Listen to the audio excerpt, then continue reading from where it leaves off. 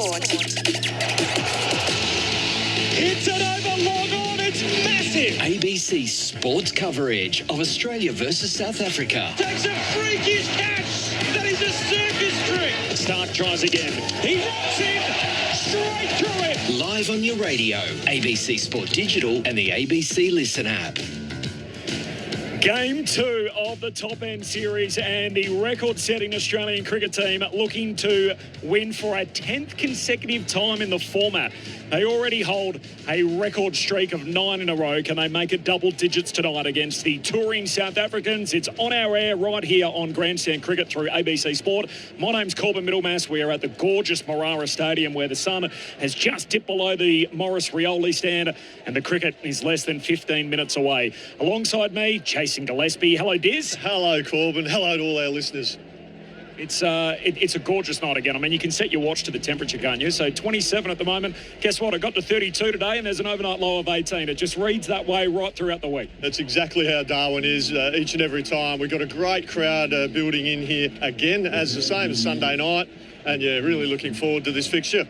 The warm-ups are just concluding. Just a little bit of squad news firstly, and this might preempt what we're about to hear at the toss, but Alex Carey's here and he's been warming up. So Alex Carey has been added to the Australian T20 squad, and let's see what happens at the coin toss. Both captains are there, Aidan Markram and Mitch Marsh. Let's kick it over to Brendan Julian. Mitch, you got the coin. Tails is the call. And heads it is. Australia won the toss. Mitch, what are you going to do? We're going to bowl first. That doesn't surprise me. Is that because of the conditions late on the evening? Yeah, we saw a lot of dew come in last game, so that's really the only reason. I thought the wickets played the same for the whole 40 overs. What do you think about 178? You reckon that's a good score on this pitch? I think in T20 cricket these days, you never feel comfortable unless there's a 2 in front of it. So I thought it was a great defensive effort from our bowling and an amazing innings from TD to get us through. It was indeed. Okay, you got any changes tonight? Yep, Sean Abbott comes in for Nathan Ellis and Alex Carey comes in for Josh Inglis, who's... Oh, Josh Inglis, not well? No, he's unwell. He's got the flu. So if you're watching there, Ingo, mate, we're thinking of you. Yeah, the flu's 27 degrees. All right, there you have it. Thanks, mate. Aidan, what did you learn from that first game on Sunday night?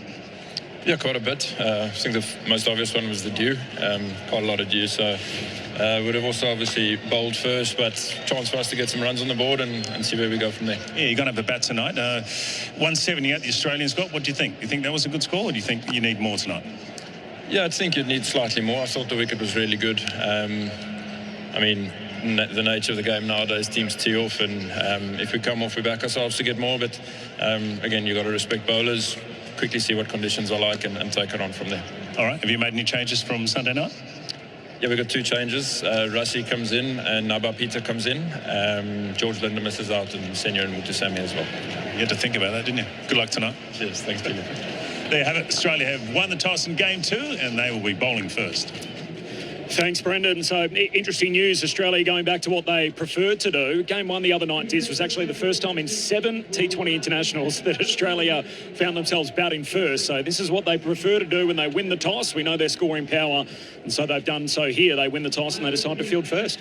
Yeah, and both captains mentioned the dew as being a big factor in their decision-making. Aidan Markram acknowledged it. He probably would have had a bowl first as well. So it was pretty clear from the other night. The dew played a role. And we'll no doubt see that again tonight. All right, let's take you through the 2 teams. First of all, the Australian lineup. So Travis Head and Mitch Marsh will open. No surprises there. Josh Inglis was the number 3, but this means everyone bumps up the order 1. So Cam Green listed at 3. Tim David, who's the new number 5, is now the number 4 tonight. And we've seen how he's gone recently batting in the power play with great success. He's the informed batter, listed as high as we've ever seen him at number 4. Glenn Maxwell then at 5, Mitch Owen at 6 in his new role, and Alex Carey, who comes into the team, slots in at number 7. And then the bowlers are Dorcius, Abbott, who replaces Nathan Ellis. The tactical change for this match, Adam Zampa's the spinner, and Josh Hazlewood plays back-to-back games, returning to this team. What do you make of the Australian lineup? Yeah, one, I'm surprised Nathan Ellis has been very effective over his whole career, really, missing out. I hope it's managed or rested because I think he's one of the first picked in this Australian lineup. And also Alex Carey, I think the discussions would have been with Andrew McDonald, Mitch Marsh and George Bailey would have been what the structure of the batting order looks like. I don't mind the idea that giving Tim David a bit more responsibility, moving up the order again to number 4. He was number 6 in the Caribbean, batted 5 here Sunday, now he's number 4. I don't mind that, however, I wonder if the discussion was, do we not change the order too much and just straight swap Carey for Inglis? Carey's been in red-hot form, we've seen in all formats over the last 18 months or so. Alex Carey could easily do that role, but I can understand why they've moved him down the order. The South African team, so Ryan Rickleton and Aidan Markram to open up. Leandre Pretorius, the 19-year-old left-handed dasher, comes in at number 3. Bravis at 4, Stubbs at 5. And then Rushy Funderdussen, as you heard there. So Russie comes back into this lineup. Corbin Bosch in at 7, then Kagiso Rabada's up at 8. Nakapa Peter comes in, so he's the leg spinner, so that's a little bit of a change. He replaces Linda, who's the left-arm orthodox spinning all-rounder. And then Quina Mapaka, we saw how good he was the other night. And Alungi Ngidi comes in at number 11. So what do you make of the changes for South Africa? Funderdussen comes in now for Mutsasami, and then Peter, as the genuine leg spinner, replaces the all-round option in Linda. Yeah, I don't mind that. Linda didn't impress me overly much. I think get the front line player in Van der Dussen. He's probably, speaking to Neil Manthorp, he probably thinks that Van der Dussen needs to be a bit more proactive, more aggressive. I'd actually like to see the young Pretorius open the batting in place of Markram. Maybe move Markram down to 3 or 4. Let the kid go up there and be aggressive and play. The only thing I'm thinking why Markram is opening is the left-right combination with Rickleton. Maybe that's the reason they're doing it. I actually saw Leandre and Quina Mapaka earlier today. They had the scooters, which is super popular. Just a good way to take in Darwin, just having a look around the Esplanade. Oh, most certainly. It's beautiful city, isn't it? It's a very easy walking city, scooter city. Went for a run yesterday, which was fantastic. It's just a beautiful place, isn't it? Absolutely. We're about 8 minutes away from the first ball. Just repeating, Australia have won the toss. They've elected to field first, so we'll see the Aussies in the field. Sean Abbott comes into this lineup along with Alex Carey. Ellis is out. That's a selection decision, and Inglis has been it's been taken out with illness, so that's why Carey's in for him. And just repeating the changes for South Africa, Funderdussen and Peter both come in. Linda and Mutsasami are the 2 that miss out. Another excellent crowd. The grandstand's packed. The Morris Rioli stand, which is behind us as we stand on the boundary's edge. Neil Manthorp and Adam Crosthwaite to call the first ball for you in less than 7 minutes from now. One of the moments the other night was clearly Glenn Maxwell, who showed off his outfield ability again. This is how he did it the other night.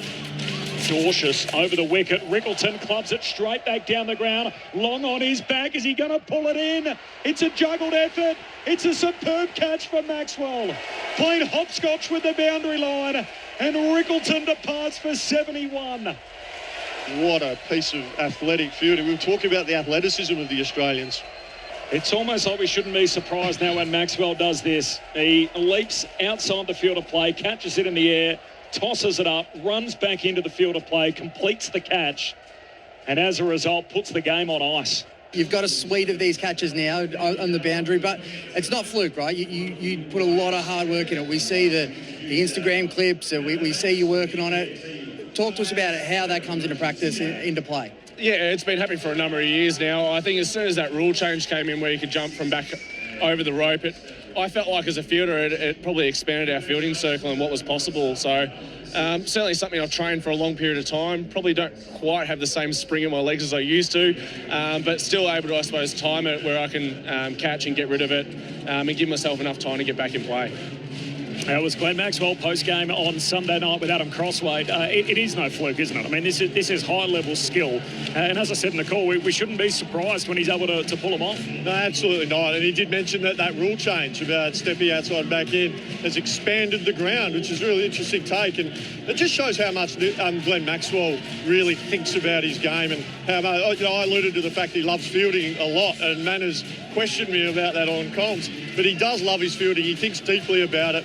So we've seen him train so hard. Crossy mentioned, we see all the Instagram feeds of how hard these guys work. You have to, when you're on the boundary, you have to sort of start a little bit in, give yourself a bit of a run up, but you also have to actually take your eye off the ball, which goes against everything you're taught as a young kid. Never take your eye off the ball, but you have to actually get your bearings and where the boundary rope is, just so you can time your run and then refocus, reassess where the ball is in the air, track it as best you can, and then make the play.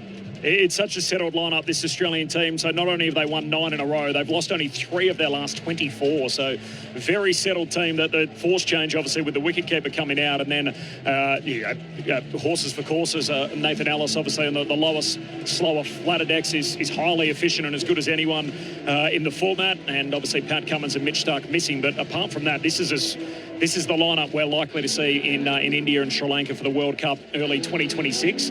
What do you make of Mitch Marsh's leadership, who's relatively new to the role, at least on a full-time basis as the T20 captain? Well, I think he's only lost 3 or 4 games or something like that in his, obviously early days of his leadership, 20-odd games now. I think he's doing really well. We saw a couple of really good examples in the field of him making a decision and almost coming off instantly. He moved Cameron Green out from slip to a cover point, and Aiden Markram, the very next ball, picked out Cameron Green there.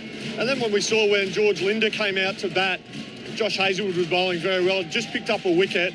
He's moved Glenn Maxwell into slip, and 2 balls later, leading edge, caught fantastic catch by Glenn Maxwell at slip. So just 2 examples of Mitchell Marsh being proactive with his leadership.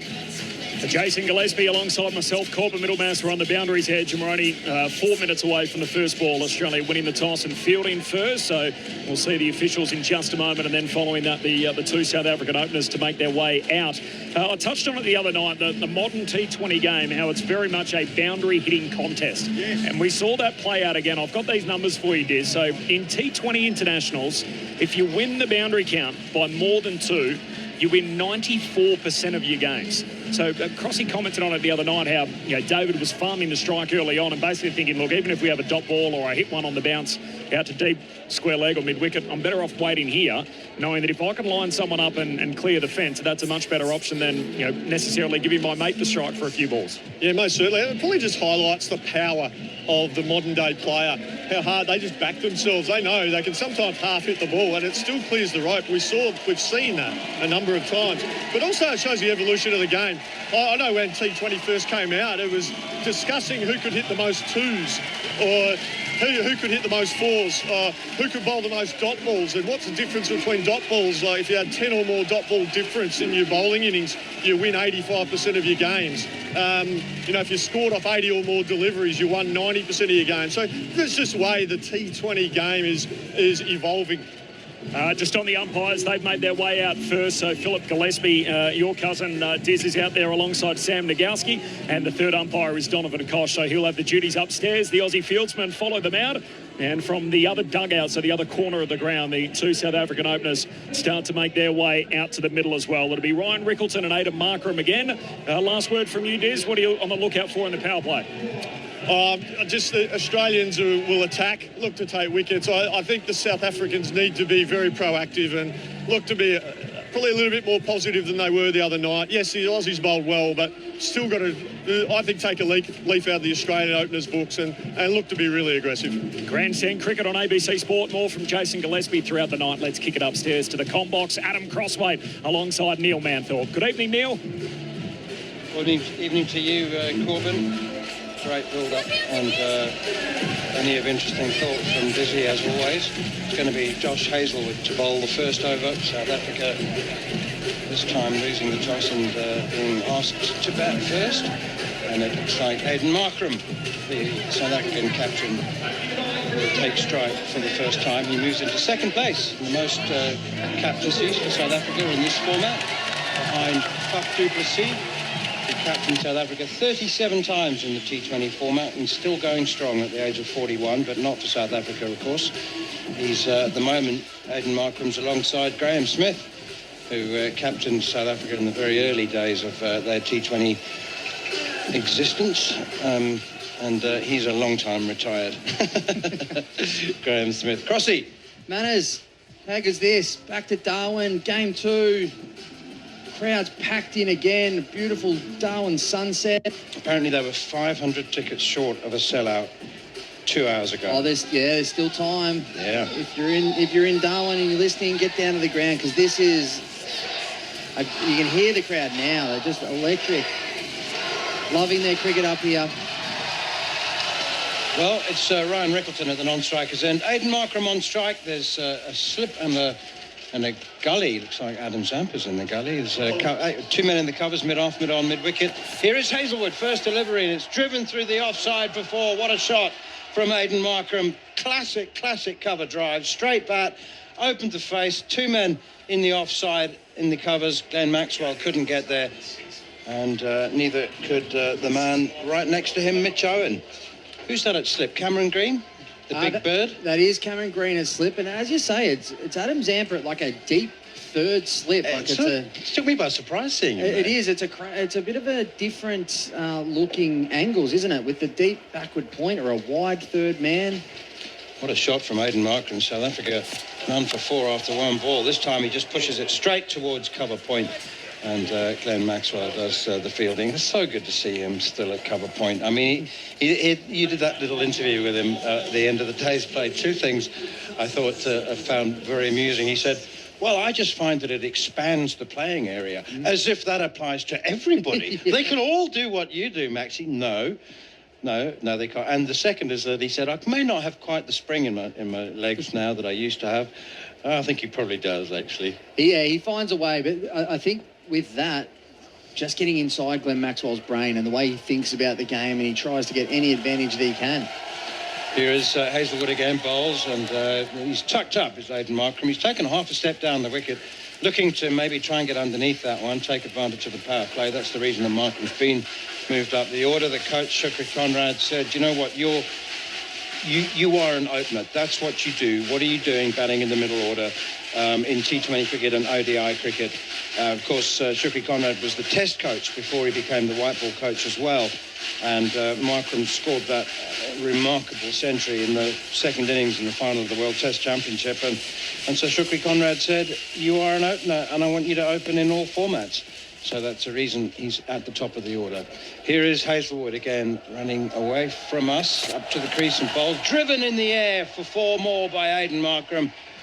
This is a replay of the first over on Sunday night when he hit 3 fours and was out to the 6th ball of the first over. That was a lovely shot. That's a lovely shot. He looks amazing. You spoke about the Test Championship 100 was outstanding, and this is what he looked like there, just compact and just hitting through the line of the ball. He's a dangerous player. It'll be interesting for mine to see how hard South Africa go. That they saw how the Australians attacked it on Sunday night. It'll be interesting to see how they go. And again, they're changing their angles, aren't they? A deep point. Yeah, Mitch Owen's gone to deep point, sweeping in a more conventional style rather than. That's interesting. And they've got a deep gully as Markram now drops it down towards. It's actually backward point, isn't it? Fielded by Ben Dwarshuis. I was saying it wrong. It's the W silent, isn't it? Well, Dwarshuis. Yeah, well, it is. That's the way that we pronounce it. But how would you pronounce Dwarshuis' name if we were in South Africa? Dwarshuis. Dwarshuis. There you go. I didn't realise the W was silent, and nobody picked me up on it on Sunday. I kept pronouncing the W. It's Dwarshuis. Yeah, the way we pronounce names in Australia is often wrong and very. It's an easier. Way. It's easier. Yeah, it's like, what's that K and a J doing in the middle of that? I will take them out. That's too hard. And I'm thinking of the umpire then, Sam. See, I'd say Sam Nogadzki, but it's not, is it? It's something a lot simpler. It's been Australianised. I think it's a Polish name originally. Here is Hazelwood again, bowls to the left-handed Ryan Rickleton, who pushes that one out towards extra cover, and there's no run. Good over from South Africa's point of view, with a couple of boundaries to the captain. Aidan Markram lost the toss, asked to bat first, none for 9 after 1. It was a good track on Sunday, and it's the same one, so it'll still be good. It will be, and it was fast and bouncy, and it's what we wanted to see. We've got the South African pace, we've got the Australian pace, and that's what you want. Like, you don't want to come to these outgrounds that are dropping wickets and have low, slow wickets. They've done really well in Northern Territory cricket to make sure that it is rock hard, fast and flat. But in saying that, the Aussies for a second time in a row opening the bowling with Glenn Maxwell. Oh, right. Oh, yeah. It came as a surprise on Sunday. I'm glad you spotted that, so no excuse for me to be surprised again. It is going to be Maxwell. The drop-in pitches, they're prepared here on site, right? I mean, there's enough cricketing facilities in Darwin to grow the pitch. The reason I ask is I was at the T20 World Cup in Long Island, New York. And those drop-in pitches were made in Adelaide. That was a bit of a journey. Here is Maxwell then, bowling to the right-handed Aidan Markram. He goes forward, then back, deep in his crease, punches it out to mid-wicket, and they've gone sprinting through for 2. That's very good running, despite the efforts of Mitch Owen. So, yeah, they were prepared in Adelaide. They were then grown, if that's the right word, in California, and then transported across America to Long Island, New York, and they were terrible, if you may remember. Here's Maxwell again bowling to Markram, slash drive, miscues it completely to backward point. It's really interesting. On game 1 on Sunday night, I think the South Africans allowed Maxwell to bowl 3 overs in that first 10 and was really damaging because they really couldn't get him away. It'd be interesting to see if Markram really takes to him here. Here is Maxwell again, and this time he's beaten for pace. Quicker one from Maxwell, pushed through. Markram struck on the pads, and there's no run. And I mean, no criticism, by the way, when I said those pitches were terrible. You're right, they were. There was a low, slow. It's hard when you build a stadium in a car park, right? And yeah, right. $20 million stadium that you then rip down. Yeah, it was supposed to be 20 million. It was more like 38 million in the end. Maxwell in again to Markram, and that's driven down the ground by Markram. Maxwell dives to his left, gets some fingers on it, but takes a bit of pace off it. The problem, actually, is that the stadium was built in Eisenhower Park. Eisenhower Park, it was called, and the outfield wasn't really an outfield. It was a park, you know, and it had been rolled, and the grass was quite long, and so this drop-in pitch, and there was just no roll at all. Yeah. So anyway, scores of 110 proved to be match-winning. Here is Maxwell again, and that's chipped up in the air by Ryan Rickleton, only as far as Cam Green at mid-on. The big man gets down. I wonder how he'll go today. 35 off 13 on Sunday. He was outstanding, wasn't he, Cameron Green? I wonder if he might think, I'm hitting it pretty nicely. I don't need to go quite that quickly. Whipped away by Rickleton, back into the crease deep, and Cameron Green runs around from mid-on to mid-wicket to field. Good tidy over from Glenn Maxwell. South Africa put into bat just 5 from that. 4, actually, just 4 from that one from Maxwell. Very good over. South Africa none for 13 off 2. And this is what I mean. 4 off Glenn Maxwell over. He's very smart and very clever, and he bowls the over fast, so the over gets away from players, and you don't want to lose those overs in a power play that you know that you need to make the most of. Aidan Markram, as I said, it's his 28th game as captain of the T20 team for South Africa. He has an interesting record. You will have done your preparation. Have you done your homework? Can I test you? You go on. Aidan Markram scored 500 runs as South Africa's T20 captain without a 50. Okay. And there are only 2 other captains who scored more runs as captain without scoring a 50. Name them. It's not really my Markram homework, is it? It was in the stats pack. I couldn't believe the stat. So normally I read through them and I get sort of... here is Josh Hazlewood. I'll come back to that in a moment. To Rickleton. Drives over the top. Doesn't quite get hold of it. May have had... No, he doesn't get enough. It's plugged. More of a gap wedge there from Ryan Rickleton. Mitch Marsh chases it back to wide, long on. They go through for 2. MS Dhoni scored 1,112 runs as India's T20 captain without scoring a 50. And the only other man to score more runs without a 50 as captain of the national team, of course, is Clinton Rabagomya. There you go. The well-known captain of Rwanda. Yeah, well, that's it. The Rwandan captain I got, the MS Dhoni one. That's understandable because you'd have thought MS Dhoni would score. Had 150 in 1,000 runs as captain. Hazlewood in again. Rickleton goes deep. He certainly got hold of that one. All the way, very deep indeed, over mid-wicket for 6. He was very frustrated on Sunday. He was asked about the pace of his innings and he shook his head ruefully and he said, I was trying to hit it, not cloth it, and all I could do was cloth it. Didn't cloth that one. It did not cloth that one. That's a beautiful swing. Got it on the top of the bounce and put it 20 metres over the rope, and that's an outstanding ball. And this is what Hazlewood can do. He bowls that heavy length That's a difficult shot to play off Josh Hazlewood. But if they can get the pace and the bounce of this wicket, it becomes dangerous for the Australians. None for 21 from 14 balls. Hazlewood in again, bowls short, full shot attempted from Rickleton. Doesn't get hold of it, misses it entirely, in fact, and it's taken behind by Alex Carey. Alex Carey in the team in place of Josh Inglis tonight, who's, as Brendan Julian said at the toss, how's he managed to get flu in Darwin? It's like 30 degrees, air conditioning. Well, the best thing about someone going down like that and having Inglis as an outstanding player, but to have Alex Carey just at your beck and call to be able to bring into the team, I think there's a lot of nations out there that would love their second keeper to be as good as Alex Carey.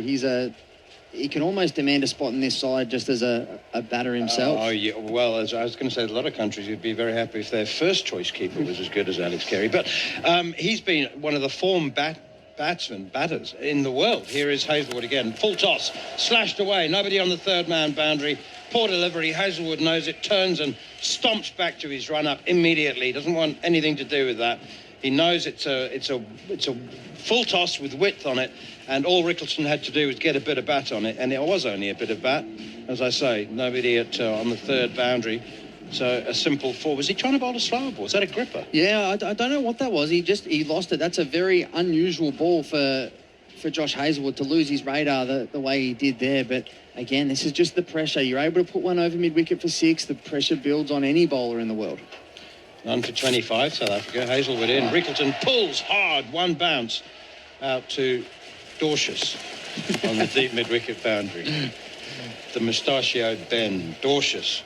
He's going to hold a big key for Australia, Ben Dorsius, when he gets the ball in hand, especially Hazlewood, uncharacteristically expensive in the power play here, and under pressure, the Australians. I think it's interesting. We were talking before with there's Rabada's at 8 of this team, so it's a hard balance for the South Africans because they don't have probably the depth in the batting lineup that the Australians have. So you have to score quickly, but you also can't be probably as reckless as what the Australians were on Sunday night. Here's Josh Hazlewood once again up to the crease now. Bowls in the air, heaved away by Markram. He's got all of that and more. That's an 8. That's gone over the advertising hoardings at the back of the crowd on the far end of the ground. Huge, huge hit for 6. Markram didn't move. He just watched the ball flight and enjoyed. 6 to him, 6 more for South Africa. And, well, that's turning into a superb start. 3 overs gone, none for 32. It's a lovely shot, and I think that these South African batters are really starting to get the pace and bounce of this wicket. And again, this wicket gets flat. It's probably harder to bat on back end when it's a bit skiddier. This is a really true wicket, and the South African guys are feasting on some of the Aussie bowlers at the moment. South Africa playing the extra specialist batsman tonight, but what that does mean, ironically, and it is an irony, is that they had bowling all-rounders on Sunday at 6, 7 and 8.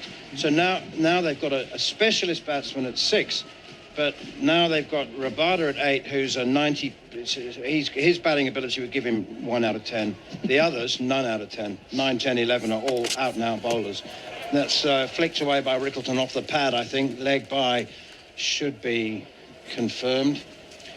And it's interesting that because of that, you do have this position that the South Africans find themselves in, that they can't be as laissez-faire in regards to how they go about their batting. They have to make sure that the batters are batting all the way till 20, whereas the Australians bat deeper. They're all out attack, and that'll be, we'll see that later tonight when they come to bat, because it is just pedal to the floor the whole time for the Australians, whereas it has to be more strategic for the South Africans, which, as you were frustrated with in the first game, that sometimes they go a little bit too slow, correct? Well, they've got to guard against losing 3 or 4 wickets, in the first half of the innings, because they've got 3 very fine bowlers who can't bat at 9, 10 and 11. Here is Dorsius is into the attack for the first time. Picks up, shies at the stumps at the non-striker's end off his own bowling as it was dropped at his feet by Aidan Markram, and they scuttled through for a quick single. So it's Rassie van der Dussen comes into the team for South Africa as the specialist batsman, which means Corbin Bosch, who is a bowling all-rounder, is batting at 7. Rabada at 8. And then Kwena Mapaka, Nklapa Peter and Lungi and Gidi, all excellent bowlers. Looking forward to seeing how Peter goes. And Nklapa Yonzi. Peter, 23-year-old right-arm leg spinner. Short, pulled by Rickleton in the air, should be out. Straightforward catch to mid-on. It's Tim David who takes the catch, and Rickleton's got that all wrong. He tried to put it through the leg side. He's just late on the shot, I think, perhaps, and maybe it got a bit big on him. Didn't get through it quickly enough, and has lobbed a simple catch up to Tim David at mid-on. He was never going to drop that. First wicket goes down with 34 on the board. Again, good bowling by the left armour in Dwarshuis, just giving a little bit of a different angle here, and just, Rickleton, who was outstanding in the first game, just a little bit cramped up there and high on the bat and caught it mid-on. Easy catch for Tim David. Rickleton frustrated on Sunday. He's like... It was me being critical of the commentary box, saying, "Oh, look at him, he's made 18 off 18," and he was as frustrated as anybody. More, actually. He's the one who's trying to hit it out the park and just couldn't middle it. Yeah, I think he had a lot of wickets falling around him on Sunday, and it did get a bit frustrating for him. And he looked good today, so it's a good wicket for the Australians to take him early, but brings in the youngster in Pretoria. So I'm excited to see this boy go about it. He looks like a serious player. We haven't seen him a lot on these shores, but he's one of the eye test. He sort of looks like he can really play the game. He can, and he's... do you know how many players have made 100 on first class and test debut? No. He's one of them. 12, I think's the answer. Dwarshuis in again to Pretorius, to the left-hander, and he just pushes it up to Tim David at mid-on. I might be wrong on that, but a very respected statistician who's a good friend of mine tells me that 12 players. That's a lot. That's a lot more than I thought, yeah. I guess if you're good enough to do it on first-class debut... Then I guess we're going back to 1888 was the first test, wasn't it? So it's a long period. Maybe 12 isn't that many.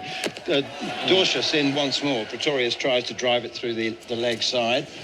And I think hit him on the pad. Leg by will be confirmed. It's a single anyway. South Africa 1 for 35 in the fourth over. Aiden Markram has 18 off 11, the South African captain. There's something, you can sort of see something in the eye of Markram at the moment. He looks like he's on. He's up for the fight. He looks a player. That you spoke about it earlier. That 100 in the final was outstanding. From a cricket lover to watch that was as good as you see. Driven out towards extra cover and straight to the fielder. Lovely shot from Aiden Markram. I was lucky enough to be at Lord's for the World Test Championship final, and it was a fabulous game of cricket. Really, really good. Finished at lunchtime on day 4, but scores accelerated through. I mean, how good was the bowling in the first innings from both teams? Yeah. Rabada, Mitch Stark, and just absolutely outstanding. But an emotional Aiden Markram said, he's asked naturally after the final, is that your best innings? And he said, look on his face said, silly question. He said, not only yes, but it will remain so. It's going to be very hard to beat. Very hard to beat.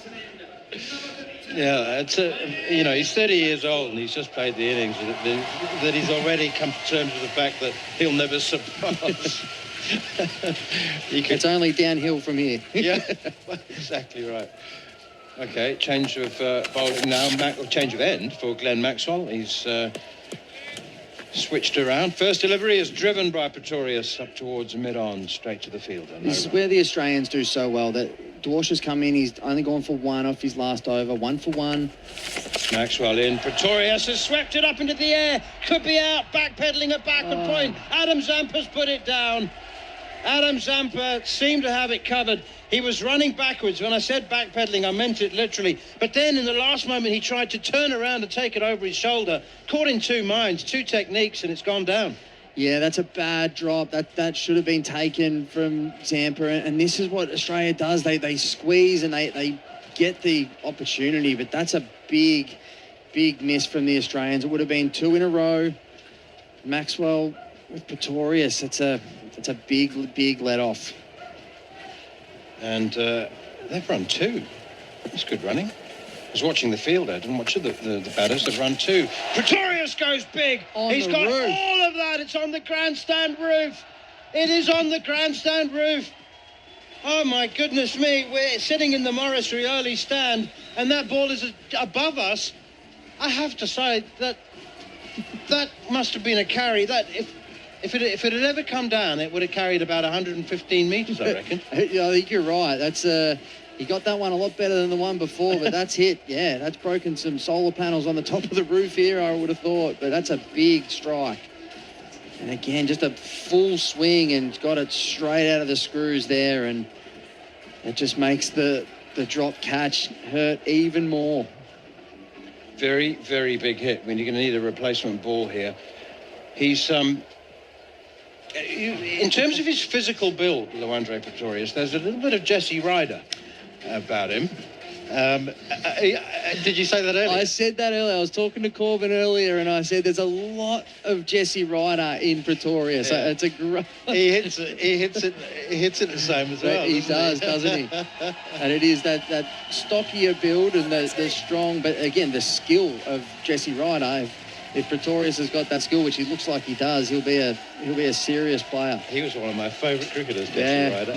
Mine too. His low full toss flicked away by Pretorius for a single. It'll be fielded by Cameron Green, running in from the deep mid-wicket boundary. Sends a throw in on the half volley, which is nicely dealt with by Alex Carey. South Africa 1 for 44 in the 5th. Yeah, our colleague as well, Ed Cowan, on the cricket podcast with Corbin, actually likened him also to Mark Cosgrove with that sort of stockier build. But again, it's more the skill of the hands and the way that they balance and the power that they can provide. Down the wicket comes Markram, driving it straight into the hands of mid-off. It's a straightforward, well, I'd say it's a straightforward catch. It's gone very, very hard to Mitch Owen. Yep. It was hard and flat. It barely had time to dip. Such was the trajectory.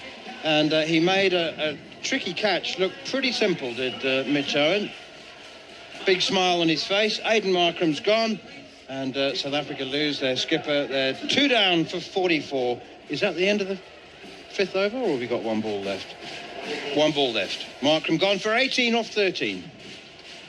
And again, he's hit that really well, but he just hasn't got underneath it. He hasn't got the trajectory right, and he's drilled it straight to mid-off, and Glenn Maxwell absolutely loved that one. Had a drop catch earlier, then was put out of the stadium, but then to come and get the captain, it's, again, Maxwell causing havoc in the power play. 1 for 13 off 1.5. It's becoming a really big weapon for Australia, having Glenn Maxwell be able to bowl in this power play, or in the power play for Australia. You can see the way that the Australian cricket team are putting this squad together heading into the World Cup, and it's looking good. Again, he's come down the wicket, attacking mode, and drilled it straight to mid-off, and didn't Glenn Maxwell love that? It was clear what his intention was. He wanted to go over the top of mid-off, but he wasn't able to get underneath it, get the elevation on the shot that he was after. And I think, you give credit to the bowler. Glenn Maxwell, he's still got great eyes. He can change, you can see the batsman's movement. Dewald Brevis is the new batsman, and he pushes the first delivery straight back to the bowler. Maxwell has been outstanding. He's bowled 2 overs, and he's got 1 for 13. That is brilliant inside the power play. Absolutely superb. 5 overs gone. South Africa asked to bat first. 2 for 44. For the next 5, you'll be with Corbin Middlemas.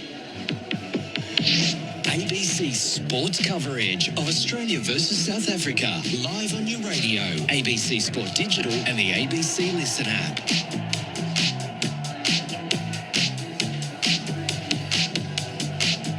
Thank you, Neil. Interesting start. Grandstand cricket on ABC Sport. 2 for 44 at the end of the 5th over.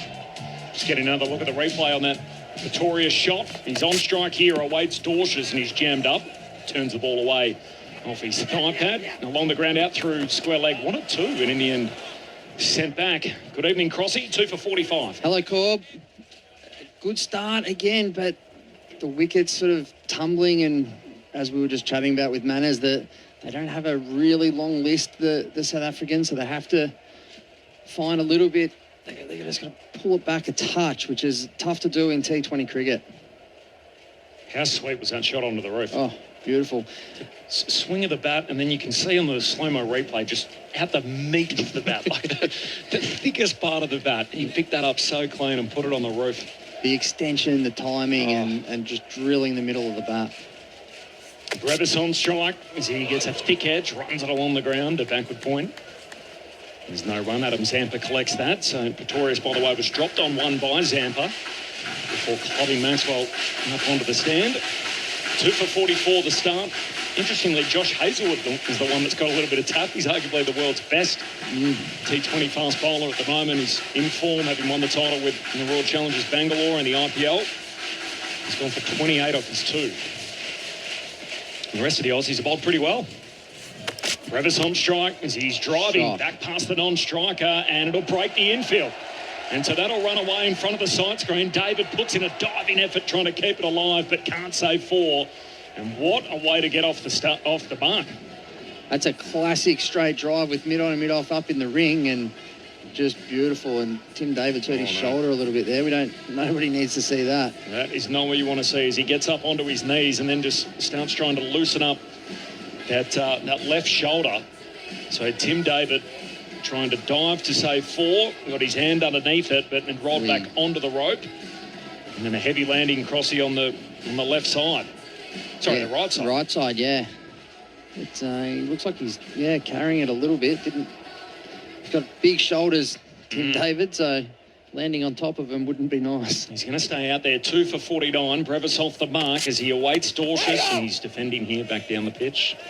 It's impressive, Benny Dorsius, the way he goes about it, his leg cutters and off cutters, he sort of really, with his skills now, he's gone to a different level, and the way that he's able to not bowl the same pace. We saw in the first over, which got his wicket, the change from the slower ball at 115 to the quicker ball at 132, and David off. Yeah, I'm sorry to cut you off, Crossy. This is bad news. So he's going to take a time out here, Tim David. He's going to have to run all the way off from what is regulation mid-on to the opposite corner, past the deep backward square fieldsman in Cam Green, and he's gone straight up the player's race. So David hurt here, right shoulder complaint.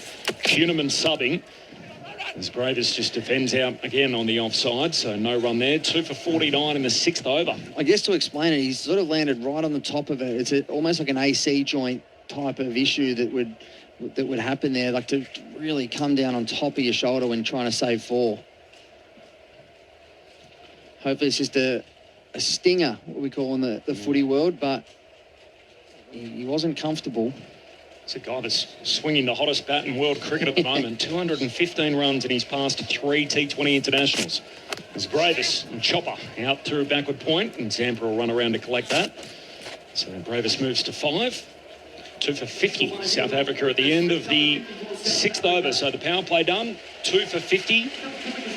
By way of comparison, the other night, by the way, in the power play, 3 for 48 in South Africa, so 1 fewer wickets down and 2 more runs on the board than their effort the other night. 50 in a power play, it's sort of there and thereabouts, really. It's not as aggressive as probably the start that they got. They took down Hazlewood, and you would have liked a few more runs, but again, the wickets just tumbling down. I was looking at that catch that might come back to hurt the Australians. The highlight so far has been Andre Pretorius, who put Glenn Maxwell onto the roof with the sweetest log sweep you're ever likely to see. And the left-hander striking to the short square boundaries. And Maxwell's going to continue here from the airport end on his way in, and he's been taken downtown again as Brevis gets hold of him. He's hit it very high, close to the rope and over the head of the long-on fieldsman in Mitchell, and 6 more. Brevis to double digits. South Africa 2 for 56. And again, this new age T20 cricket, this is just a beautiful long swing. It was on a length. It wasn't really a step hit. It was a good hard length, but he just backed himself, and it's a big swing. With the ropes that are in a fair bit in Darwin, it just cleared him by about 4 or 5 metres. Maxwell continues with a bit more protection back now after his first 2 overs in the power play. Bravis rocks on the back foot, dabs it away through mid-wicket. All they thought about too, he set back, the throw misses. Oh, a direct hit would have had him from the boundary line. And it was Sean Abbott too, who is an elite fieldsman. And the ball just hopping off that extended square area, bouncing over the stumps. And Bravis and Pretorius, a mix-up almost cost them a wicket. It was a late no call from Pretorius there, and just almost a double take, and that's just bounced over the top. That's lucky to get away with that one, the South Africans. Has that just hit the edge of the square? Yeah, just where the end of the drop-in goes, and it's kicked up. So if it was probably a normal laid wicket, it skims on. So, yeah, something that the Aussies need to adjust with their throwing. 2 for 57, and Pretorius on strike, cross-batted swat back down the ground, and the bowler fields on his follow-through. So 2 wickets down. Rickleton went for 14, popped one up to mid-on, caught David bowled Dorcius. And then Markram caught it mid-off, hit a flat ball straight to Owen off Maxwell's bowling. He was out for 18. 2 for 57 in the 7th. Pretorius sweeping, picks out short fine leg, and Zampa collects that. The way that they're putting this together, this is the second time that Maxwell's bowled. This is going to be his 3rd over by the end of the 7th. And for let's call him an all-rounder now, but to have the all-rounder bowl 3 of the first 7 and get away with it, realistically, run a ball. It's a luxury, isn't it? As Pretorius just defends out on the offside, carries onto it, reels it in with one hand, whips the bails off, and Pretorius gives up on it. He is out. Stumped, run out. What is that? I assume that's going to go in the book as a run out, as he attempted to take the run. So he did start to run down. I've the got pitch. it as a stumping. Okay. And the fact he's hit it as well. He's just, the problem there, he hasn't tried to get back. He hasn't. And in the end, Carey didn't really take it clean, or it wasn't as close to Carey as what he originally thought. Carey had to swap his hands over, or had time to put the ball from his left glove to his right glove and whip the bails off. Pretorius gives up on it, and South Africa are 3 for 57. That's not what you want to see. That's very, very run-out Carey. It's gone into the book as. I'd be coming upstairs for a stumping if I was keeping wickets. I'm Team Carey. But again, this is just frustration. As a teammate here, you've seen that happen. He's come down the wicket, but he hasn't even attempted to come back. And that's frustration, and that's lazy cricket. Especially from a youngster playing only as a 19-year-old. That's just lazy cricket. And didn't Glenn Maxwell give it to him as well? Yeah. Up and about, Maxie. It's Pretorius as well, who's he's a fighter. He loves to have a little bit of say out there, and obviously put Maxwell onto the roof of the grandstand, and Maxwell gets the last laugh. So run out Carey. Pretorius goes for 10. And now South Africa 3 down for 57. I think Maxie's in the umpire's ear here saying that should have been a stumping. So obviously, if it's for people that aren't a cricket audience, if it's a stumping, it goes down as Maxwell's wicket. The fact that it's a run out means that he won't be credited with it. Everyone's confused here because the scorers have got it up as 2 for 20 for Glenn Maxwell.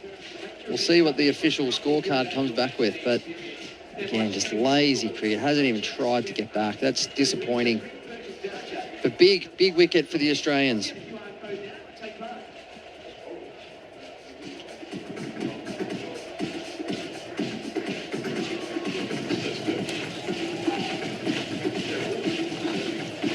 So if the batter is attempting a run or any other fielder is involved in breaking the wickets, it's a run out. It's a stumping. I don't care what anyone says. Give Carey the stumping. That is the law as it's written.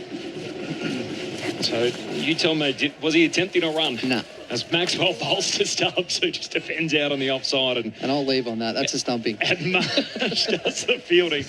The wicketkeepers union, he's all over at Adam Crosthwaite with us on Grandstand Cricket. They've got Maxwell down now as 2 for 20 off 3 overs, as Crossy pointed out. So that would mean, at least the TV broadcaster is saying it's a stumping after originally crediting that as a run out to Carey. South Africa 3 for 57 after 7 overs as Jason Gillespie checks back in. Hello, Des. Hello, Corb. Hello to our listeners. I'm with Crossy there. I'm a big fan of the keepers, and they deserve everything. Being the big fast bowler in me, like seeing the keepers get a bit of credit, get a bit of love. So, good piece of work by Alex Carey.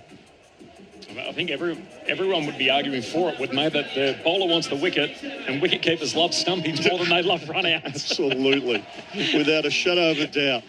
They love one more in the category. So the Cricket Australia website on the live scorecard is still listing it as run out carry. And we'll check with the scorers and see which way it goes in the book. Bowling change. Sean Abbott's on from the Michael Long centre end of the ground, and a back foot drive here from Bravis out to mid-off and be picked up by Marsh working around to his left. So Bravis ticks over. 3-4-58 start of the 8th over. Manners has just shown me Crick Info have classified it as a stumping. Okay. So there's a split there. There's a bit of a split in the cricket world at the moment. I'll tell you one guy who won't care, and that's Leandro Pretorius. He won't be too interested in whether he's listed as run out or he's listed as stumped. He's in the pit of misery, out. Not even an attempt to get back as well. That was a bit disappointing. Adam Crosthwaite called it lazy cricket. That is a very good description. Tristan Stubbs. A new bat, he's on strike as he just noodles the ball around the corner. Very fine. Hazelwood down at fine leg. He's got some work to do. Puts in the slide and saves 4. He saves 2 as they get back for a double there. So Stubbs off the mark. 3 for 60 South Africa in the 8th over. Grandstand cricket on ABC Sport. Just repeating the news from the toss. South Africa winning that, Australia winning the toss and inserting South Africa. And that is the change from the other day. The South African changes Rassi van der Dussen and Makamba Peter, the leg spinner in for Linda and Mutasami. It's a long tail, that. Stubbs looking to cut and breaks the infield and sweep it back on the offside, so just a single. Meanwhile, for the Aussies, Carey and Abbott in, Inglis and Ellis out. Ellis tactical, Inglis is unwell, so that's why Carey's flown up last minute from Adelaide, so he's here and he's playing. Do you think the tactic of leaving Ellis out has something to do with more of the bounce and the carry of the surface, and Abbott, they feel, maybe could use these conditions a little bit more effectively than Nathan Ellis? You're the expert, but I agree. I think so. And interestingly, it's why the conversation's so fascinating about what mix they go with in the subcontinent. As Bravis looks to pull and gets a bottom edge, the ball just trickles away towards mid-wicket, where you think on... and we discussed this yesterday on the Grandstand Cricket podcast, and Ed Cowan said, in these conditions, someone like a Pat Cummins would be a better option to be able to bang it into the wicket. Whereas in the subcontinent, Nathan Ellis seems like the perfect guy to have in your 11 there. Yeah, I can understand the thinking. I'll be honest, I just like seeing Nathan Ellis in the side full stop. I think he brings a point of difference. His changes of pace, his Yorkers straight, his Yorkers wide. So you would have played him here tonight? I would have been tempted, but I do understand the thinking. So 3 for 61. Abbott's on his way in, bowls to Bravis, who's forward and just playing out towards cover. It's like misfield. Owen didn't glove it cleanly. Picked up, throw up the stumps at the keeper's hand, and that is close. As they try to hustle through, and he zipped it in a rush. Mitch Marsh, and the skipper has thrown the stumps down just to put the pressure on, and the third umpire is going to be in play here. Yeah, it's close, but I suspect he's just made his ground by the skin of his teeth. I thought the same, Diz, from the naked eye, for whatever it's worth. And we're side on here. They don't look too perturbed, the batters out there. Thank you. Keep going. Keep going. So we're seeing the batsman ground his bat. Could be close. The ball enters the frame. He's just did. Bit closer than I think. Yeah. Certainly what I thought. Tristan Stubbs just making his Thank ground. you. That's all I need to see. Ready to make my decision. It's always the way with the direct hits, isn't it? They're always a little bit closer than you expect. Which again shows the highly valuable nature. If you can hit the stumps more often than not, you're in the game. Spot on. 3 for 62, not out the call, red lights. Stubbs 3, Bravis 14. And a very bizarre looking scorecard from an Australian point of view. It's only Hazelwood that's copped some tap. And Stubbs again on the back foot, plays out to mid-on and working around for mid-wicket. Travis Head picks it up. So Stubbs with a single, end of the over. Just a runner ball for Abbott. And that's some good news from downstairs after 8 overs. South Africa 3 for 63, and Tim David is back after rolling in the outfield trying to save 4. Hurt his right shoulder. Came off the ground an over or so ago, Jason Gillespie, but he returns, and so Matt Kuhneman, the subfieldsman, sits back down. There's a collective sigh of relief around this ground, I think, particularly after seeing fireworks of the other night, Sunday night, Tim David was absolutely superb. It's good to see there's nothing serious wrong with his shoulder, because it was an ugly tumble. It was a nasty tumble, I should say. As you can hear in the background, there is a bowling change, and it is Adam Zampa who is on. Australia's all-time leading wicket taker in the format, 127 wickets at 21, and the economy rate in particular, just over 7. Remember when T20 cricket started, everyone thought, you know what, the slow bowlers, they're going to cop some tap, and why would you want to do that? And this guy's been elite for a long period of time at it. Carey crouches down up to the stumps. Stubbs awaits. He rocks back. He cuts through point. Sweeper back on the offside. Mitch Owen has to do a bit of work round to his left, and so a second is on offer there for Stubbs. The reason he's been elite for so long, Corby, has been his management of the length of the ball that he bowls. He keeps the stumps in play most times, but he bowls it short enough that it's not too short to pull or cut, but it's not full enough to step hit. Manages that length really well. Zampa over the wicket again, tosses one up, and a square drive here from Stubbs picks out Owen in the outfield for 1, so 3 for 66. I mentioned that Nathan Lehman, Ben Jones book, hitting against the spin and the data that comes from it in terms of boundaries. There's also a chapter which talks about exactly that, leg spinners in T20 cricket, and why they've been more successful than perhaps was anticipated. It talks about the ability to deviate is the greatest for them with the white ball. So the ability still to be able to rip it with the wrist compared to, say, the swing or seam bowlers. There's a cut shot here from Bravis, picks out David, who again is tumbling and fielding it back with point, no run. So the wrong one, for example, batters can't anticipate because they have to pick whether it's a leggy or a wrong one first. And the fact that it's spinning away from the bat in T20 cricket has near a 5-run batter average than into the bat. Wow. So statistically, leg spinners have had great success in the format right around the world, and Zampa no difference. He's got hold of here, though, as Bravis just drills him straight back down the ground for 6. Picked it up nice and early and clears long off. 6 more for the South Africans, 3 for 72. It's interesting what you mentioned about like spinning, the ball spinning different ways. Remember when Aaron Finch came to Yorkshire when I was coaching there, and he was an overseas player. He was saying to the boys, like the Australian team at the time, if the ball's spinning into you, you had the license to try and hit a 6 every single ball. If it was spinning away from you and someone, batter left-hander was at the opposite end, your job was to get the other end so he could do that. Zampa to Bravis. He's looking to cut it up-ish, but safe. On the hop, reaches Travis Head at backward point. He does well to stop it and then zips it into the non-striker's end.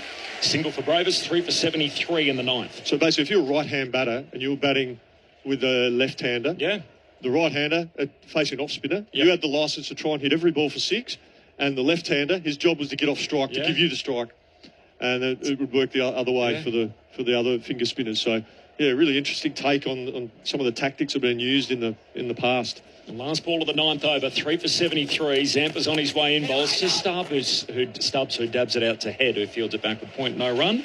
So 9 overs down. Grandstand cricket on ABC Sports. South Africa sent in. The second of the T20s. Australia 1 ahead in the series. Marara Stadium in Darwin. It's great to have you with us. South Africa 3 for 73 up to 9. I mean, you're not long out of the coaching game. How much do you lean on the analytics, the data in the modern T20 game?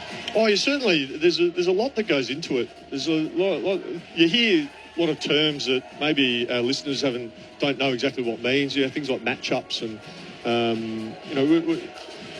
you work with the analysts who will give you trends. What overs go for more runs. So traditionally in the T20 space, the first over after the power play, the 7th over, traditionally goes for the least amount of runs. Because sometimes they bring on a wrist spinner, for instance, would often come on. So that's just one example. And I think earlier days of T20, I think it was the first over or the second over was the lowest amount of runs scored over the whole innings on average. Abbott on his way in. Oh, that's clubbed. Bravis has picked that up clean as a whistle and drilled it into the Michael Long centre. Whiz. That is a big hit straight down the ground here at Marara Stadium. Probably starting to see why we're hearing such big raps and on this young gentleman. Yeah, that's a clean strike, yeah. isn't it? How sweet is the pickup? I'll tell you what, it's a golf swing almost, It isn't is. it? Yeah. And then the bat ends up over his shoulder and he almost stands there too in the follow-through as if, yeah, that is sweet. He didn't even look up. He just kept his head down. Wow. Take those 6 with you. Gravis on strike. Cut shot. That's superb as well. Breaks the infield and away for 4. Make it 10 in 2 balls. Gravis to 31. South Africa 3 for 83. Yeah, now this puts a lot of pressure on the bowler. Sean Abbott hit for 10 runs off his first 2 balls. Can't help but start feel you've got to get out of this over without going for 20 plus. So it'd be interesting to see what defensive tactics Sean Abbott will go here, or he'll still look to chase a wicket. In the 10th over, 3 for 83, South Africa asked to bat first. Abbott digs one in. Another push shot from Bravis. It's in the air, but it's just safe. A diving effort in the outfield from Mitch Owen. Couldn't reel it in, and Cam Green mops it up behind him. And I'll get back for 2 there. So 12 off the over so far. 11 boundaries in the innings. They've already hit 6 sixes tonight, by the way, Dizzy. The other night, South Africa hit only 2. Wow. It's a really interesting stat. Also, it was quite obvious. You could tell that Brevis was waiting for that back of a leg shorter ball. It was the first 2 deliveries, got hit for boundaries to the fuller length. So it was always going to be that Sean Abbott was going to correct and overcorrect, which he did. So he was ready to play that pull shot. All right, Abbott's on his way in again. Delivers to Bravis. It's a slower ball, and he just punches off the back foot wide of David, who is now inside the ring after his tumble on his shoulder. Single taken. Bravis with 1 more moves to 34, and South Africa 3 for 86. This is the man, by the way, we were chatting about pre-game on Sunday night. I earned the nickname Baby AB in Bravis. You can see why. Sweetie, he strikes them. He's measured at over 103 metres on the Fox tracker on the television coverage, that sweet 6 over long on. And it's been tested very thoroughly with focus groups, always very accurate, I'm sure, the tape measurements. There's a drop and run from Stubbs out in front of David, and they pick up a single. Tests out his right arm there as he throws it stumps at the non-striker's end. It was a ginger throw. It was probably the most unnecessary throw as well, because the batter was well past the stumps. And I think you're right. I think he was just testing out that right shoulder. It was a bit of a ginger throw, though.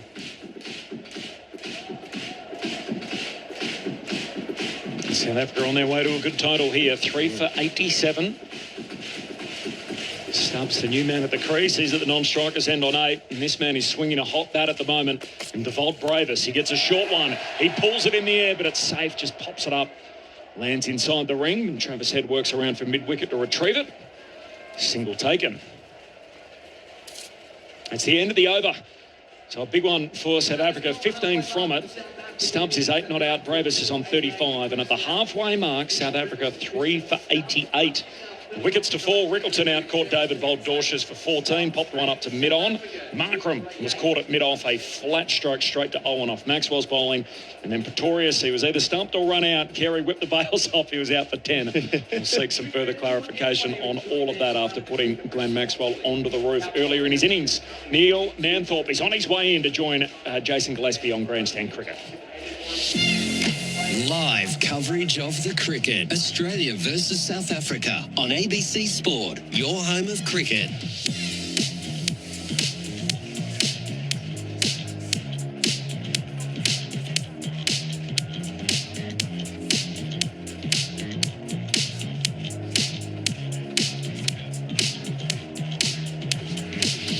I think we need to stick to the courage of our convictions, Dizzy, and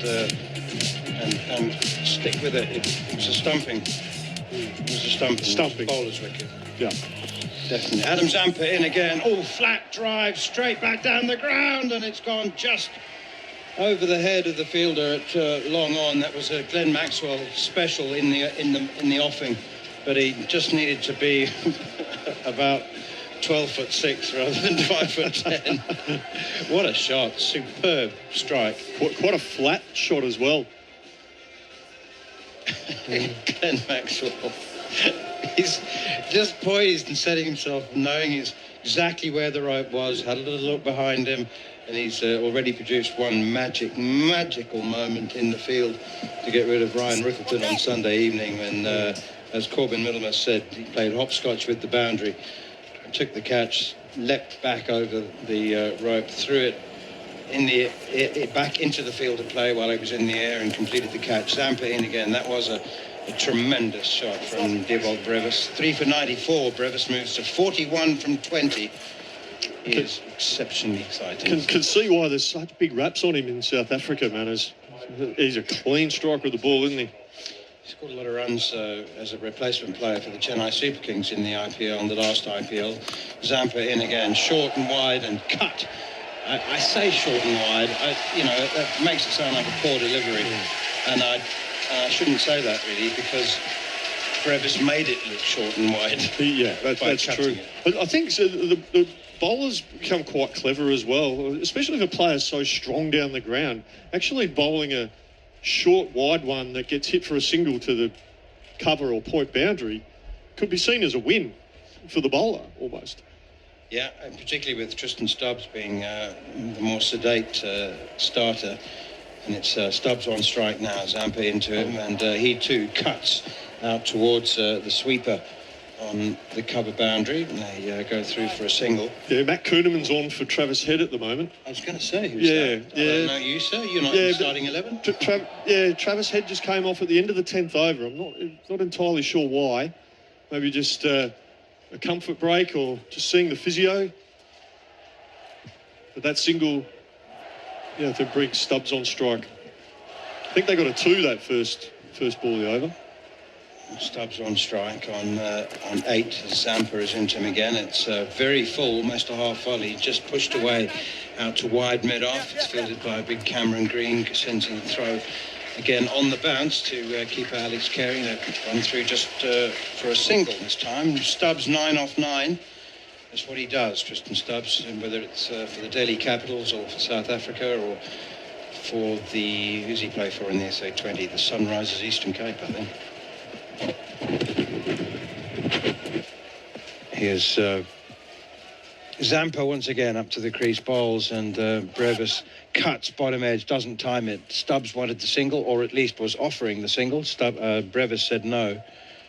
Brevis 44 off 23. South Africa 3 for 99 in the 11th over. We said, I think all of us reached the same conclusion, Dizzy, after Sunday's game, or even at the halfway point of Sunday's game. I think you said, first of all, it's a 200-plus pitch, didn't you? I said, yeah.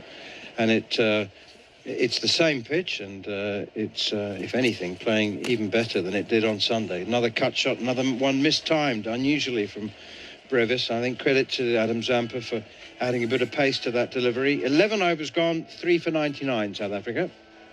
Yeah, my thinking hasn't changed. I still think at least 190, but 200. The South Africans will be pretty satisfied with that. They've got a bit of work to do to get there, though, Manners. But they're making a good fist of it at the moment. And Rassie van der Dussen has enjoyed his best success in the SA20 and in T20 cricket in general in the top 3, and actually as an opener for the Mumbai Indians, Cape Town. Has he played much down the order in T20 cricket? No. Right. Well, that's an interesting selection then, isn't it? Because his strike rate's less than 130 in his T20 career. And it's a peculiar squad. If you look at the whole squad, he's the only other specialist batsman in the squad, and that's why they only had 5 specialists in the Sunday's team. That's driven down the ground by Tristan Stubbs to Matt Kuhneman, who's still on the field. Travis Head is still off the field. It's a peculiarly balanced squad for South Africa. They want to have a look at the bowlers. They've got a lot of bowlers and very few specialist batsmen. Anyway, so it's an unusual fit. They're asking him to play a role at the age of 36 that he's unfamiliar with. unused to. Oh, that's a lovely strike. It's a beautiful strike from Dewald Brevis. He's gone straight for the maximum once again, and he's got 50. Dewald Brevis raises his bat, looks heavenward as well, and he's reached 50 at exactly a runner ball. 25 balls, 3 4s and 3 6s. She's a real feature of his innings thus far has been his access straight down the ground, Manners. He's hitting the ball hard, flat. It was a step hit from Glenn Maxwell. That went miles. I've shortchanged him on his 6s. He's got another one. It's a low full toss from Maxwell, and it's smashed into the crowd at deep mid-wicket. I have to say, you, even at your age, Dizzy, could have hit that for 6. That's a knee-high full toss, leg stump. It wasn't his best delivery. It looked like he slowed it right up, Glenn Maxwell. But he just got his length wrong. I think if it was a length ball, it was a good tactic, but it was just far too full. And for a player of the quality of Brevis, yeah, that's a knee-high or waist-high full toss. Yeah, somewhere between the two, maybe thigh height. And he could be out. He's dropped. Matt Kuhneman's put him down at long on, and worse. The ball spins away from him and crosses the boundary for 4 more. A miscue from Brevis, looking for a 7th 6. He's got 3 4s, 6 6s, and Brevis has gone downtown again. Matt Kuhneman on as a substitute has spilled it, and he's just knocked it over his head, hasn't he? Just pushed it over the bar. Yeah, geez, he's hit that hard too. So Matt Kuhneman's not far off the rope, and he had to do a lot of work. Maxwell in again. Brevis goes once more down over long on, straight over Kuhneman's head. That is his 7th 6. Dewald Brevis is teeing off here for South Africa. What a shot. Clean hitting from Dewald Brevis. Baby AB. South Africa now 3 for 122. This is the big over that they needed to get some acceleration. 23 off and 1 ball to go. I suppose easier to say in hindsight. Was it an over too many for Maxwell? Maxwell in again, and Brevis drives. Maxwell gets some fingertips on it, and you better count them as well there. That was hit very, very hard. Make sure he's still got 10, because that was hit hard. I have to say, Tizzy, I really did sort of think, you know, Maxwell, 3 overs, no maidens, 2 for 20 in the power play. What a great job. And just instinctively, you thought, enough. Yeah, yep.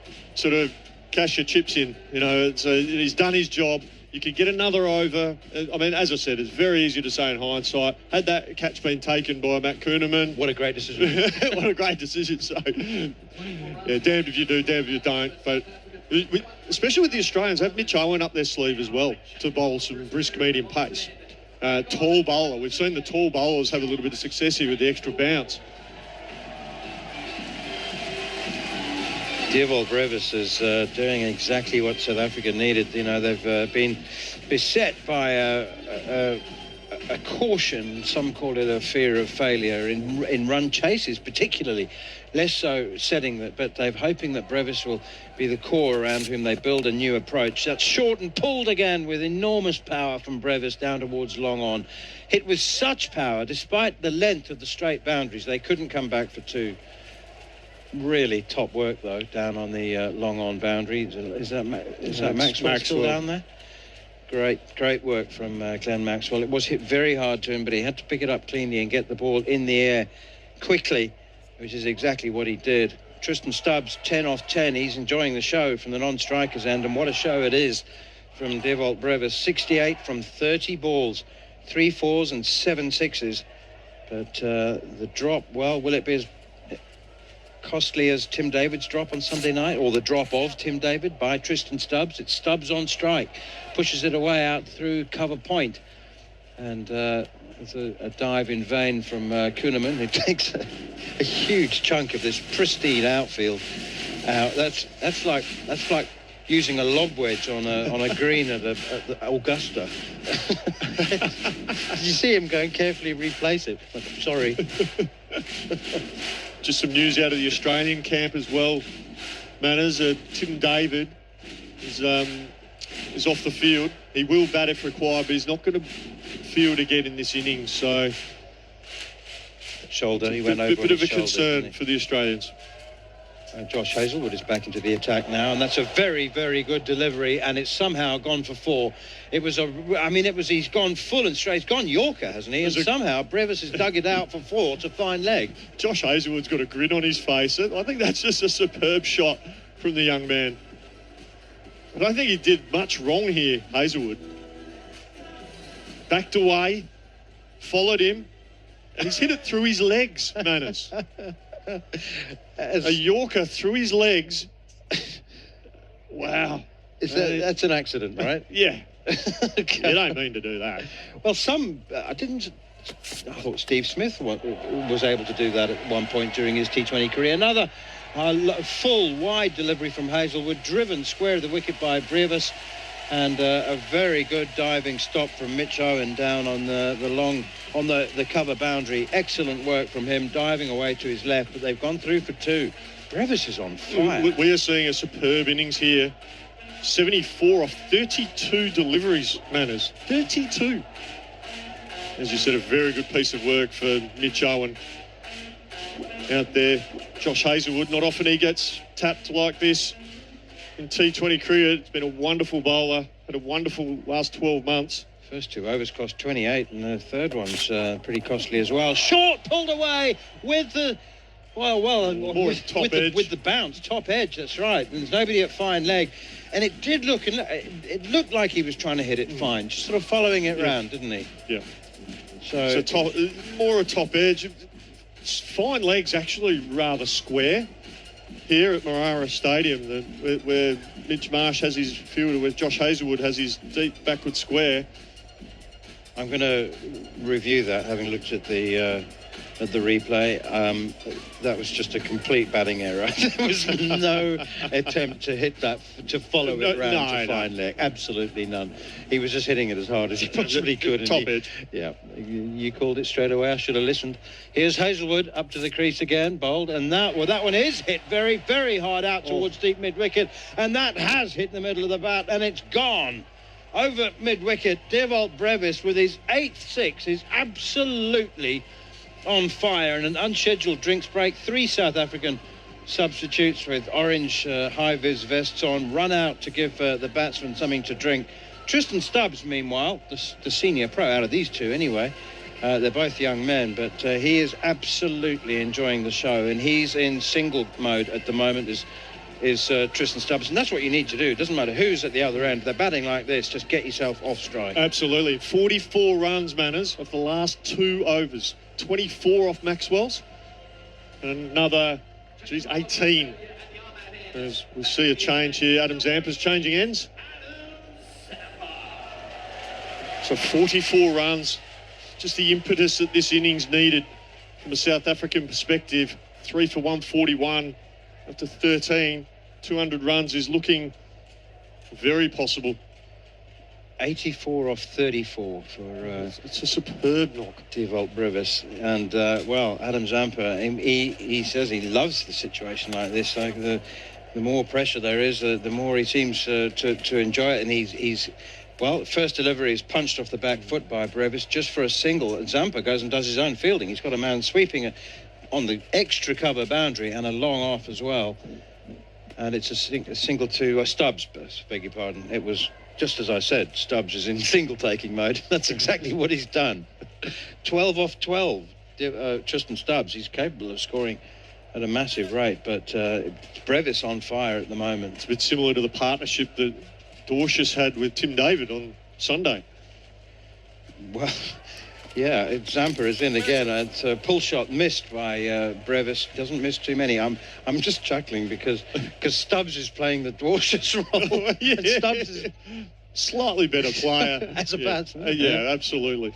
No, but he is. It's exactly what he's doing. But just highlights that when someone's on, as you mentioned, get down the other end.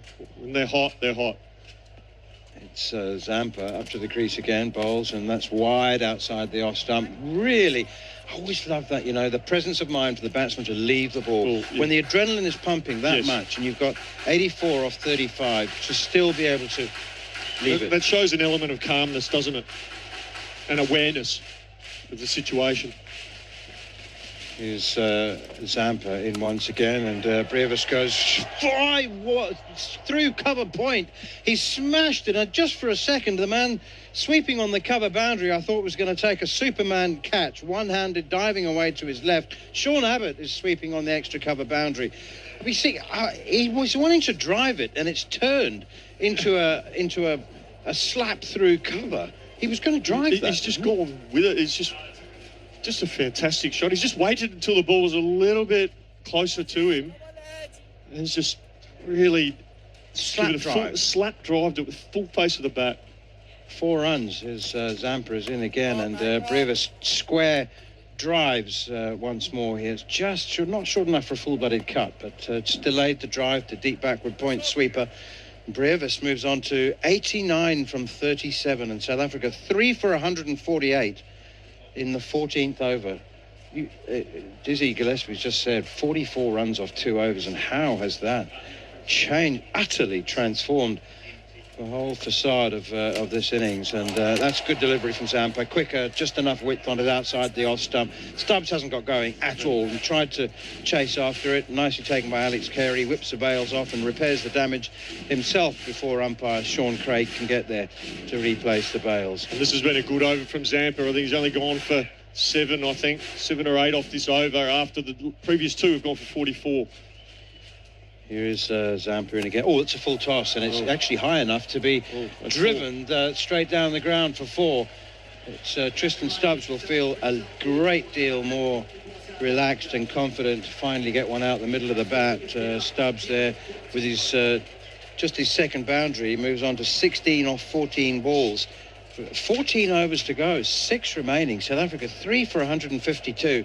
They're not playing like they're worried about the severely long tail that they have, but that could change and will change with the loss of they've got one more specialist batsman to come in, Rasif Funadasan, but after that it's a bowling all-rounder and then bowlers. Adam Crosthwaite. Manners, I can't get over how good this has been. I have been watching it like many of the kids down there, just in awe of the power. How good. Really, really impressive. Dorcius in once again. He's down the leg side, or is he? Yes, he is. Just confirming from umpire Phil Gillespie.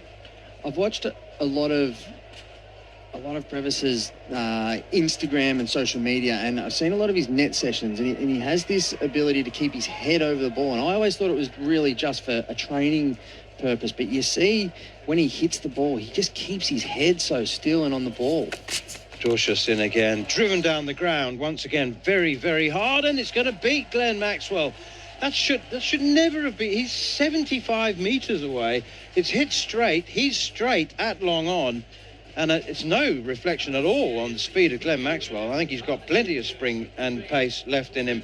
It was just really a reflection of how powerfully it was hit by the remarkable Dewald Brevis. What an innings. That's an inside edge off the toe of the bat with one hand coming off the bat. How did it go so fast? And it's just skimmed off. And I think this is where the dew starts to come in, and it's really starting to skid off and slide off. And a partnership of 100 of 44 balls. Dorcius in again. It's cut, slashed away by Brevis for 4 more. Behind square on the offside.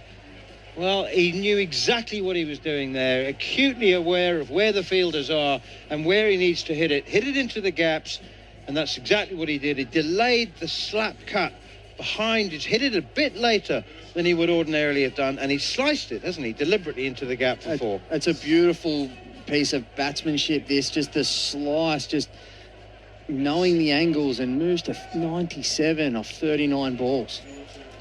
Won't be the fastest 100 for South Africa. That's 35 balls from David Miller. There it is. He steers it away to short third for Dewald Brevis, and he moves on to 98 for a moment. And I thought that was going to beat the man at short third. Is he short third, or is he deep gully? What are we going? Yeah, it's trying to plug a gap there, isn't it? But it's been outstanding. And how high can they go?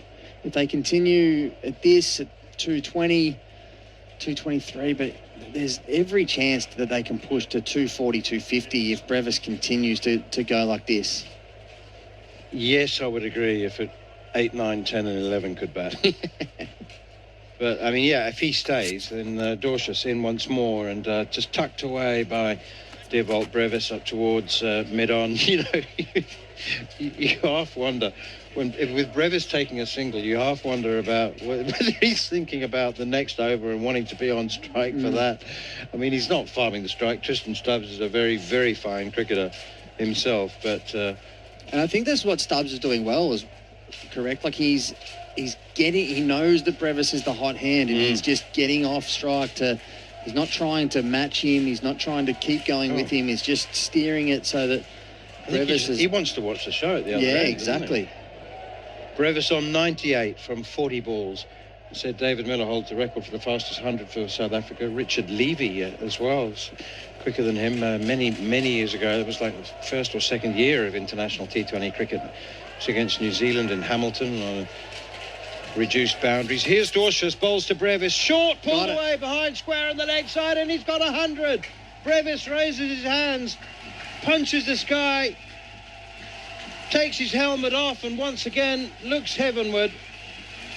But there was maybe inspiration from up there, but no help. He's done it all himself. Absolutely brilliant from Dearbolt Brevis. Magnificent, magnificent century from the 23-year-old South African right-hander. Absolutely brilliant. Kisses the badge on his helmet. Takes a moment. Tristan Stubbs comes down from the non-striker's end. Makes sure that he takes a breather. And let's just hope from a neutral point of view, Adam Crosthwaite, that the entertainment's not over, because it's been great fun. No, from a cricket lover's point of view, that's just outstanding. You can see the passion. You can see how much that meant to him. He's copped a lot. He got picked up early in the IPL and has sort of been the superstar in the making for a long time, and now showing why there's so many people in world cricket that have got a lot of tickets on this guy, and it's a serious 100 that. My count is 5 4s and 9 6s. Here's Dorshus again. He tries to play a reverse ramp and is hit. I don't know where it's hit him, but it's hit him on the body, I think. Lucky if it's hit him on the gloves or the bat. But he was getting into position to play something very, very funky and something very unusual. Fortunately, I can leave the expert to describe what shot he was attempting there, Adam Crosthwaite, because Corbin Middlemas will take over for the last 5 overs. ABC Sports coverage of Australia versus South Africa, live on your radio, ABC Sport Digital and the ABC Listen app.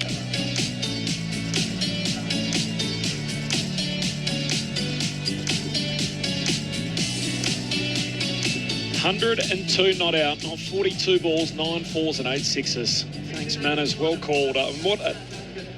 Gee, we've seen something special tonight, haven't we? I genuinely think this is one of the best T20 innings that we've seen on Australian soil. Like, it's an incredibly good around the wicket, everywhere. You look, he's hitting every quadrant. He's hit massive sixes. It's staggering. And it's probably come to the point where we've heard about this guy for quite a few years. When you get picked up in the IPL as a kid, as an 18-year-old, there's something special, but he probably hadn't lived up to it. But this is what everyone's seen. On his way in here, Abbott drifts one down the leg side and a play and a miss. One added to the score on the wide. So 3 for 168. That's the other thing to keep an eye on here as we get carried away with Dearbolt Brevis's knock. It's second fastest 100 for South Africa off 41 balls.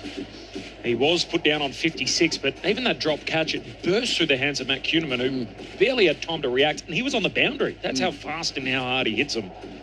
As you touched on, this is a guy that's been dubbed Baby AB for a reason, and yet hasn't quite delivered just yet at international level. Well, he has now, as Stubbs looking to try and lift the ball on the offside. Marsh running back from mid-off, and it'll land safely in the outfield. And Stubbs gets back for 2, so 3 for 170 in the 16th over. Corbin, Middlemas and Adam Crosthwaite, Grandstand Cricket on ABC Sport. Jim notes off the SMS, Jason Double-Ton Gillespie is the GOAT. We certainly love Dizzy. The SMS line 0467920222 and 0467920222. And South Africa are about to go large here. Stubbs ramps. Goodness. Ryan Campbell-esque lifts it over the keeper and runs it away for 4 in front of the side screen. And the boundaries are flowing. Stubbs to 23. And South Africa, their total swells to 3 for 174. The Aussies don't have a 45, don't have a short fine leg in. They've only got a deep backward square, so the lap sweep is on. But the way that he plays this, he gets into, I guess, his bunt position, but he's gone over his right shoulder and gone over Carey's head. So it's actually almost like a reverse ramp that's straight over the keeper's head, which is just outstanding skill.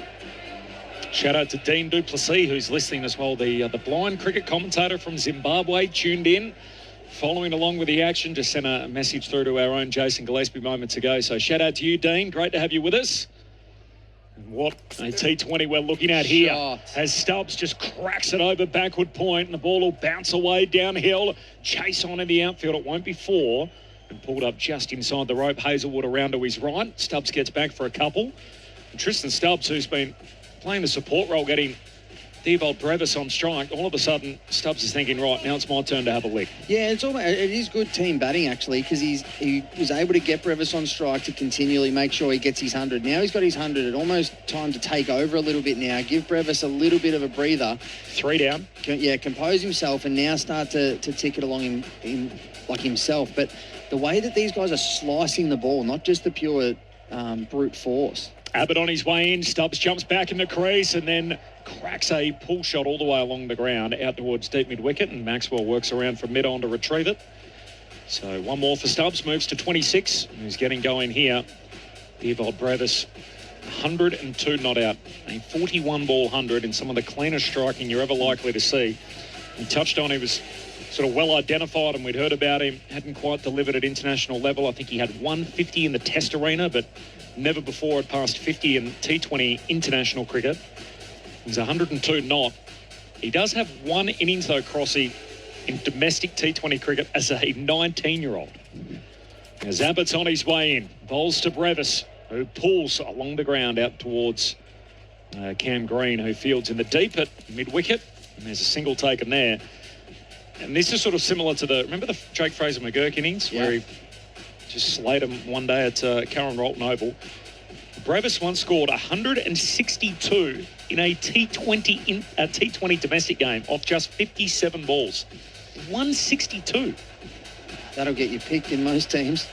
No wonder he got T20 contracts all around the world. Ended up playing, as you said, IPL and MLC in America off the back of it. Stubbs on strike, gets a short ball, and he just chops down on it, plays out through cover point, picks up a single, so Stubbs to 27. And at the end of the 16th over, South Africa 3 for 179. Grandstand cricket on ABC Sport.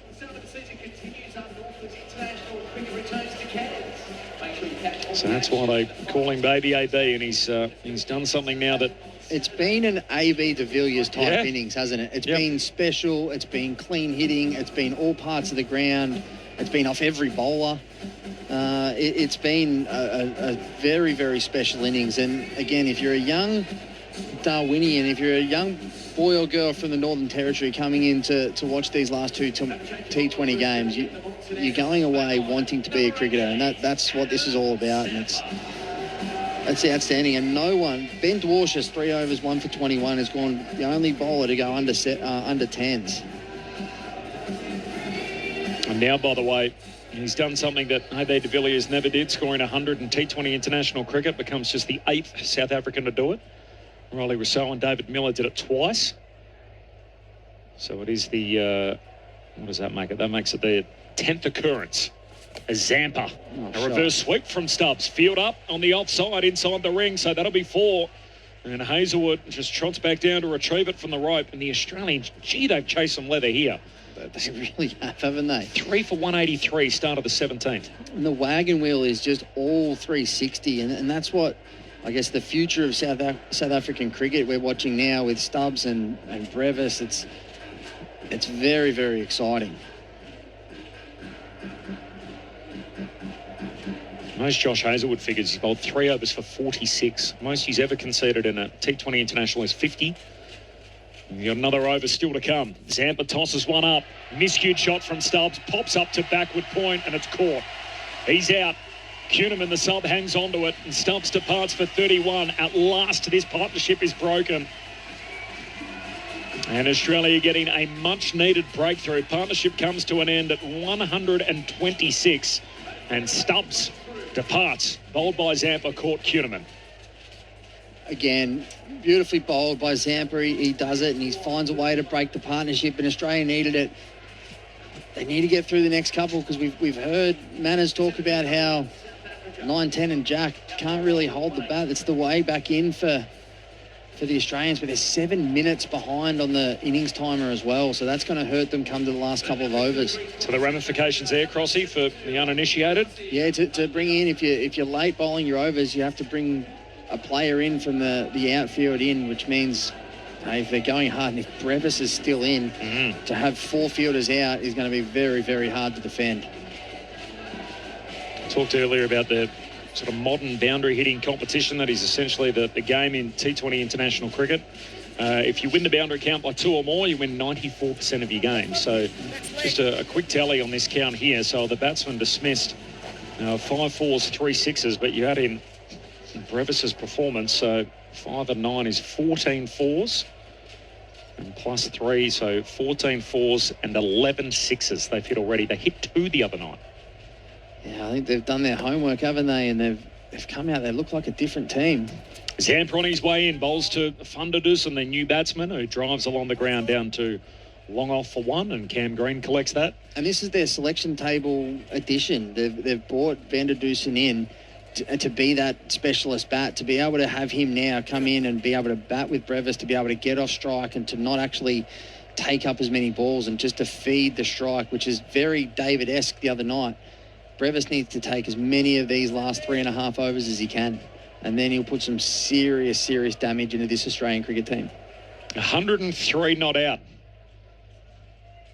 Dropped on 56. Zampa on his way in, bowls to Brevis and just cracks it back down the ground. Did it carry the rope? Oh, I'll check that. It's either 4 or 6, but it's another boundary. And again, it's come off the bat of Brevis. 4 for 184 with another boundary to be added on top of that as to which side of the rope it landed. And you can see that almost a hockey type of shot there from, looks like 4, I think. That's exactly what it was. It was a hockey shot, wasn't it? Yeah, he wasn't there. He was probably beaten by Zampa, but I guess the skill, and again, we've seen AB de Villiers do this for year on year, that the skill to be able to still control your body and control your bat to get that 5 centimetres away from the rope, and yeah, that's 4. We'll move on.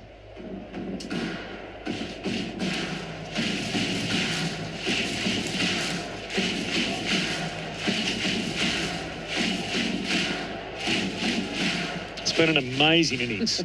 It's just been some of the cleanest striking you're likely to see at any venue anywhere around the world. Devolt Brevis with a breakout innings of all time here as he chops out on the offside, and the ball rolls away through cover. He'll take a single, so he's 108 of 45. The Australians have had really no answer for him. The one chance they did get was a flat stroke down to long on and burst through the hands of Matt Kuhneman. It went that quick to him. Yeah, it's been super impressive, and again, how high can they go? 14s get them 233, and that's a big chase. Zampa, last ball of his allotment. It's driven by Van der Dusen out through cover, breaks the infield and goes for 4.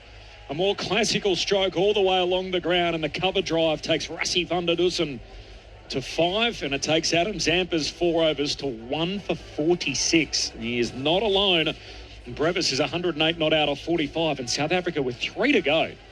193 on the board, 4 down. It's almost been a captain killer, this innings, where you, as the captain, you're moving, you're making moves, you've got different bowlers, you've got the left, the leg spin, the off spin, the quicks. Everything that Mitchell Marsh has thrown at the South Africans, they've just had an answer tonight. 4 for 193 with 3 overs to go. This is getting almost out of hand for the South Africans, for the Australians by the South Africans. Remember, the Aussies, by the way, have won 9 T20 internationals in a row. They're on a record run. They've lost only 3 of their last 24.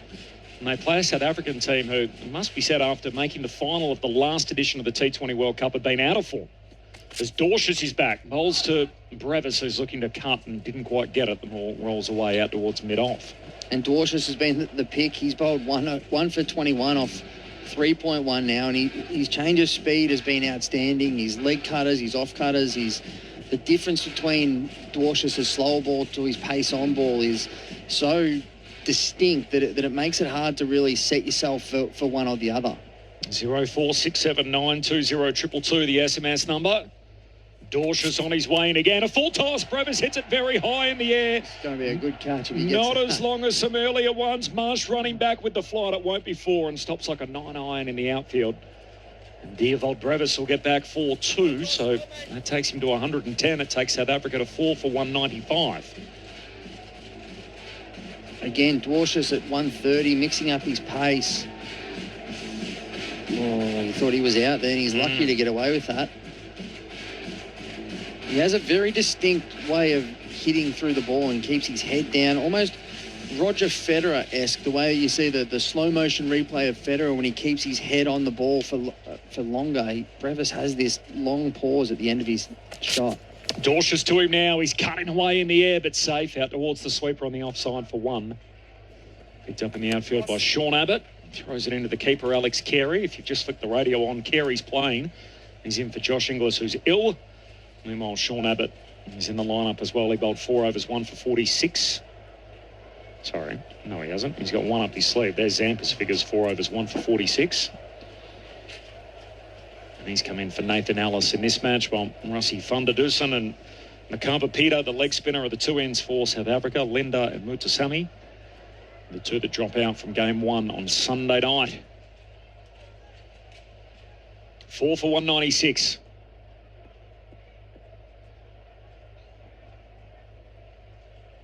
Dorshus on his way in again, and a full-blooded cut shot in the air out towards the offside off the bat of Van der Dusen, and it'll be caught in the deep.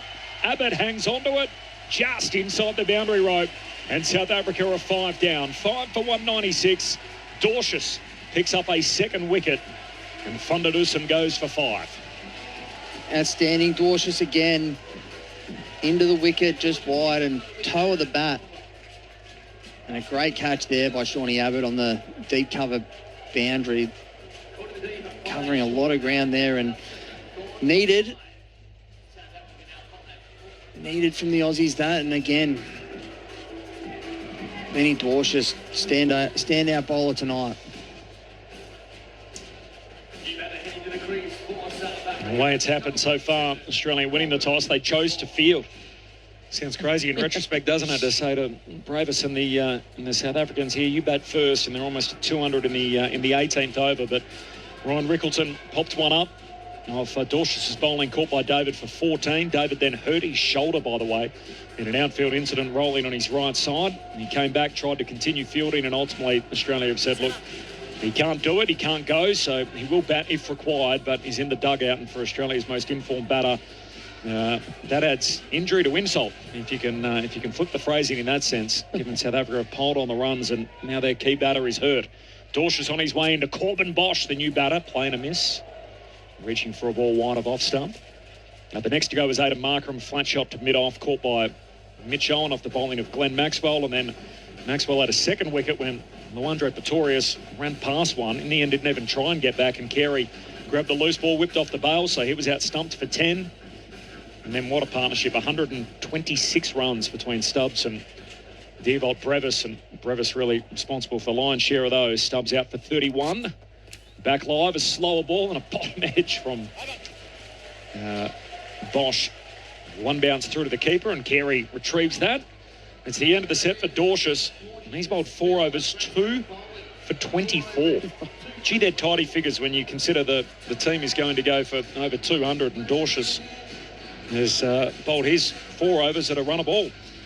Outstanding. And again, we spoke about this Sunday, that the difference between how your economy rate can go compared to the game, and Dorshus going at 6 and over, whilst the rest of the whole Australian innings has been at 10.8.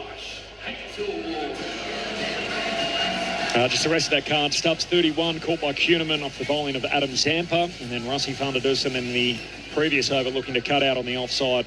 Hold out in the end to Abbott, the sweeper back there at deep cover off Dorshus' bowling for 5. So Diervold Brevis is 111 not out, his highest score. His previous best was in the 40s.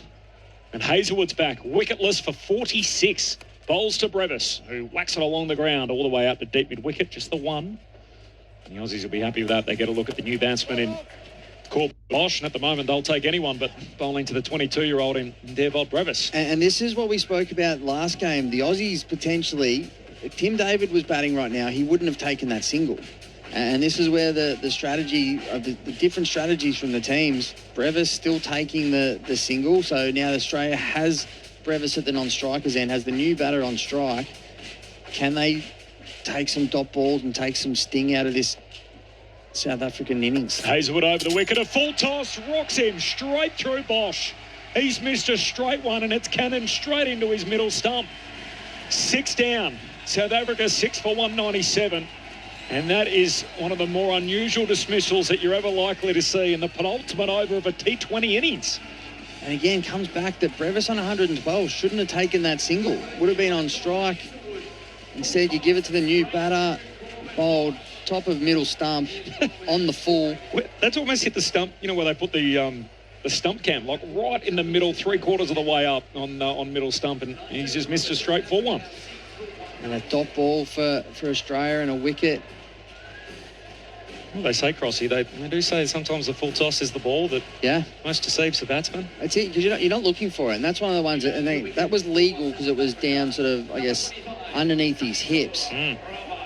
Sort of around, hip high, but underneath, hit the top of the stumps. But you're not looking for it because you're looking for the ball to bounce. You're looking for something different to what gets given. And if you've got the skill like Hazelwood does to be able to hit the stump, essentially hitting the top of the stumps. Yeah.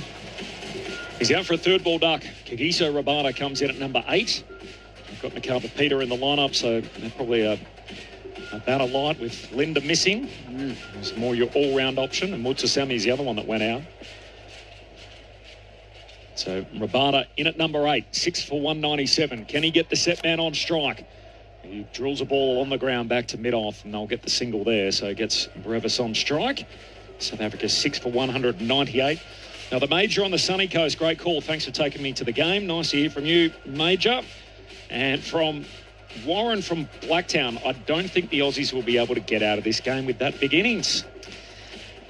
At the moment, yes, but again, if they can close out well, there's only 9 balls left. If they can stay away from Brevis and they can not let him get under it, and you're only chasing 210, I think they'd be happy. They did chase 215 and 206 in the Caribbean recently, Australia to win. Oh, that is mess. And just hammered back down the ground for 4. Like a low tracer bullet flying back past the umpire. 4 runs for Brevis. He moves to 116. And South Africa bring up the 200 in the penultimate over. 6 down. This goes past Josh Hazelwood before he was able to react. That's how well he's hit that. And then the umpires jumped out of the way, fearing for his life as well. That was a rocket. Oh, that really is. Like that's past Hazelwood before. Yeah. If that was at either the umpire or the bowler, you're not getting out of the way of that. Cool. Josh Hazelwood, his most expensive figures ever in a T20 international. Digs one in, short hook shot, top edge over the keeper. Brevis is going to get 4 more. And in the process, the man they call Baby AB shows us why. He's now the holder of South Africa's highest T20 international score by any individual. 120 and counting off 51 balls. It's been something special, and the danger now for Australia, they're behind on their overs. They've got no time left, so they're going to have to bowl this last over with 4 fielders outside the ring, with Brevis on 120 not out. Hazelwood's previous worst figures, none for 50 in Joburg back in 2016, also against the Proteas. Brevis reaching for 1, playing a miss, thumps the bat on the crease on the way through. That was the noise you heard, ends up in the gloves of keeper Carey. 19 down, end of the over. Hazelwood 1 for 56 off his 4. South Africa 6 for 206. 19 down. Deovold Brevis, the 22-year-old, out. He's 120 not out off 52 balls, and Kagiso Rabada's there on 1.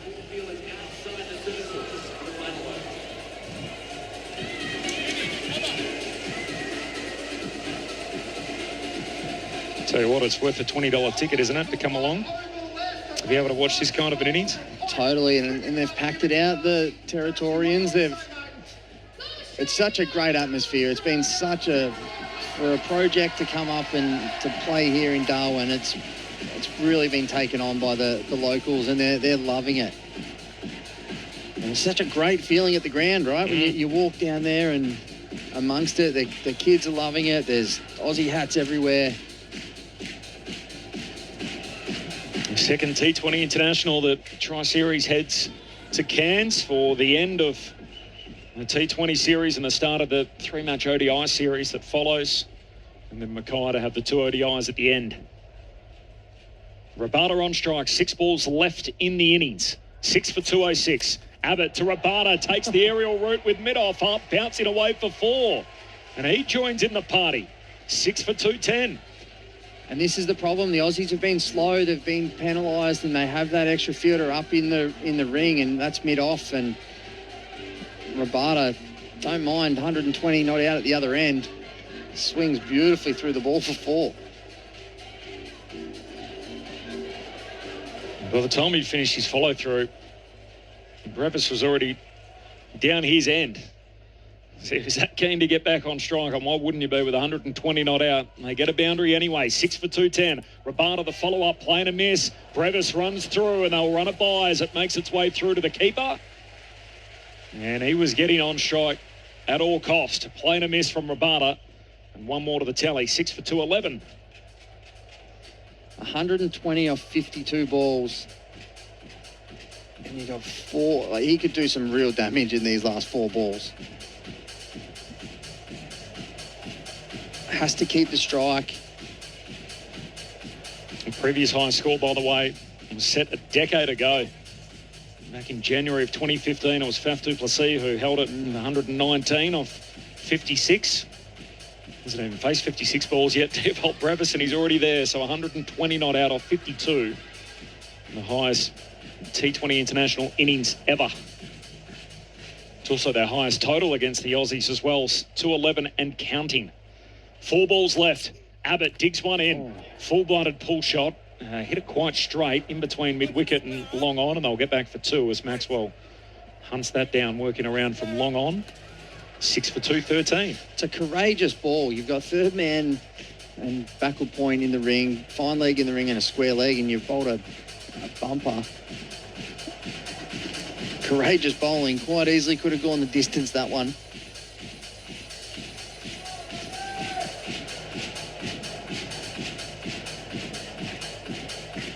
And here we go. So the Australians have got 1, 2, 3, 4, 5 up inside the ring. So this is due to the slow over rate. They're only allowed 4 boundary riders.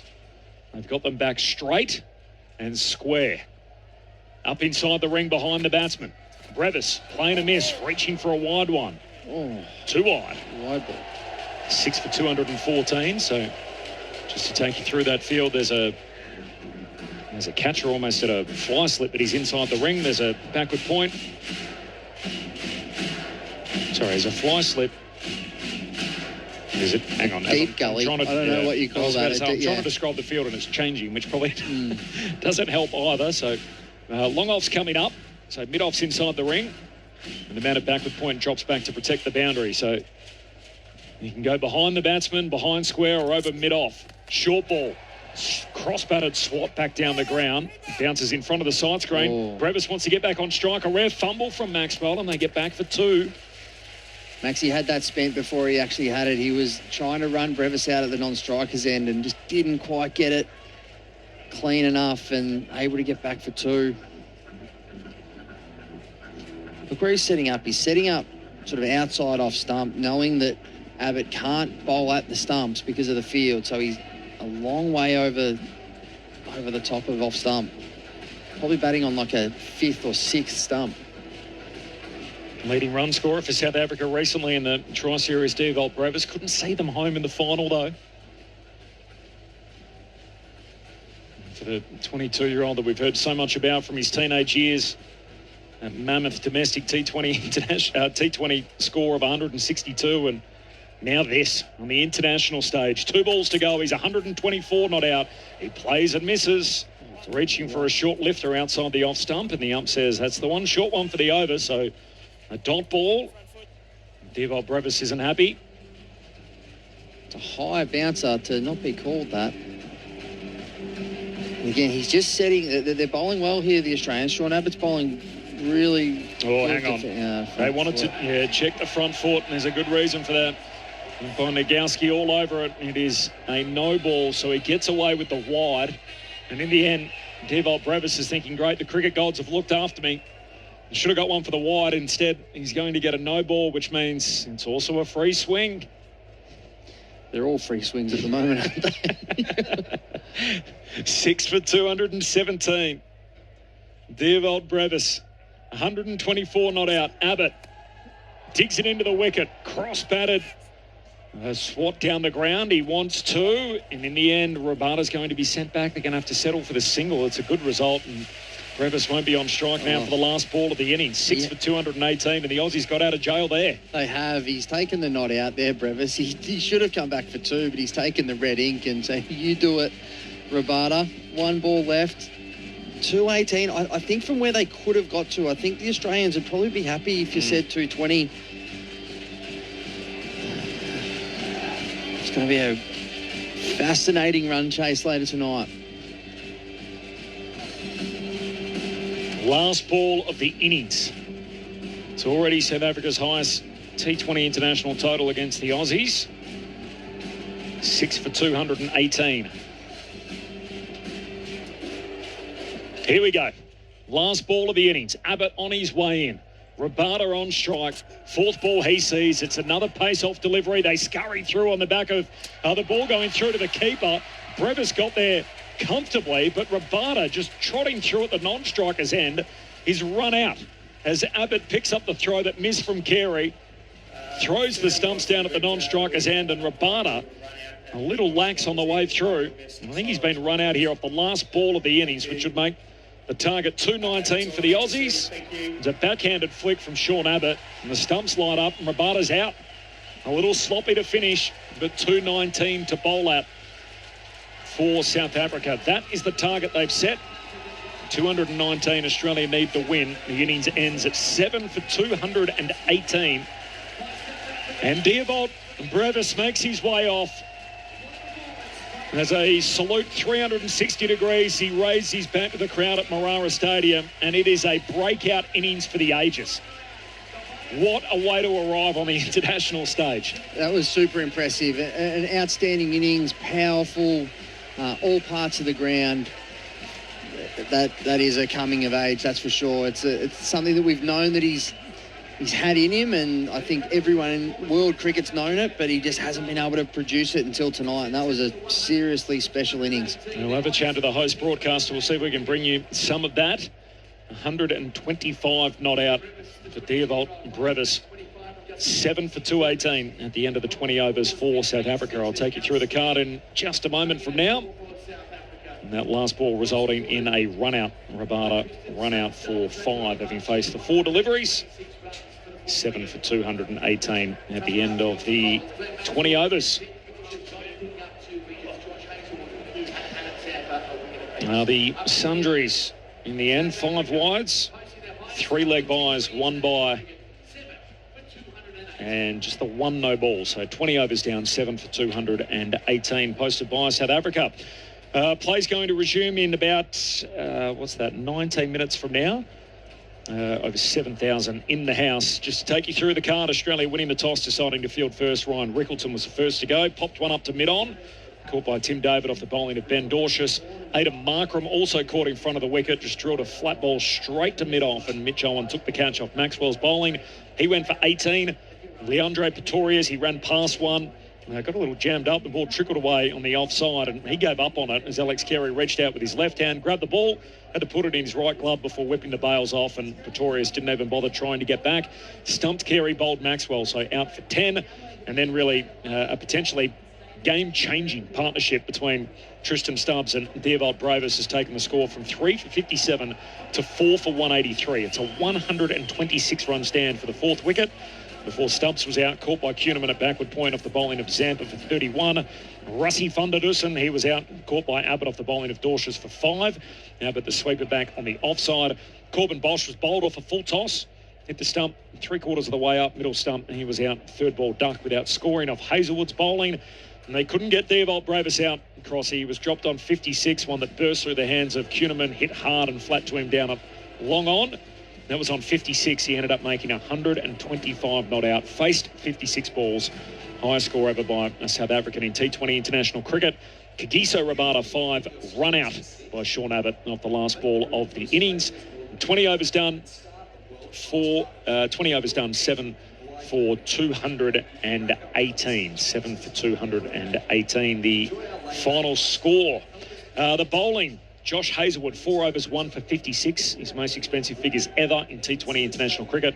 Maxwell, 4 overs, 2 for 44. Ben Dorsch is clearly the pick of them. 4 overs, 2 for 24. 4 overs, 2 for 24 for Ben Dorsch. So he's gone at a runner ball when the team's conceded 218 runs. Sean Abbott, 4 overs, 44, wicketless. And Adam Zampa, 4 overs, 1 for 46. So barring Ben Dorsch, everybody copped a little bit of tap. Everyone copped a lot of tap, didn't they? And it was it's a big lesson. It's a big, I guess, probably reality check for the Aussies who have been so good for the last 9 games. But again, if there's a side that can do it, chase down 220 especially when the dew can start to come in and this ball can get a little bit wet, this Aussie batting lineup can do it. It'll be very interesting to see if Tim David can hold a cricket bat. We're about to be joined by a very special guest. We might just have to do a little headset shuffle here if you want to chuck that one on, Crossy, next to you. But the target is 219 for Australia after South Africa posting 7 for 218. This is Grandstand Cricket on ABC Sport. Theobald Bravis with a breakout innings for the ages, 125 not out. He finished on. I'm pleased to say Joel Morrison joins us, the EGM of Events and Operations at Cricket Australia. Joel, lovely to see you. Welcome to Grandstand Cricket as we meet on air, but appreciate you dropping by for a chat. Oh, hang on. Well, great to be here, and what a treat for cricket fans. Summer started early in here in the middle of winter still down south, up in Darwin. Beautiful conditions, and what a game of cricket. There's a reason we want to have a chat to you for many, many reasons. But first of all, crowds have been excellent. So it's been absolutely heaving here. And I understand Cairns, we're expecting something similar? That's right. There are very, very few tickets left for the first T20 in Cairns. It's the third T20 of the series, the first match in Cairns of 2 matches that'll be there. And we're going to see another full house, which is very exciting. That is absolutely... and the ticket pricing's been bang on, by the way. So it's $20 for an adult. We couldn't believe it. $43 to take the whole family along. So very affordable night of the cricket. And, gee, if they've been to either of these 2 nights, they've been treated to some great cricket already. Yeah, it's something we're really conscious of. We don't get the opportunity to play up here as much as we'd like to, and the same in North Queensland. So we wanted to make sure it was accessible for the fans, and they've turned up in strong numbers. So it's great to see such great atmosphere around the grounds here in Darwin, and we expect the same in Cairns and Mackay as well. So that's your corporate role taken care of as the EGM of Events and Operations at Cricket Australia. You're a Darwin boy? Correct. You're a former CEO of NT Cricket? Yes, that's right. This must be pretty cool that you're now working at Cricket Australia, and for the first time in 17 years, there's international cricket here. What does that mean to you personally, just as a cricket person and as a Darwin native, to be able to see this? Yeah, certainly talk about worlds colliding. That's definitely happened up here, and it's been fantastic to see. I remember coming to test matches in 2003 and 2004 as a young cricket fan, and to be here and to see the first T20 international being played in Darwin. And after so much work has gone into this by a number of people for such a long time, it is a very, very pinch me moment. And having worked in cricket for some time now, this is definitely right up there as one of the great highlights. So it's very cool. So I've got so many questions about this. How does this come together? So we roll up, we see the outfield excellent, we see a great wicket, a big crowd, beautiful night, floodlights on. But there's a whole lot of hard work that obviously goes into putting this together. If you can just sum it up for us as best you can, how do we go from no cricket here in 17 years to this kind of event? It takes a village. It really does. The journey to get here tonight's probably been going for about 7 or 8 years, and it's a combination of efforts that have been happening from both Northern Territory Cricket and all the staff who have been there for a long period of time advocating for the matches, being able to get a groundswell of support in the Territory, great support from the Northern Territory government, both investing in the facilities and supporting NT Cricket and ourselves to get the match here. great willingness of support from Cricket Australia, setting clear direction around what needed to be done to get things ready, and then AFL Northern Territory as well, looking after the venue. Everyone has to come together to make this happen, and there was that collective goodwill and groundswell of support, and here we are tonight, and it's been fantastic to see. So take us through a couple of those things. What has to happen to stage an international T20? Like, what has to happen with the ground? I understand these are dropping wickets, aren't they? So that's right. What has to go into that?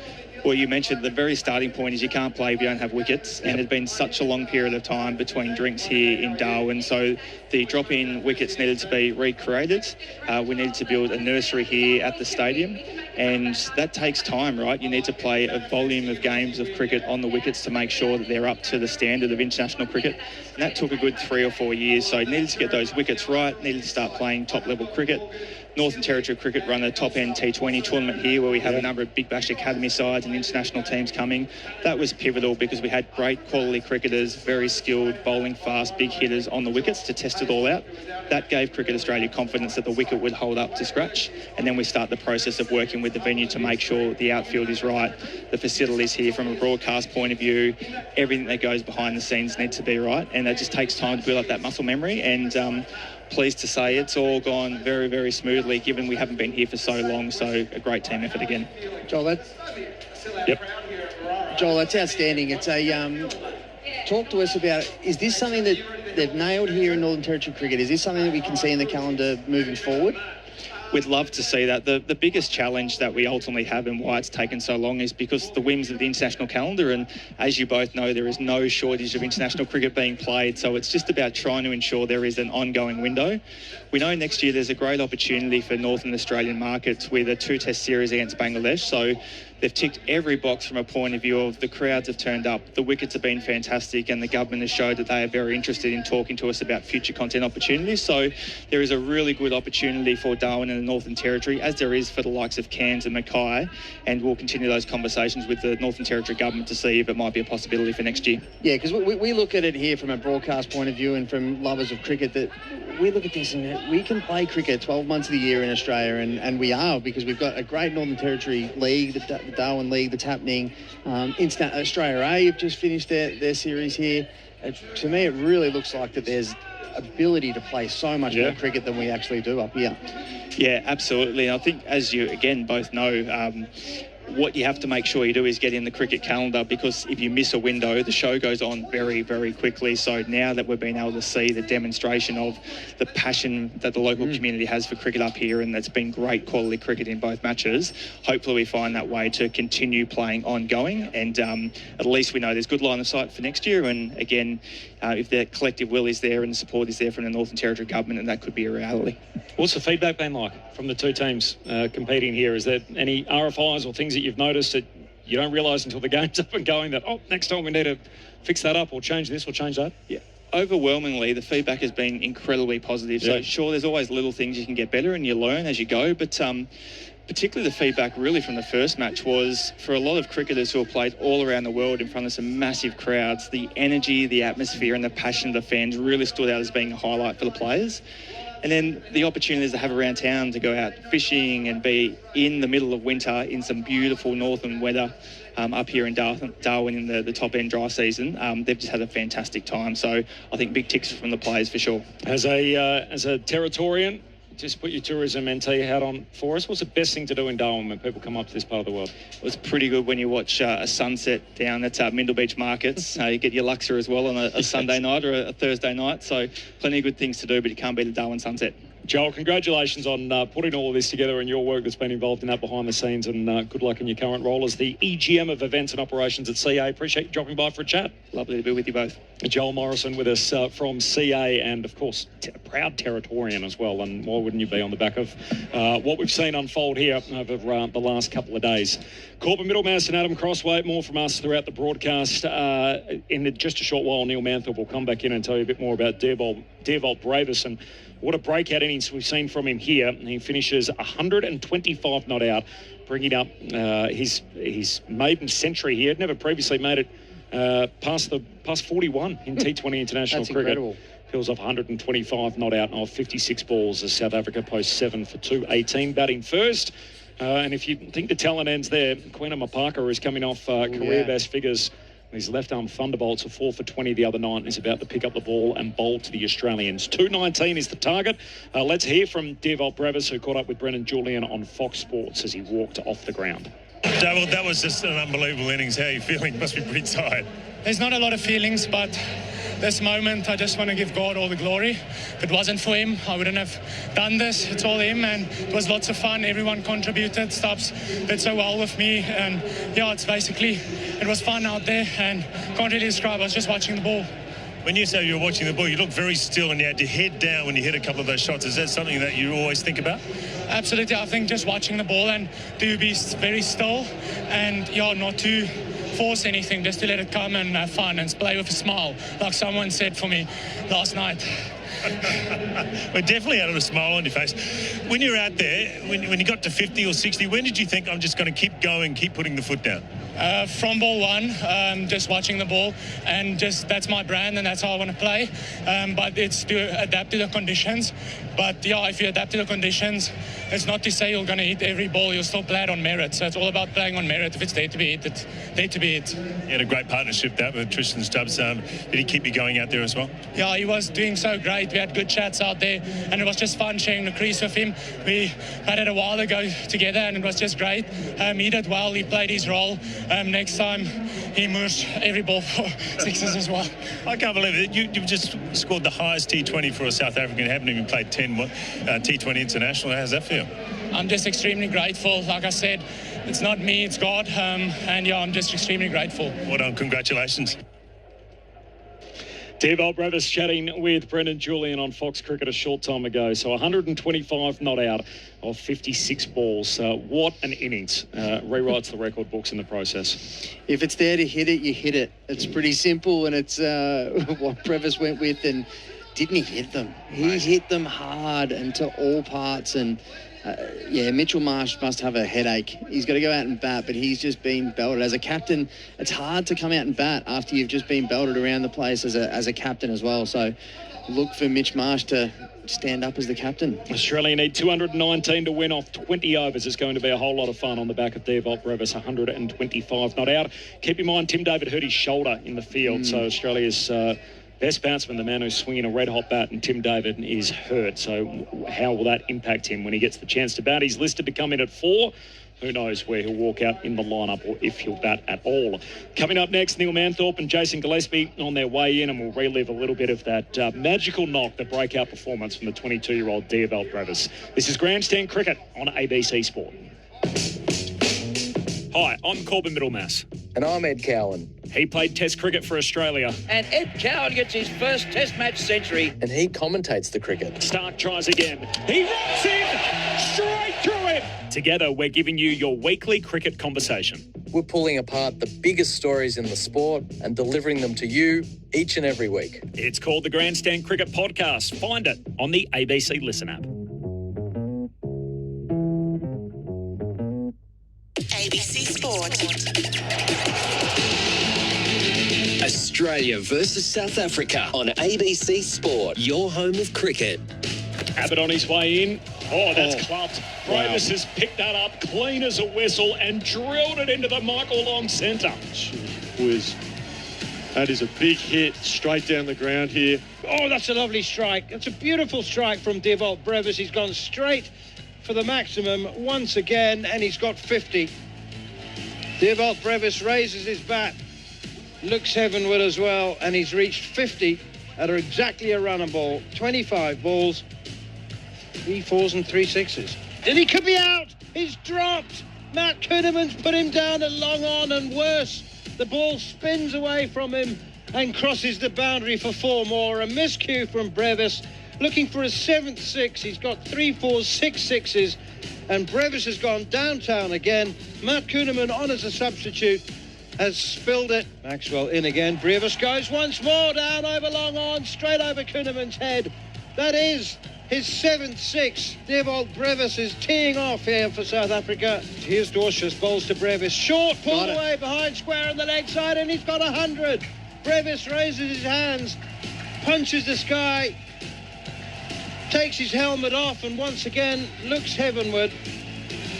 that there was maybe inspiration from up there, but no help. He's done it all himself. Absolutely brilliant from Theobald Brevis.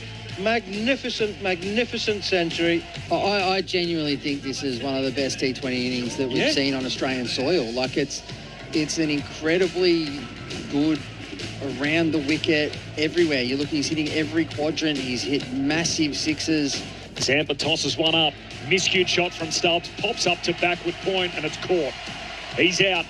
Kuhneman, the sub, hangs onto it, and Stubbs departs for 31. At last, this partnership is broken. And Australia getting a much-needed breakthrough. Partnership comes to an end at 126. And Stubbs departs. Bowled by Zampa, caught Kuhneman. Oh, that is goodness. mad. And just hammered back down the ground for 4.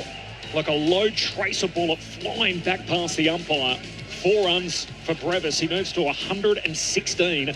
And South Africa bring up the 200 in the penultimate over. And Theobald Brevis makes his way off.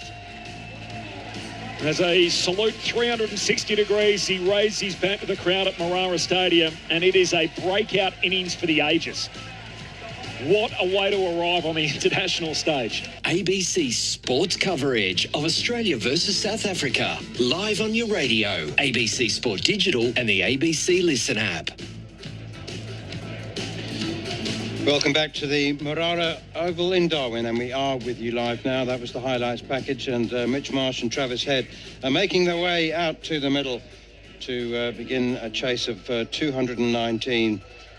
We've seen it quite often at domestic level. It's a different matter at international level between two of the top teams. Remember, South Africa are coming into this on the back of just 4 wins in their last 10 games.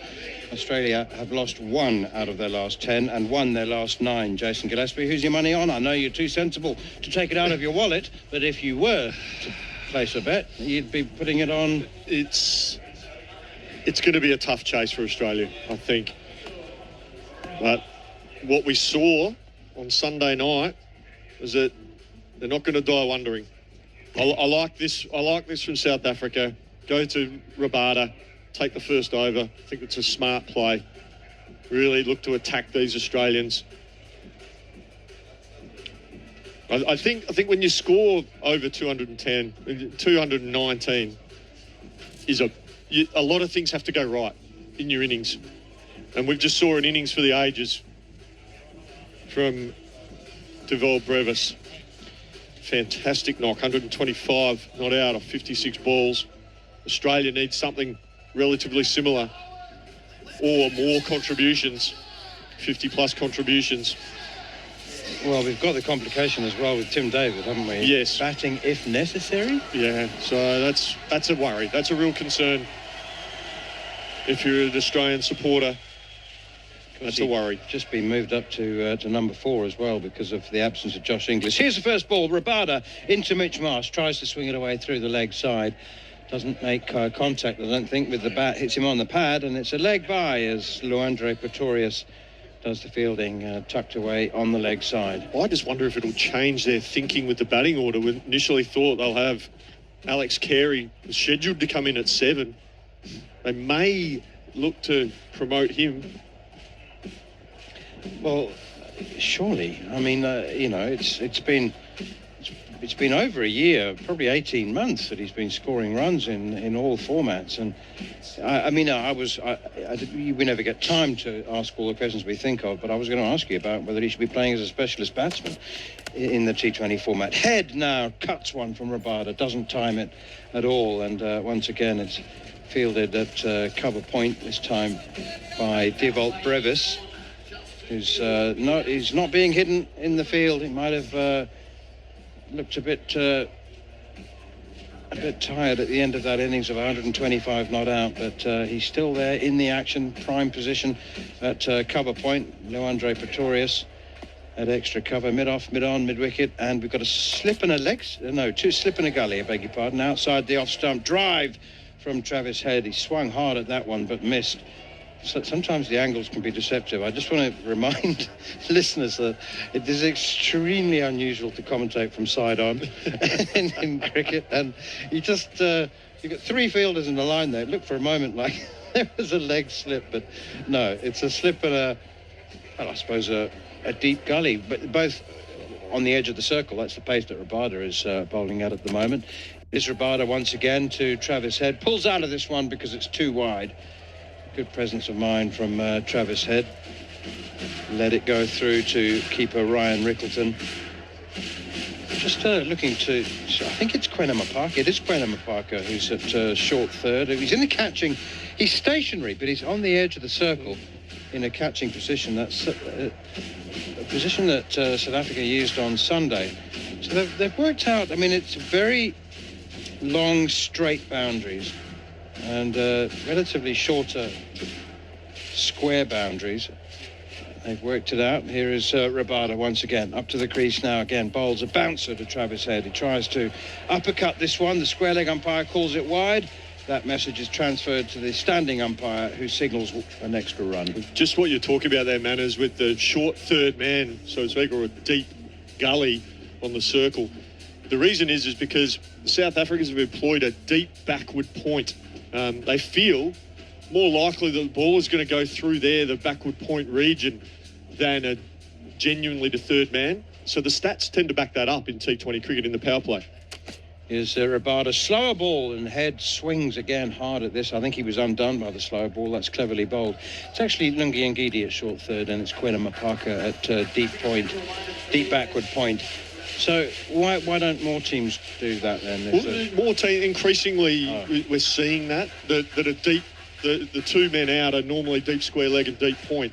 And a lot of the statistics show that more runs are scored there in the power play than third man. Here is Rabada again. That was quick, and it's steered away by Travis Head. It's nicely played, just wide of Ngidi, who's not the most lithe and agile of South Africa's fielders, diving away to his left. He dived like a felled tree, but couldn't stop it. Literally, just as I've said that not as many runs go through third man, Travis Head steers this one through third man. That was always going to happen, wasn't it? Absolutely. And as I said, it's Lungi Ngidi. There's nowhere to, there's no good place or obvious place to put your less agile fielders, but I think short third might be a big ask. Travis Head now swings hard at this one from Rabada outside the off stump, looking to drive it on the up, slap drive, bat angle probably at 45 degrees. He misses it, and it's gone through to Ryan Rickleton. Target of 219. Australia none for 7 after the first over. Rabada is often kept back to bowl first change, but you said, we need to stay in the series. Let's make a strong start. Oh, hello. Aidan Markram's going to bowl the second over. This a surprise to you? Yes. Yes. Because it's a surprise to me. It's a big surprise to me. I can probably understand, obviously, if Travis Head was on strike, he'd looking to spin it away from him, but this could spin right into Mitchell Marsh's arc. Maybe they think Mitchell Marsh is probably not as effective with the slower bowling when he first comes in. Yeah, and also if you're going to buy a wicket, buy it early. Yeah. I mean, I suppose as Aidan Markram then, the captain, with his part-time off-spin, and he's immediately slog-swept. Well, not even a slog sweep, just a perfectly orthodox, beautifully timed sweep shot over deep backward square leg for 6.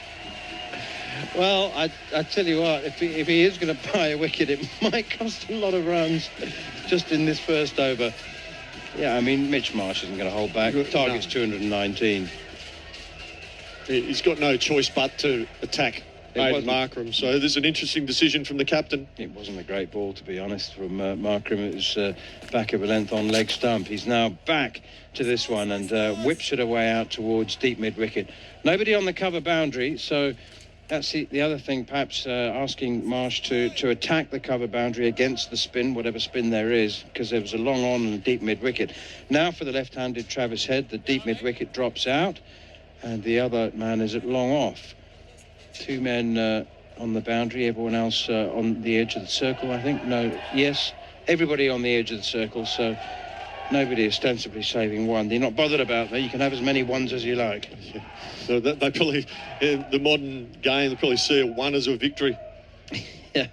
Aidan Markram to Travis Head, and he drives hard at this. Doesn't actually time it particularly well, and tidied up in the deep by Tristan Stubbs at long off. Nice, Aiden. Nice, Aiden. Aidan Markram becoming the second most capped South African captain today with his 28th appearance as captain. Made 18 off 13 balls, opening the batting and now opening the bowling as well. Not too many players do that in any format as Markram is in once more, and it's driven again out towards mid-off, and a half a diving stop by Corbin Bosch at mid-off. He actually knocked it on. Good fielding from Stubbs coming in to back up from long on. Is Faf du Plessis the most capped skipper? 37. Yep. 37. Also was the holder of the highest score for South Africa before tonight. Right, wow. 119. Yeah, we witnessed something pretty special, didn't we?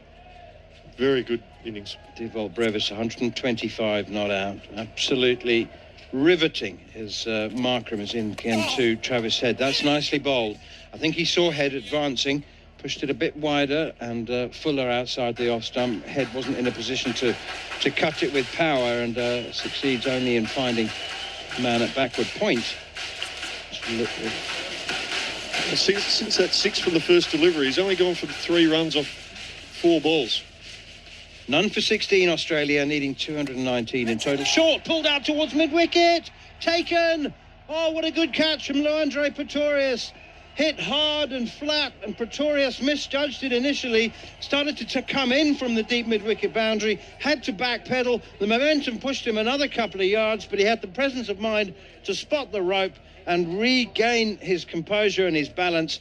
And, well, we had the perfect view of it, didn't he? He was just maybe a foot inside the rope. We certainly do. We've got to give credit where it's due to Aidan Markram for taking the responsibility with the ball. Part-time spinner as captain. 6 first ball, there was instant pressure on him. And he stepped up. Travis Head has the thin time of it for the last 2 nights, managing just 2 from 7 balls on Sunday, and he's now gone for 5. But, well, I mean, there's a long way to go, but no better feeling than a plan, particularly a novel plan. Well, it's not novel, but it's brave, I suppose, a brave plan when it comes right. No question there's bravery in it. Well done. As I said, after the first ball, a little bit of pressure on him. Came back well. Cameron Green comes in 1 place higher than... Oh, no, he came in at 3 on Sunday as well. I'm still chuckling about his 35 from 13 balls. It just teed off from the word go, and I suspect there'll be some more of the same, won't there? I think with 203 runs required off 108 balls, I don't think the Australians have much choice. Well, it's going to be Lungi Ngidi with the 3rd over the innings, and that's good. Full straight delivery, and Marsh couldn't get underneath that one, so he has to content himself with pushing it down to long on, where Kagiso Rabada, wide long on, Kagiso Rabada does the fielding. Marsh 9 off 5. Cameron Green about to face his first delivery, doing some stretching and some limbering up. Bat looks like a twig, or it looks like a youth bat in his hands. It does look like a youth bat in his hands. Here's Lungi Ngidi once again up to the crease and bowls to Cameron Green. On the back foot, punches it out to Brevis at cover point. There's no run there. Well, Australia were 4 for 71 after the power play on Sunday. Do you think they'd take 1 for 61 tonight? I mean, are they interested in a platform? They want more than that? No, I think they'll want a few more than that. Really? Yeah, I think so. More than 10 and over. I think they'll want 11. They'll want 11 and over in an ideal world. Here is Lungi Ngidi once more up to the crease now, bowls, and that's well bowled, slower ball. He's got one of the better slower balls in the world cricket, I would suggest, and it's just turned away by Cameron Green. You're always wary of it as play. I mean, Ngidi's very well known, but it's tremendously well disguised, really good arm speed, and he's got a couple of varieties. That was the off-cutter. The off-cutter. He also has the back of the hand. He's a very skillful bowler, isn't he? It's the arm speed that remains the same that is so deceptive. Here he is once again, chipped up in the air, and there was nobody at mid-arm. For a moment there, Mitch Marsh looked like he may have made an error, but he's well aware of where the fielders are, so it's just a single. Marsh 10. Green yet to score off 2 balls. Australia 1 for 19. Target is 219. I think the South Africans are playing their hand very early here. A lot of changes of pace into the surface. They'll ask the Australians to make the pace, look to hit the ball hard rather than use the pace. Here is Ngidi wants another slower one, and down the wicket comes Cameron Green on the charge. Threw it way too early. Didn't pick the Ngidi slower ball at all, and he has different, not just different deliveries of slower ball, but quite a marked difference in pace. And that one's bounced over the top of off stump. That's very, very well bowled. And as well with his height, gets that extra bounce. That's a off cutter, as you mentioned, Manners, before. Very well executed. Here's Lungisani Ngidi once more up to the crease, past the umpire bowls, and Green hammers it hard down the ground again.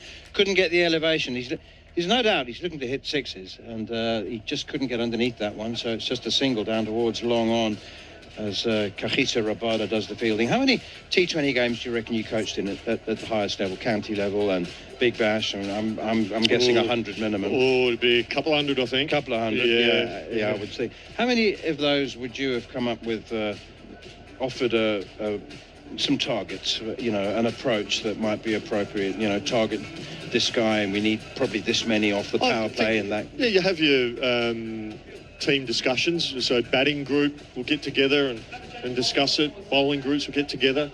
You have your basic outline of how you want to go, but you have to have that adaptability and flexibility to adjust to what's in front of you. You can have all the plans you want, but if the game changes, you need to be able to adapt at the same time. Quinna Mapaka, another 19-year-old, and that's quick. Left arm over. It's quick and wide outside the off stump. Left alone by Cameron Green, who couldn't have reached it if he wanted to. It's absolutely flown through to Ryan Rickleton, hasn't it? Geez, he's exciting, isn't he, Manners?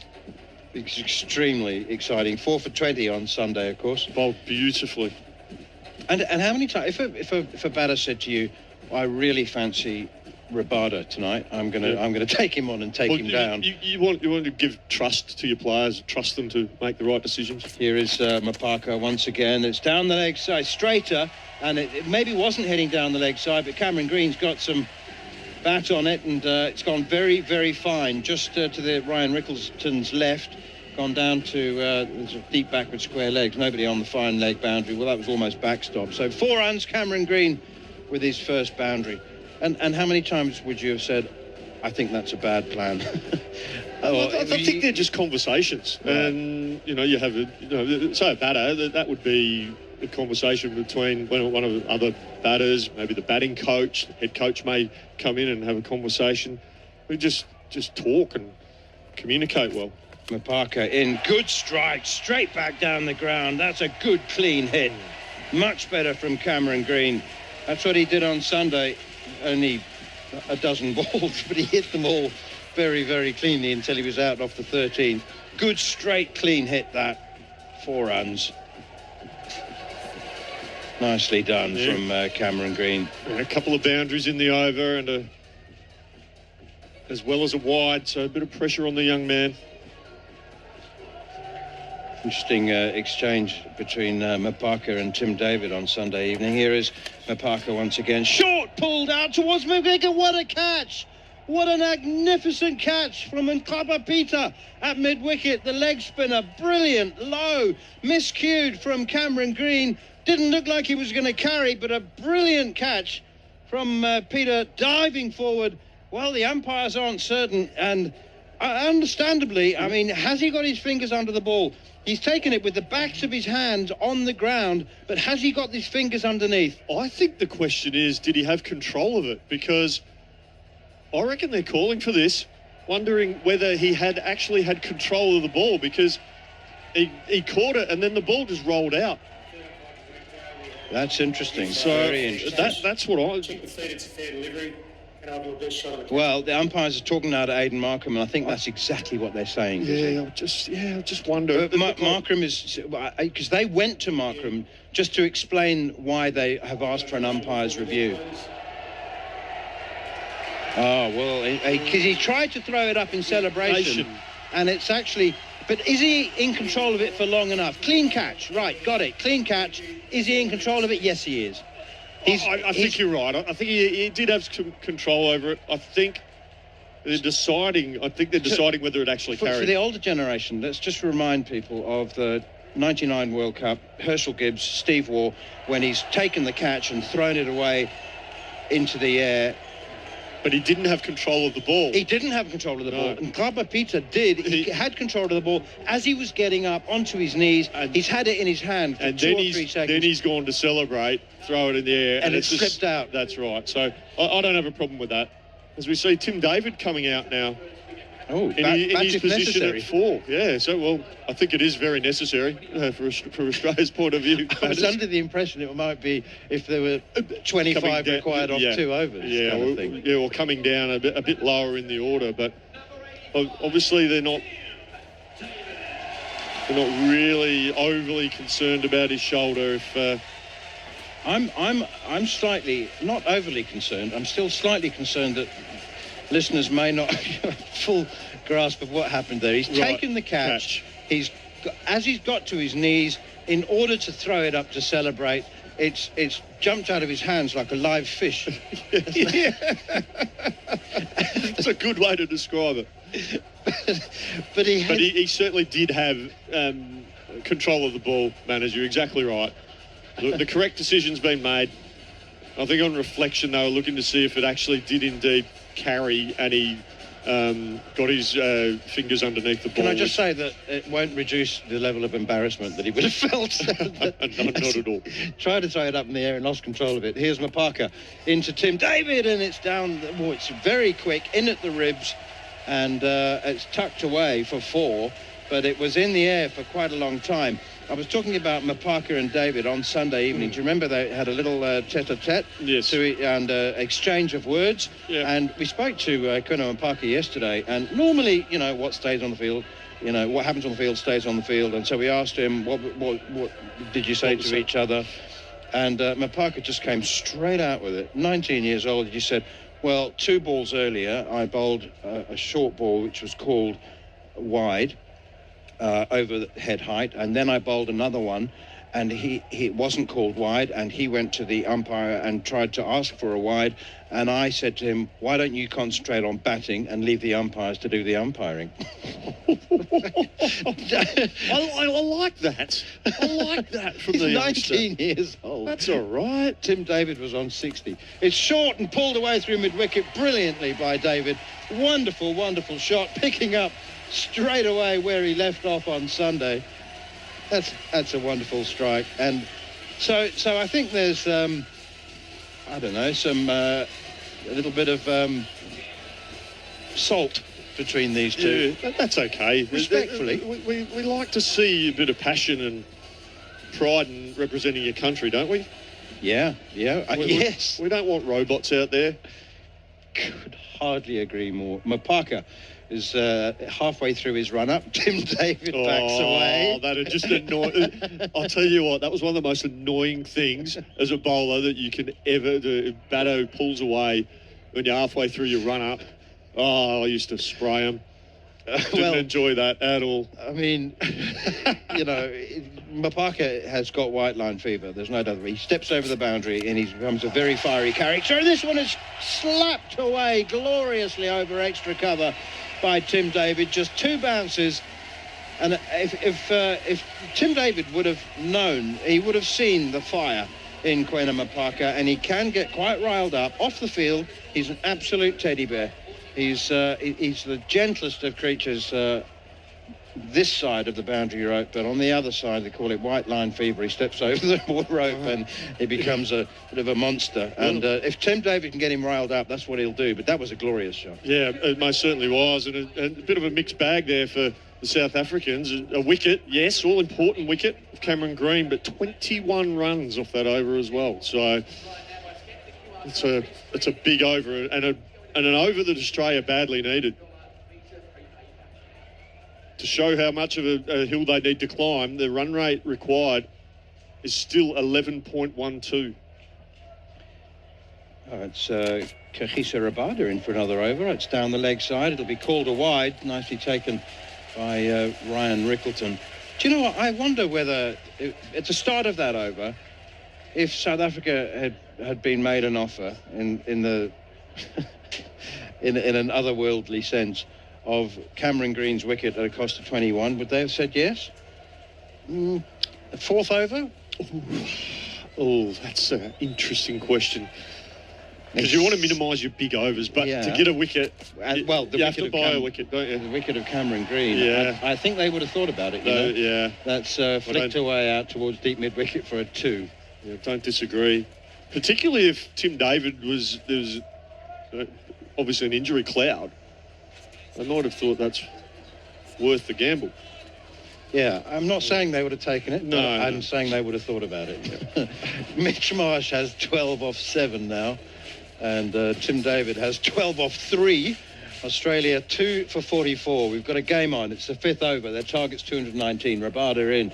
Swing and a miss from Mitch Marsh. Hits him on the pad. They will take a leg by Nick. Tim David and Kachisa Rabada get tangled up as they complete the leg by. They've had a bit of a laugh out there. Very good-naturedly. Yeah. Very good-naturedly. They bumped into each other, and then Tim David sort of hunkered down into a maul position, and Rabada put his arm around him, and they finished the run together. That's brilliant. Fantastic. It's interesting, Mitch Marsh has only faced 8 of the first 26 balls in this innings, which... It's interesting, the stats show whoever faces the first ball of a T20 innings, if they bat through the power play, they face the vast majority of balls, over 70%, 75%. It's fascinating. Rabada in bowls and chopped away behind square on the offside, straight to backward point. Stubbs Fields, 2 for 45. That just doesn't seem sort of... It's counterintuitive. I mean, that happens. Yeah, well, I know in my former role as coach of the Adelaide Strikers in BBL, we wanted Matt Short to have a real impact at the top of the innings, and he'd start off being the non-striker, and he wouldn't face as many balls, so we swapped it around. He ended up facing a lot more deliveries. Here's Rabada once again. Short, pulled, muscled away out towards deep mid-wicket. Well, wide, long on, deep mid-wicket. He's sort of... Corbin Bosch he's between a conventional long on and a deep mid wicket. He's actually very wide, isn't he? And it's as you said, it's a little bit harder for us to tell here with our side on view as well, just how wide he actually is. But so conventionally you'd look at that and think he's out of position, and it's just been pulled straight to him. Yeah, that's right. I think I'll have to find out whether South Africa have got a new analyst, because they've come up with a few funky plans in the first 2 games, and interesting field position. Slower ball bouncer from Rabada this time, and Mitch Marsh was all set to have a go at it, and realised that there was something wrong. It's slower ball, too high anyway, and it's called a wide or a no ball? Wide, yeah. And overhead. One for the over. Yeah. As well. But the slower ball bouncer from Rabada, much too short. Good pitch, by the way. Good pitch. Yeah, very good surface. Very good surface. Pace and bounce in it, and Rabada in. That's full and straight, and Marsh is checked as he on the back foot as he pushes it out towards mid-wicket, fielded by Luandre Pretorius, and they trot through for a comfortable single. Well, you said they wanted... What did you want them to have? 70 after the power play? 66 at least, 11 and over. May not get there. May not quite get there, but... Well, they're 48 with the ball to go in the 5th. South Africa today made 218 for 7, their highest score against Australia in a T20 international. Rabada is in to complete the 5th over, and it's punched away by Tim David for a single to mid-off, and he'll keep the strike. That total was built on the back of a career best and a South African best. 125 not out from Dewald Brevis, 125 from 56 balls, 12 fours and 8 sixes. Royal entertainment. And now very, very much game on for the next 5 overs. You'll be with Corbin Middlemas. ABC Sport coverage of Australia versus South Africa, live on your radio, ABC Sport Digital and the ABC Listen app. Thank you, Manners. The same stage, by the way. South Africa were 2 for 44. So Australia 2 for 49. Whatever that's worth. Yeah. Have they got a Deovold Brevis in the lineup? Well, that's the question, isn't it? 2 for 49. Started the 6th over, last of the power play. Ngidi, a slower ball and a cross-batted heave down the ground. Bounces once before reaching Markram, who fields it mid-off. And so a dot ball. So David, 14 off 7. He did hurt his shoulder when the Aussies were in the field, and despite returning to the ground after having it checked out and tried to continue on fielding, he ultimately tapped out and sat out the rest of the Aussie stay with the ball. How's he looked with that shoulder, do you think? Did he see 7 balls? I think he's looked fine. He's fended one off a short ball. He's played a hook shot. He's played a big drive over cover. He's looked fine. A square leg long on back, the only 2 out. Ngidi on his way in again, and a miscued ball here from David along the ground. Picked off at mid-wicket. Ngidi bowled a first good over. He went for 3 runs and employed a number of slower balls. This over started with a slower ball to Tim David. Second ball, pace on, only succeeded in hitting it to mid-wicket. Good bowling from Ngidi. Lungi Ngidi on his way in again from the airport end. Couple of dots to David. What's the follow-up? Cracks it over the top, a cover point. 1 bounce for 4. And there's the response. 50 up, 2 for 53. Another slower ball there, Corby. It's very clear the South Africans have got a strategy to take pace off against these big-hitting Australians. It's almost like Tim David was waiting for that change of pace. Just sets his feet. Real feature of his game, Tim David, is he sets early. He gets into a good, solid base, and then he just swings through the line of the ball. And he hits the ball with such power. A ring field up on the offside. Ngidi with the follow-up. Delivers to David, who just wristily whips it away out to deep square leg, and it's dropped. Diving effort in the deep, not to be. And in the end, there's no single either as Tim David turned back, but that is a chance put down. Just whipped it off leg stump out towards deep square leg, and it has been spilled in the outfield. Tristan Stubbs, who dropped one the other night, has put one again here, and it's the same man he lets off. Tim David given a life. I'm intrigued to know why Mitch Marsh turned down that single. That was a tough chance diving forward off the boundary at deep square leg, but they dropped David on 56 the other night. He made 83. They've dropped him early on here as he's pulling backward a square this time. Dropped on 18. He'll get a single, move to 19. So they get the 1 there. That ball also went for 4. Is that your understanding of it? I was focused on the drop catch, but I think that's, unless our television screen's wrong, but I think he's gone to 9. No, sorry, my apologies. 4 went out through the offside. Drop catch, they didn't run. That's right. That was the dot ball, and then 1 here. So confusing myself trying to read the tracking the balls in the over. Sort of, it's only 6 fingers on me. So much is happening, isn't it? I know. Dot 4, dot 1 is what we're after. Mitch Marsh on strike. Ngidi to him. Up-ish through cover and away for 4. They're stacked up there inside the ring on the offside. Marsh finds the gap, and the Aussies find the boundary. So 2 for 58 at the end of the power play. By way of comparison, South Africa were 2 for 50 at the same stage. So the Aussies 8 runs ahead. Marsh not out on 17 and Tim David on 19. Interestingly, Mitchell Marsh, of the first 36 balls of the innings, he's only faced 10. Is that a worry? I wouldn't say it's a worry. It's just, I suppose, more of an observation, because I know the statistics certainly favour a batter who faces the first delivery of the innings. It's amazing, isn't it? Those quirky little stacks. I heard you speaking about it with Manners moments ago, which you think, what's the difference between 1 and 2? And yet, statistically, there is a great difference. There is a difference, yeah. Isn't the Carpet Peter, who's on his way in, he's the leg spinner.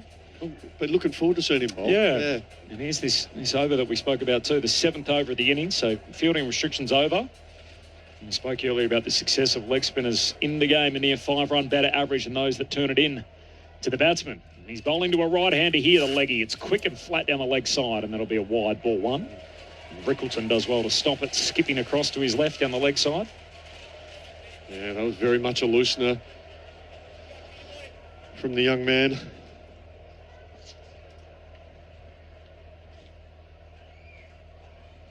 Peter with the follow-up on his way in, and just a sider for Tim David as he defends back down the pitch. And as we've seen him in the field recently, he doesn't wear the hat, doesn't wear the baseball cap at all, and he's ditched the helmet here watching the leggy, so... Should suggest he's not looking to sweep. Correct. Otherwise, he's in a bit of strife. Keeper obviously has his helmet on, as is the rule nowadays. David gets a short one, makes the most of it. Heaves it 6-7 rows back. He got every bit of that, Tim David, and a 6 for the Aussies, 2 for 65. David into the 20s. He's 25 not out. It's a beautiful strike of the ball, just a bit short from Peter. And that's right in the wheelhouse of Tim David. Rocks onto the back foot. He knows this ground, if he connects, it's too small. Tim David swinging a hot bat at the moment as he gets a ball in at leg stump, and as rocks back, turns it away along the ground through mid-wicket for a single. Coming in off the boundary there, Devot Bravis does the fielding on the back of his fine innings, 125 not out. It's just on that point about Tim David with no hat or helmet on, not looking to sweep. I think he scored only about 7 or 8 runs behind the wicket the other night. Wow. In his 80-odd. Yeah. Which tells you he looks to access in front, hit the ball back where it's come from. Peter bowls to Marsh. He looks in the same spot. Full-blooded, poor shot, 1 bounce for 4. Same area of the ground, Peter too short, and the Aussies hopping all over it. So Marsh to 21, David's 26, and the Australians now 2 for 70 in the 7th over. He's getting the ball through, Peter. It was 97 kilometres an hour. It's quite fast for a wrist spinner. David, 215 runs in his last 3 hits leading into this match. Obviously includes his 100 over in the Caribbean. He's in decent nick. Unbelievable. Do not let him get hot. And yet they've let him get away, South Africa. They've dropped him on 18. He's now 26, and Mitch Marsh finding the boundary himself, so he's 21 off 11. And Nakaba Peter's got to get round this over as Marsh just comes forward and dabs it down the ground for a calm single to long on. A little bit cheeky here, Leandro Pretorius. I don't know if you noticed that, Dizzy, just in front of us as the bowler was coming in, just continued to move further and further around to his left. Oh, that is a bit cheeky. For the people that aren't hardcore cricket fans, you're allowed to walk in with the bowler, but you can't move left or right. Yeah, correct. Very cheeky from the young man. If the umpire spots that, it'll be dead ball immediately. As David goes again, it's way too short, and this ground cannot hold him. He's put it on the roof for the 2nd time in as many games. Tim David hits it out the park. 32 not out. And Nakaba Peter, who gets his first look in the series, his opening over goes for 19. 2 6s and a 4. It started with a sundry.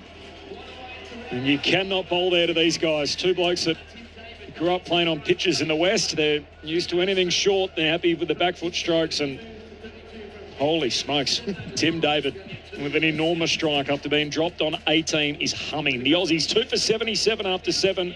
More from Jason Gillespie throughout the night. David 32, Marsh 22. And Adam Crosthwaite sits back down. Grandstand cricket on ABC Sport. Massive 6. They just keep getting bigger. This ground isn't that small, and this roof that we're sitting under is back a little bit, but the boys have just been hitting ball after ball onto it, and the Aussies are on track to do this. Cool. So again, comparison, same stage, 3 for 57 South Africa. They lost that 3rd wicket, which brought Bravis and Stumps together. They ended up putting on 126 for the 4th wicket, of which Stubbs scored only 31 of those 126. So they do need a special innings, but they're ahead of the comparison by 20. So 3 for 57 was South Africa. Australia 2 for 77. So one fewer wicket down and 20 runs ahead. And you've still got gun players in the shed. And I think that David being able to actually play and actually able to take the field is huge for this Australian side. I think when we thought he was off, it was like, oh, they're a batter down, this is going to be tough. But I don't think a score of 220 actually makes this Australian side that nervous. We've got a replacement ball. The other one's on the roof, and Corbin Bosch is on. He delivers to Marsh. A lofted drive back down the ground. It's high in the air. It's caught. And it's taken. Stubbs hangs on to this one. He's dropped David, but he's caught Marsh. And Australia are now 3 down. Start of the 8th over, 3 for 77.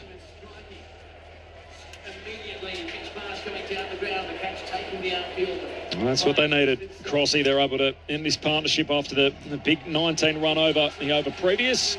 And Stubbs, I'm sure, after dropping David in the last game, he's dropped him tonight. He would have been thinking he had plenty of time to consider it. And at the end, safe hands there. He's a good fielder. It's been uncharacteristic him dropping him, but again, Marsh just tried to go a little bit too square there and just got under it. Brings in Glenn Maxwell.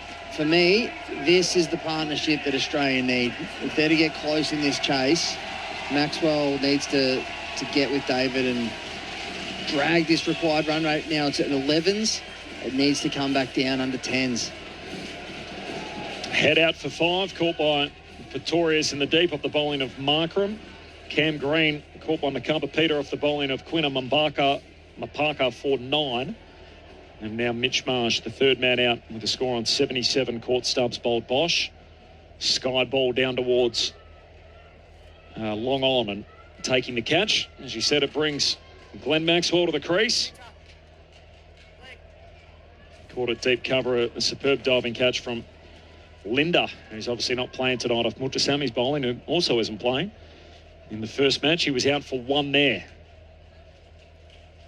142 off 77, the equation. 7 wickets in hand. Here's Bosch. First ball to Maxwell. Keeps it along the ground as he just tucks it forward to the square leg umpire for 1. And single taken. Maxwell's off the mark, ball 1. The Aussies 3 for 78 in the 8th over. It's a danger period here with the run rate at that 11 mark, because it's as soon as you start getting above 12, it's sort of 2 a ball becomes really, really difficult. You see just too square from Marsh here. He got the length that he needed. He just hacked it a little bit too square and straight up, but David, on the other hand, has been outstanding. Bosch from the airport end delivers, and a play and a miss. David looking to pull, didn't quite climb off the deck and threw into the gloves of keeper Rickleton. So 32 off 16, Tim David. He just looks like he's on a different planet to the rest of the cricketers at the moment, doesn't he? Like, Brevis was unbelievable, but there's something about the way that Tim David's approaching his cricket, the way that he's playing his cricket, everything's to his own rhythm. It's always been that, but it just he looks like a much more confident player in his own skin at the moment, and it's a dangerous prospect. The green helmet back on with the right arm medium pace of Corbin Bosch on his way in. Bowls full on leg stump and an on drive along the ground down to long on for 1. A little bit better than medium pace too. Medium fast for Corbin Bosch.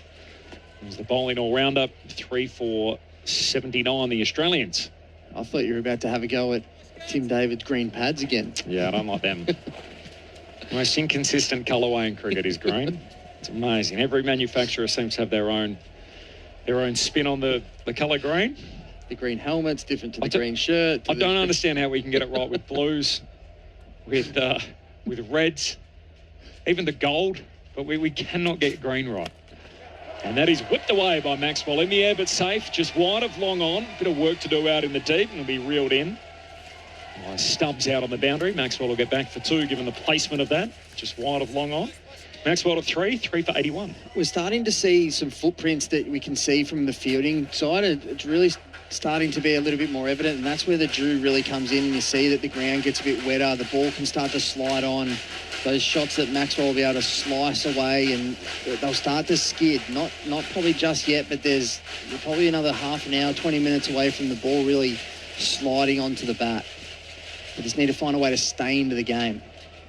Here comes Bosch on his way in again, delivers to Maxwell, who cuts it over backward point and away for 4. So picked up the length nice and early and dispatches it to the rope. So 8 overs down, 3 for 85, the Australians. Maxwell, his first boundary moves to 7. Tim David humming along on 33. Grandstand cricket on ABC Sport. Corbin, Middlemas and Adam Crosthwaite.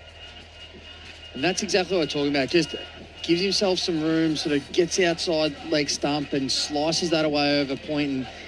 And the way that some of the modern day players can slide the ball off their bat, the ball actually then skips away. And when the dew comes in, and this is where they've played a lot of cricket in India, where the dew factor in the second innings really comes into play, that these guys are getting so good at them being able to slice the ball and skid the ball through different areas of the ground.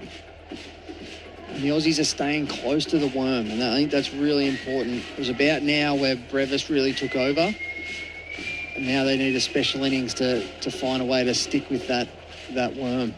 3 for 63, South Africa at the same stage. They're 3 for 85 and a full toss. And Parker bowls to David, who drives along the ground out towards long on for a single, and it stubs again as the ball keeps finding him in the outfield. On a single, David moves on to 34.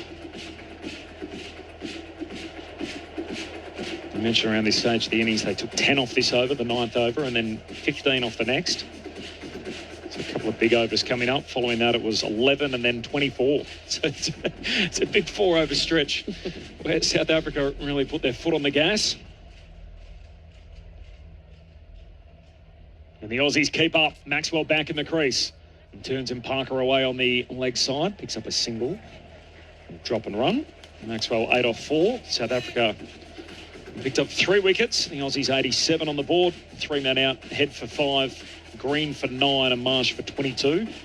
All caught. Tim David was dropped on 18. He's now 34.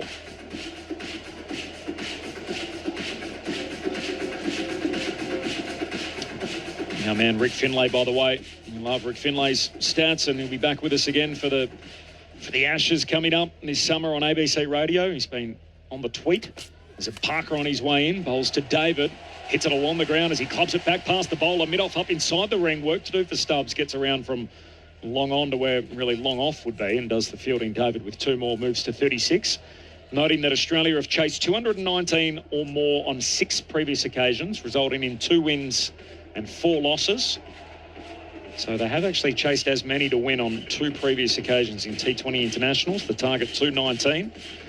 And he also noted that Diavold Brevis, on the back of his 125 not out, is now the highest individual score against the Aussies. As in Parker bowls, pull shot, hand off the bat from David, but it doesn't stop him. Still puts it back into the crowd, a dozen rows back. And the pull shot brings about 6 more. David to 42. And that is literally a crowd killer. We're lucky that no one got hurt there. It's always awkward when you sting it that low into the crowd, people trying to catch it, but it's just hitting the middle of the cricket bat. It just has such easy power.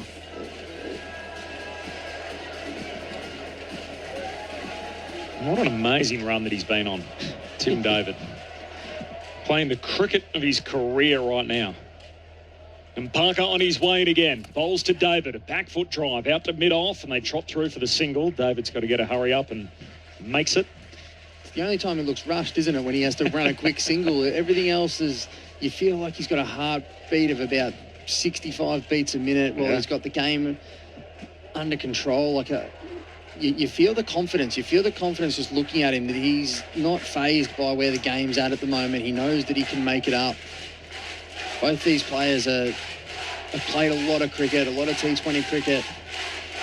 He only batted twice in the Caribbean, 102 not out and 30 in the last game. There's a short ball for Maxwell looking to hook, plays and misses. In this series so far, he's gone 83 and now, 43 not out. That's a dot ball to end the over. So Parker, his second over, going for 11 runs. including the 6 off it. Incredibly, he went for 21 off his first over. He bowled 4 overs the other night, 4 for 20. So he conceded more runs off his first over tonight, the 19-year-old left arm quick, than what he did the other night. 3 for 96, and the Aussies at the completion of the 9th over.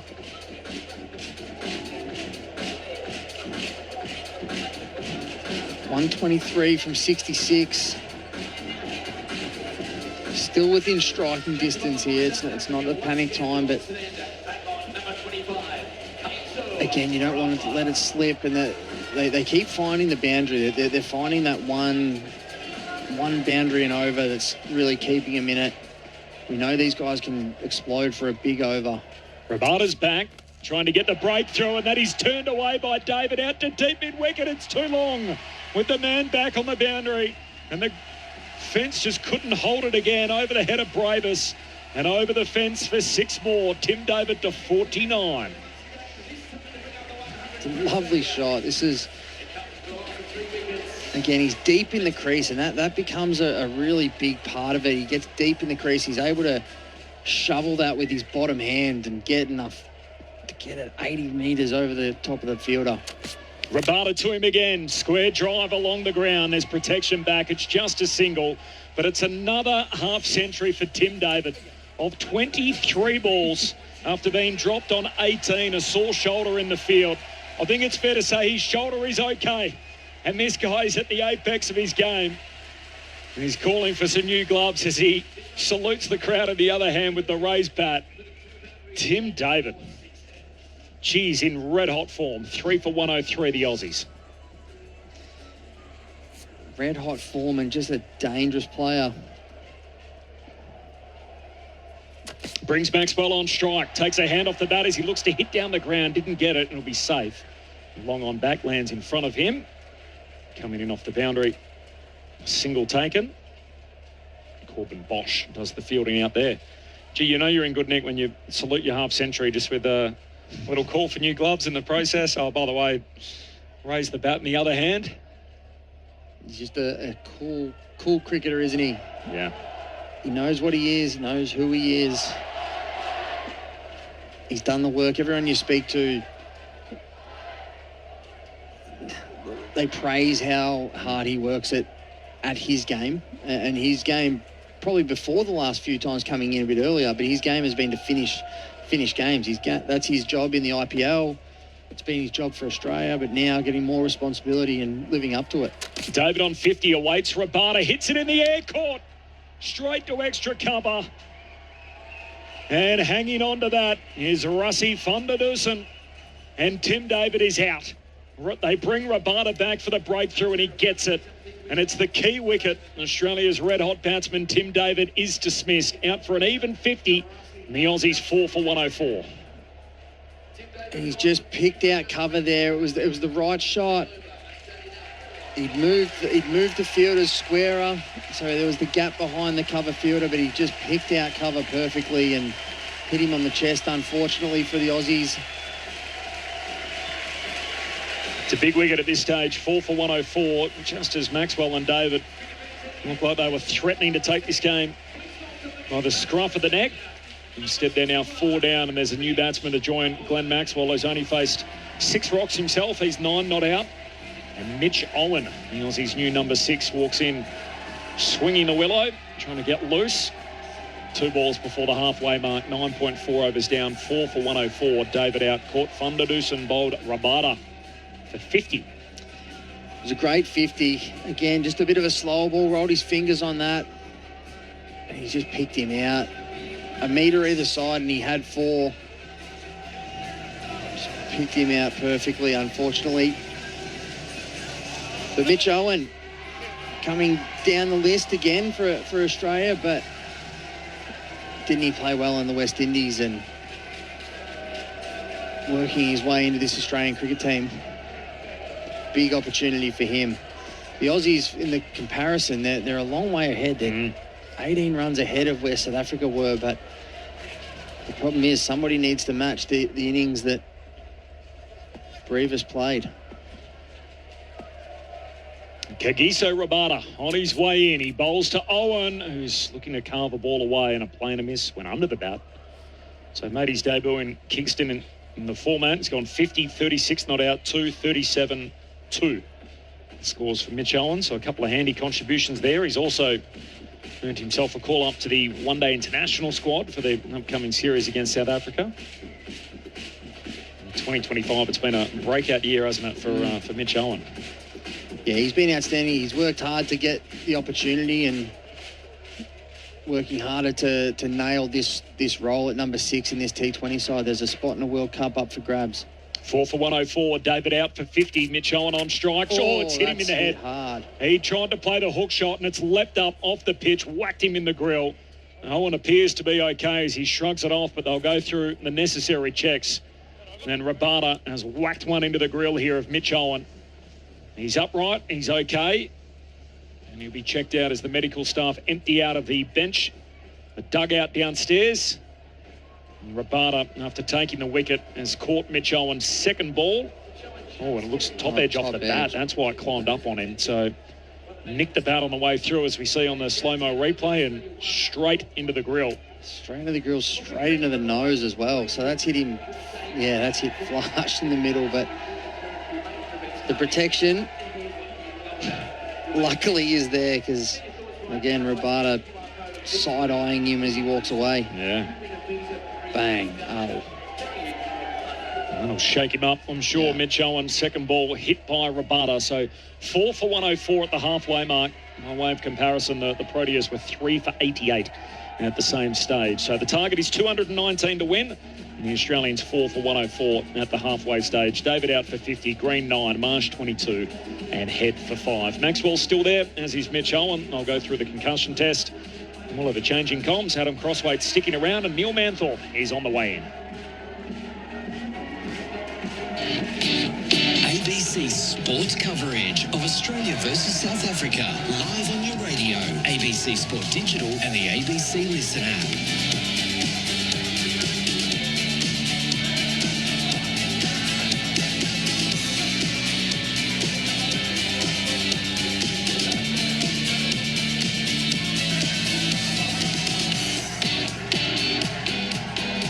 Well, the concussion protocols will run their course, and I must say it's times like this that you feel obliged to remind listeners that it is so important. And you look back at the days when they didn't used to take place, and the umpires would say, "You're right, you carry on," and the ramifications of an undiagnosed concussion are absolutely awful, and it can take a little while to set in. And I mean, that has hit him absolutely flush, as Corbin described, and that shakes you up. And it's all very well for him to stand there and go, all right, I feel all right, I'm okay. Yeah. But it takes a medical practitioner to make that judgment rather than the player himself. And that's it. The player themselves, always in the heat of the moment, you want to stay out there. But as you say, and rightly so, it needs to come down to a doctor to sort of say, hey, or a medical professional at least, to be able to say, you know what, off you get, because that has hit him hard. It looks like he's going to stay out there, but Rabada hasn't missed, and that's a top edge straight into the face. Can't really see from the slow-mo replay whether they actually got his nose or it actually hit, but it would have shaken that. Like, it still rocks your face, and they need a new grill. The helmets, there's a million helmets that the boys have got that they're trying to find one that fits, because the grills don't easily come off, these helmets. So if he's got a busted grill, he now needs to find a helmet that fits. Yeah, and they say they have different suppliers. This Australian team don't all have the same supplier, do they? No, I think he's got a Gray Nichols one on, and like honestly, that looked like it did a really good job of, like the metal bars actually saved him there. They didn't crumble in. It is possible that if the impact was such that it can be much worse side on, because then the helmet is pushed against the. But they're designed to take full front impact, and that's exactly what happened there. It is possible that the helmet has absorbed, the majority of the impact, and it's absolutely, it's done its job, and it's entirely possible. Well, I hope it's not just possible. I hope he isn't concussed and that he is fine to carry on. What it would have done, it's rattled him. It would have. It has to rattle. You get hit. Rabada hits you in the middle of the face. that's gonna rattle anyone. And it's a tough man to sort of sit in behind the next one. Well, it's Glenn Maxwell on strike now as Kona Mapaka continues, and that one is tucked away off his hip as Mapaka goes in at the rib cage.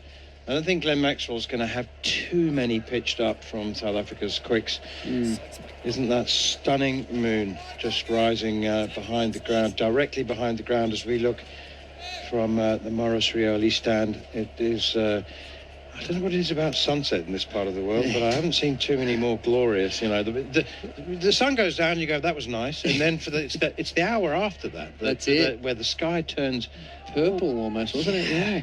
Absolutely glorious, and the moon is no less dramatic, glowing orange directly above the ground. Here is Mapaka, left arm over the wicket. That's a full toss, and it sliced away. South Africa got a very fine leg. I mean, he is literally fine leg, and that is Rabada who's down there. I mean, again, you know, it's I was talking earlier about South Africa coming up with some funky plans and unusual field placings, and I must say they're not known for that at all. But I reckon they've got a new analyst, because, I mean, you look at that, you're thinking, fine leg, what's he doing there? He get squarer. Yeah. But, you know, it's gone straight to him. Yeah, the angles are definitely changing around world cricket. I think it's sort of, teams are now starting to deploy that deep backward point a lot more than what have in the past. And yeah, there's some funky positions. And again, all these guys play with each other, and this is where the IPL and these tournaments, a lot of these guys steal strategy from each other at all these tournaments around the world. Glenn Maxwell just pulled away there as Mapaka was halfway through his run up, and he's gone big over deep mid-wicket. No need to run for that one. That's 12 metres clear of the deep mid-wicket boundary. Devalt Brevis is asking for the ball back, please, and could you wipe the ketchup off it, because I think it's somebody's got a plate full of chips and possibly a piece of fish, but he was Brevis is like, give it back, give me the ball. Yeah, very, very good hit, and Parker, bang on cue. I just said he wouldn't pitch any up, and he pitches one up straight. Pitches up and he goes the journey. This one won't be pitched up. Here is Mapaka once again. It is short. It's down the leg side, though, and there's an appeal for a catch behind. Has you got a touch on that? Rickleton's confident. Lungi Ngiri's fielding at short third. Short fine leg, rather. He's also appealing. Rickleton really wants this, and I can't see them not. Yeah, I can't see them not going. It's one of those ones, if your keeper goes up so hard, they have gone upstairs. Well, it's a short one. Maxwell's gone for the pull shot. Hasn't ostensibly at this stage made contact, given not out. Rickleton absolutely adamant, the keeper, absolutely adamant. And it's all on him here. Aidan Markham didn't hear a thing. He's the captain. He's gone, well, if you're that short, then let's use it up then. So it's there's contact, isn't there? It's just a question of what it's off. It's off the top of the fire pad there. It's off his hip, yeah? Yep. We'll have a look at keep coming through, flat line, keep going. Flat line. You can hear the third umpire, Sam Nagowski. Is it? How do you say that? Sam Nagowski. Nagowski. I told you the J in the K. They're too hard. Take them out. Thank God Corbin was at the back of the box.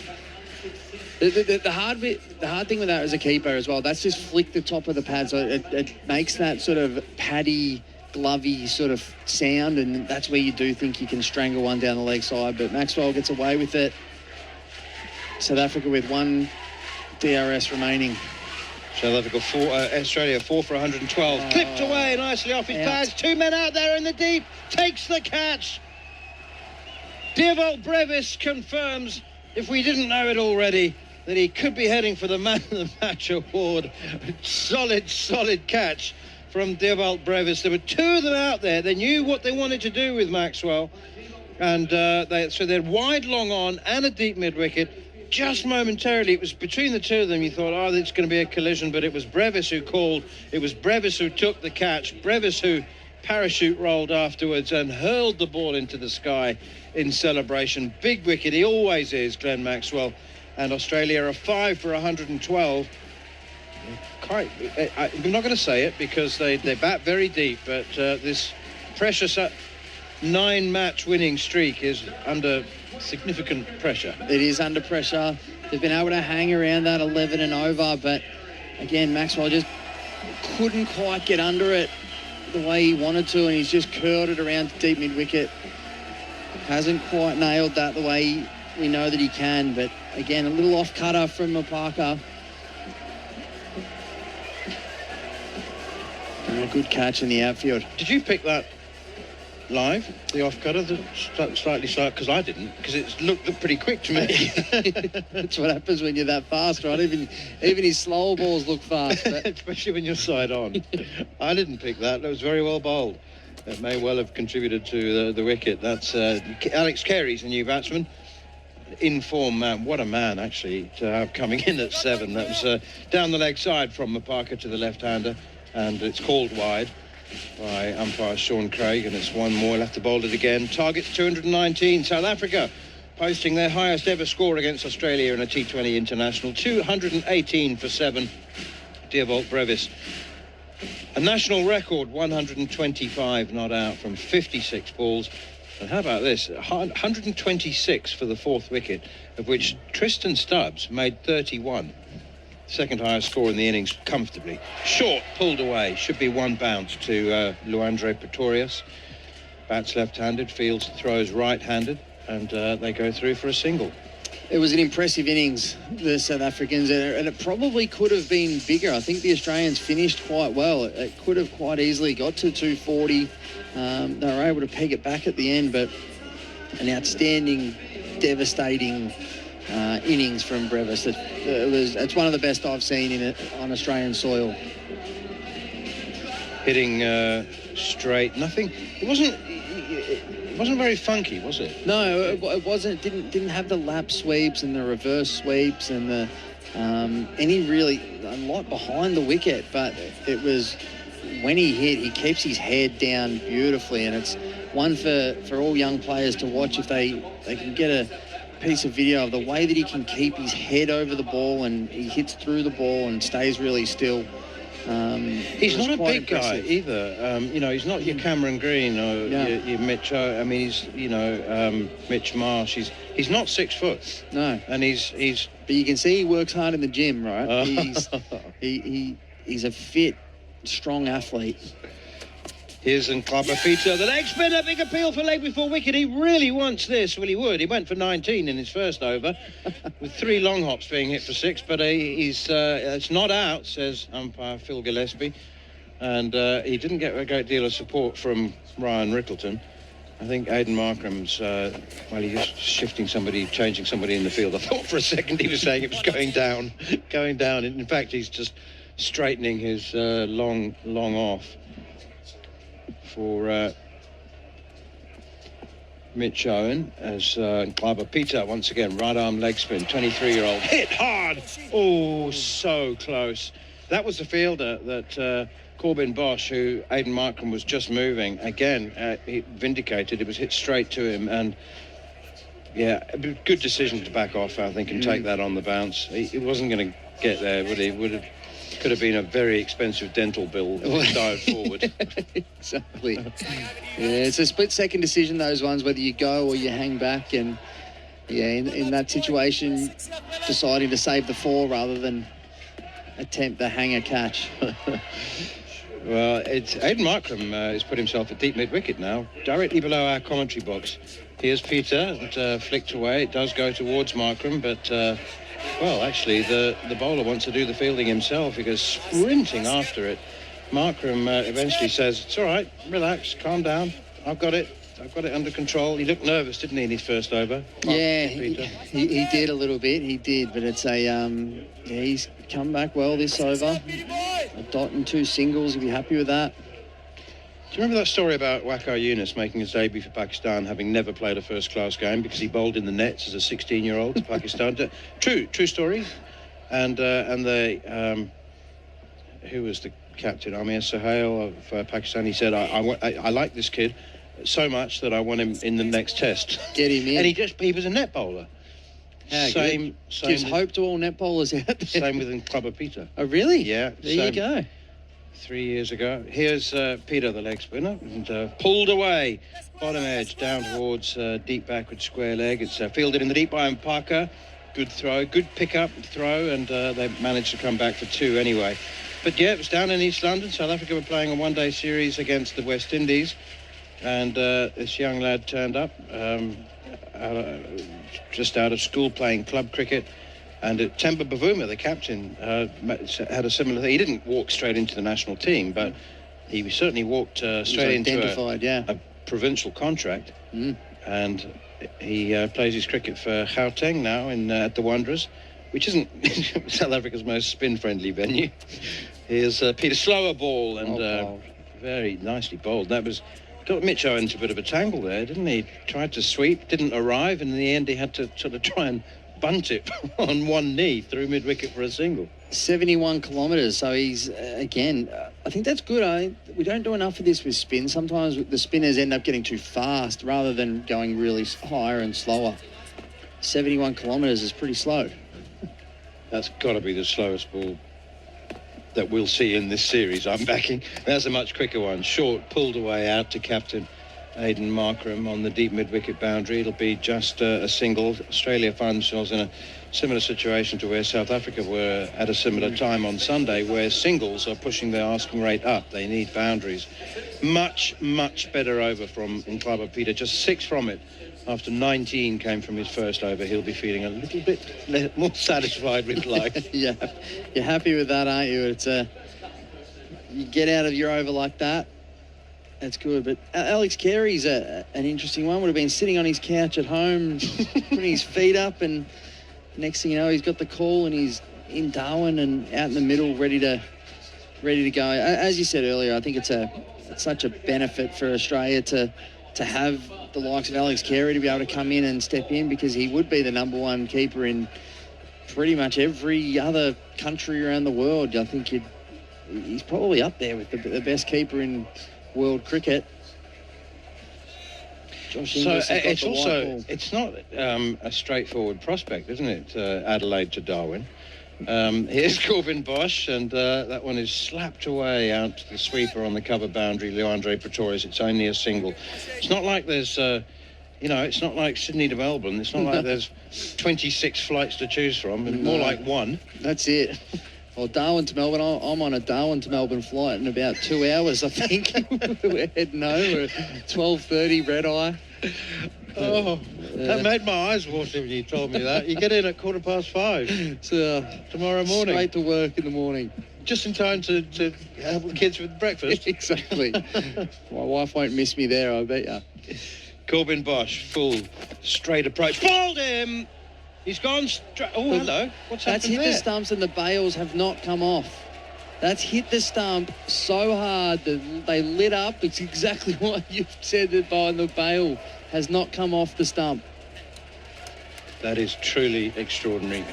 Well, the zinger lit up, so I wasn't wrong, ladies and gentlemen. If you are thinking that I've not described that accurately, when I said bowled him, the ball hit the stumps. Yeah. The ball hit the off stump, and the zinger bails, which are heavier. They are heavier than standard. But this is hit hard. That is a little shake. Yeah, that's unlucky for South Africa, and a big break for Owen. Bosch goes for the same ball, full and straight. Owen plays the same shot, somehow scrambles it away for a single through the offside. I have never seen that live. I have seen it happen. I mean, it's happened in the Big Bash a couple of times, hasn't it? Normally with a spinner, though. That's it. Normally the pace, exactly. The pace of that really should. We're having another look at the replay here, and this is just. That's hit. That's lit up the bail. So the bail's jumped. So the bail lit up, but it's jumped up. It's gone straight back in, and the South African players just making sure that it's not stuck on, and they've made sure they've taken it off. Russie Funnederson, who walked up to it and knocked the bail off just to make sure it did light up. Beautiful. Half a step down the wicket from Alex Carey and a glorious drive over extra cover for 4. There we go. That's the boundary Australia needed. And they've been short. They've not had a boundary for 2 overs. And that's vintage Carey. Just a little skip down the wicket, strong wrists over the top of mid-off, and this is where he's at his best. We've seen him counter-attack in Test cricket of late, and that's still and strong over mid-off. Corbin Bosch, 30 years old. He's also strong, straight approach, bowls quick. Little lap sweep attempted here from Alex Carey. Talking of funky shots, there's nothing. I shouldn't probably even call it funky now. But the lap sweep against 140-kilometre bowlings. Yeah, they're used to it now, aren't they? They're very good at it. And Alex Carey is one of the best in world cricket at it. So it's the 1-2 combo that he goes to often. It's the punch over the top of mid-off, and then potentially that's when it brings fine leg up, and then you can get over fine leg. But he missed it, it went through to keeper Ryan Rickleton. Short one now from Corbin Bosch. He tries to pull Alex Carey. He's missed that one as well. Not often you'll see 2 dot balls in a row. Do you realise that this year in T20 cricket, South Africa have got the 3rd highest dot ball percentage when batting? We talk about reasons for success and reasons for winning and losing. They have 41% of their balls they've faced have been dot balls, above only Pakistan and Zimbabwe. So it's avoid dot balls. That's it. It's a KPI that really should be written on their whiteboard inside, isn't it? That hey. Corbin spoke about it earlier in regards to the boundary count, but I think it's at both ends. You want a high boundary count, but you also want to reduce those number of dot balls, and that it is when you really set those stats apart. That's when you really start to separate the best teams from the rest. Mitch Owen has 7 from 10 balls. That's not the Mitch Owen that the Big Bash has come accustomed to. Lungi Ngidi is back in to the attack, and first delivery is yet another slower ball. He's been known to bowl 5 or even 6 in an over. He's not afraid of the slower ball.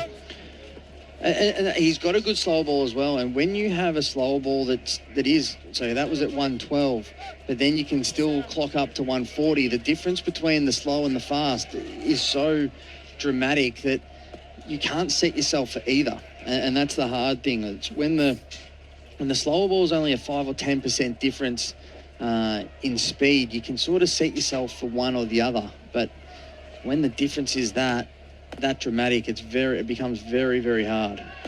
Mitch Owen 8 off 11, Alex Carey on strike 7 off 6, 5 for 128 Australia. Good Yorker from Ngidi, a rare pace-on delivery, and it's dug out by Carey for a single.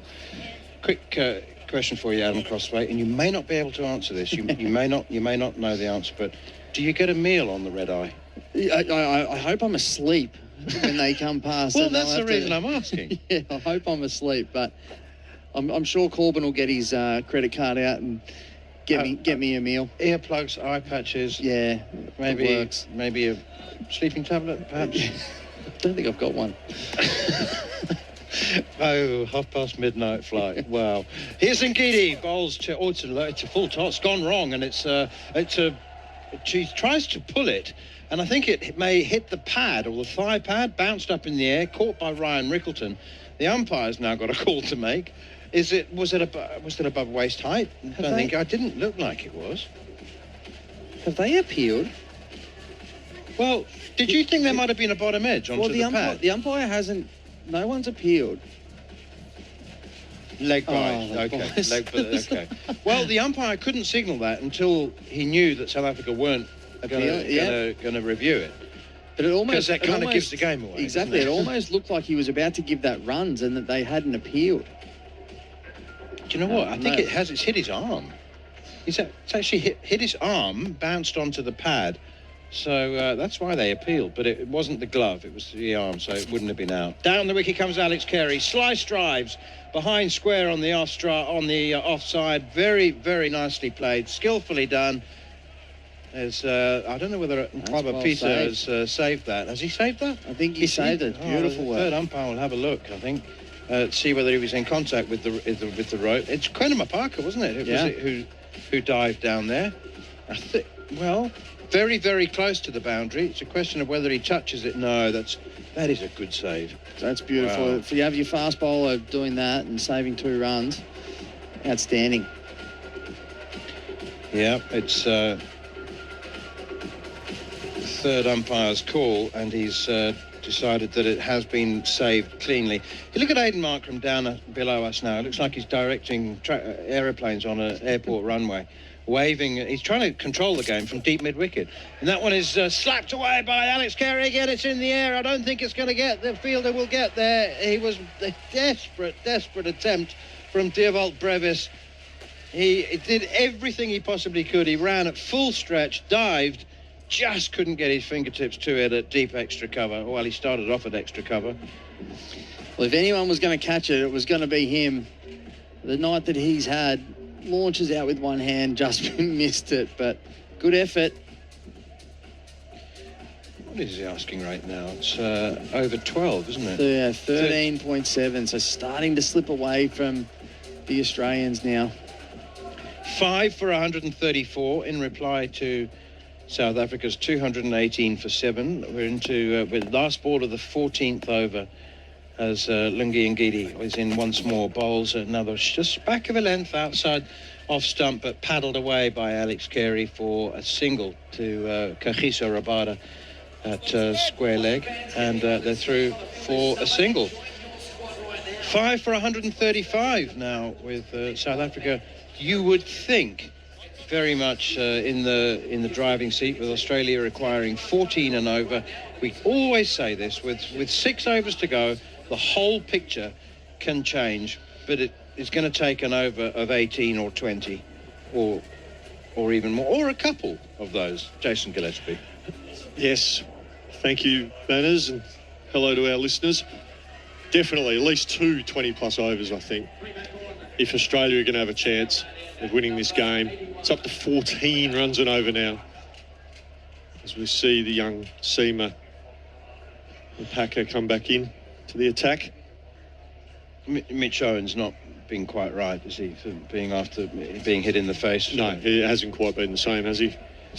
He just, I think South Africa have bowled well to him, but the reason I say that, he is the obvious man for the 20-plus run over. Sliced away by Alex Carey now, and it's big Lungi Ngidi trying to do the fielding down at very fine leg, and I think he may have hurt himself here. He's dived away to his right, and he's a big unit, not, strong, muscular, and not particularly quick, not beset with fast twitch muscle fibre, Lungi Ngidi, and he goes down hard when he goes down. I think he's okay though, isn't he? Yeah, hopefully he's okay. I think he might have just got a bit of rope burn on his arm. I mean, we'd rather that than a shoulder injury, that's for sure. And it's ironic because there are boundary triangles all the way around most of the ground, except in front of the sight screens. That's right. Is that so the roller can get on and off, or the super soccer? Or that's a high full toss from Quentin Parker. Umpires will have a look at that. I think he's called no ball, and Alex Carey is. The only way to describe that shot was evasive action, and he's broken his bat too. It's hit the splice of his bat very hard. I think Alex Carey called for a replacement bat straight up immediately. Yeah, his bat's cooked. he just snapped it himself. He's just snapped it. It's hit right on the splice. Yeah, he broke it straight away. Yep. And it's a no ball as well. So that's a nasty delivery, isn't it? Oh. And Parker apologised, but that's very good of him. It's like running into someone at a traffic light, isn't it? And you're just thinking, I'm going to be 3 weeks at least without my car. Yeah. And there's an excess to pay, and you're saying sorry. Yeah, thanks for that. Alex Carey on 19. He's got a new stick for the free hit. Quentin Parker starts his run up just outside the 30-yard circle.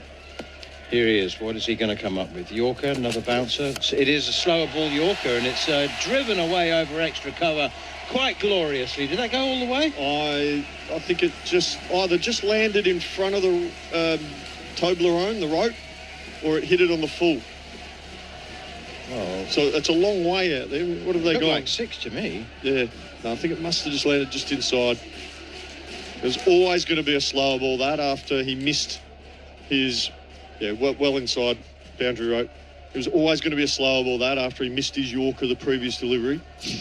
Bowlers, that's how they think a lot. Alex Carey now 23 off 13. It's been a lovely cameo, but it needs to be a lot more substantial as Lungi Ngidi does the fielding down at wider third man now as Alex Carey slices it away. Looking for the gap at backward point, but it'll only be a single. Alex Carey had intent to try and run 2 to Ngidi, but it was a good thing he didn't because he would have been run out by half a pitch. Such was the great throw from the big man down on the boundary. He's got a very strong arm. Incredible arm. Yeah. So is Rabada. There's a few of them very good in the deep. Tristan Stubbs, strong throw. Actually, most of them have got strong throws in both teams, all international teams. But he's bowled him. Parker has gone through. Mitch Owen, swing and a miss. Mitch Owen never settled. He got hit third ball, flush in the face in the grill by a Kahisa Rabada bouncer, and he's just never settled and never got into the game. Quentin Parker has threw him, I think, beaten for pace. He was swinging across the line. There was nothing particularly scientific about that shot. It was just swing and try to hit it as hard as possible, and instead Parker has hit the stumps, and Australia are 6 for 147. Yeah, he never got going. Mitch Owen 8 off 13. I think you're right, Neil Manthorp. After he copped that blow, didn't quite find his mojo. It's the extra pace for Parker. Undid him. It's 2 games in a row. He's been clean bowled by the young man. He's prodigious talent, and as I was mentioning a little earlier in my first commentary stint, the first 5 overs, he's fiery as well, which Jason Gillespie alongside me was enjoying. Yeah, nothing wrong with playing with a bit of pride and passion for your country. I don't see anything wrong with it. As long as you don't overstep the mark. I think that's... we all agree on that. And he hasn't so far, No. but I think he will in future. You have to learn your own way. It's like having, kids. You know that they're going to make a mistake. Next ball to Ben Dorshus is chopped away for a single through the offside. And he'll know. I mean, I think he's going to cop a few disciplinary points along the way, and he'll he's extremely well managed. He had a press conference yesterday. He was asked 9 questions, and he prefaced every answer with "Thank you for your question," which is some media training. But great manners. Yeah, very showing much respect. So. Here's Parker, turns away through the leg side by Alex Carey. They've run just a single. The asking rate is it's not going through the roof, but it's still at 14 for Australia. 15 overs gone. I'm out of here. 219 the target. Australia 6 for 149. And it'll be Corbin Middlemas in the company of Jason Gillespie to take you home. Live coverage of the cricket. Australia versus South Africa on ABC Sport, your home of cricket.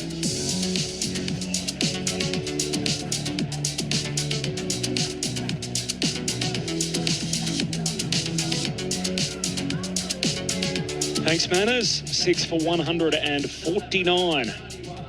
Same stage, by the way. We love doing this. 3 for 167. So not only 3 more wickets in hand, South Africa, they also had 18 more runs on the board. And Nakaba Peter is back into the attack. The leg spinner, he's bowling from the airport end. And he's bowling to Alex Carey, so turning it back into the left-hander, and he cuts away to cover.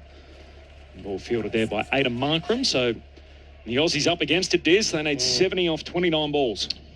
Yeah, it's going to be... they need a lot to go right here, Corb. for Australia, and you feel Alex Carey is going to have to face the vast majority of these overs as well.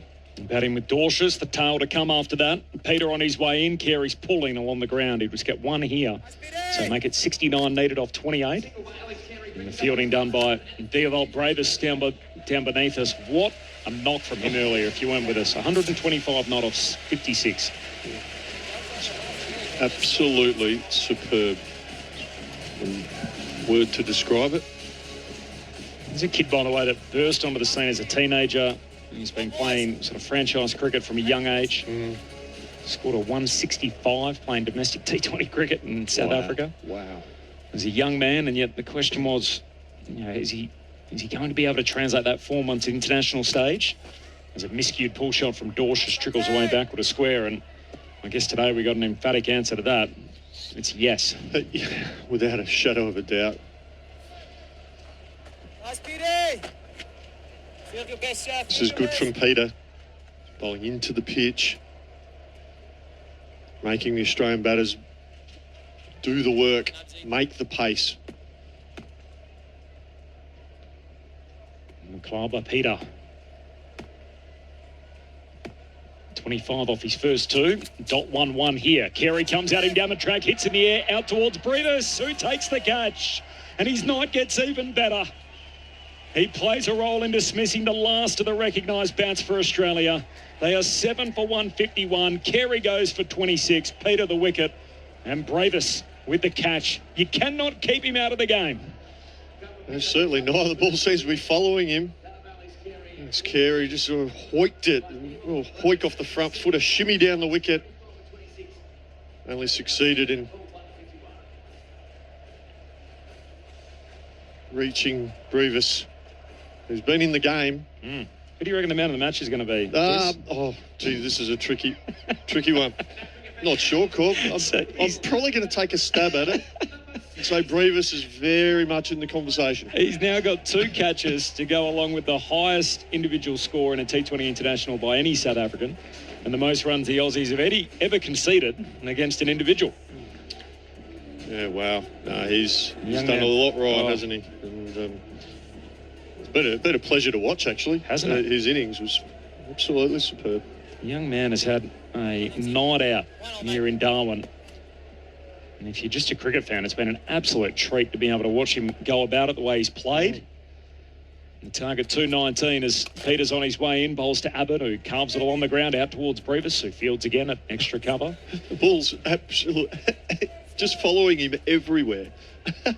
He's gone from riding on the boundary to fielding inside the ring and receives the ball in back-to-back deliveries. Tim David, who hurt his shoulder in the field, did threaten at one stage to make sure the Aussies were above the required rate. As Abbott a plainer miss down the leg side, these would be wides. Wasn't gloved cleanly by Rickleton. Tough one for the keeper up to the stumps and make them 2 wides on the board as they swap ends. The 2 batters, Abbott and Dorcius. Yeah, you say they're tough, but at the international level, they should be taken, even if the spinner does bowl down the leg side. Maybe I'm being a bit harsh. No, that's... He got a glove to it, didn't he? But, like you said, the top flight keepers in the world would take it. 66 off 25, 7 for 153. Last ball of the 16th over. Bit of flight. And Dorcius takes it to him. Has he got enough of it? Yes, he does. Put down in the front row. But it's 6 for Ben Dorcius. He moves to 8. And Australia are 7 for 159 with 4 overs to go. They need 60 runs with the lower order needing to get them. That was an interesting decision from Peter. That's what we call pole hunting, Corby. Last ball of the over, just get it into the pitch. You know, finish the over off strong, but he's tossed it up looking for a wicket.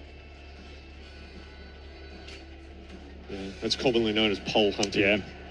He's paid for it. He's paid for it, absolutely. The attendance, by the way, 8,448. So great crowds. 2 matches in a row, both over 8,000. Slightly south of what we got on Sunday, understandable. Tuesday into Wednesday. The Aussies need 60 off the next 4 overs, and they'll have to get them with Abbott, Dorcius, Zampa and Hazelwood. So tall order for the Aussies. You're off the game 3. Yes. doing the whole series Yep. here on ABC Sport, so enjoy that off to Cairns. Yeah, looking forward to it. When do you get up there? Got the early flight in the morning. Okay. Cool. Nice. And game 3, it's on the 16th. Here's Corbin Bosch on his way in. Bowls a full toss. Abbott pops it up. Did it carry? Just short on the half volley to Peter, who dives forward at cover, so a dot ball. I think he lost his feet, Peter.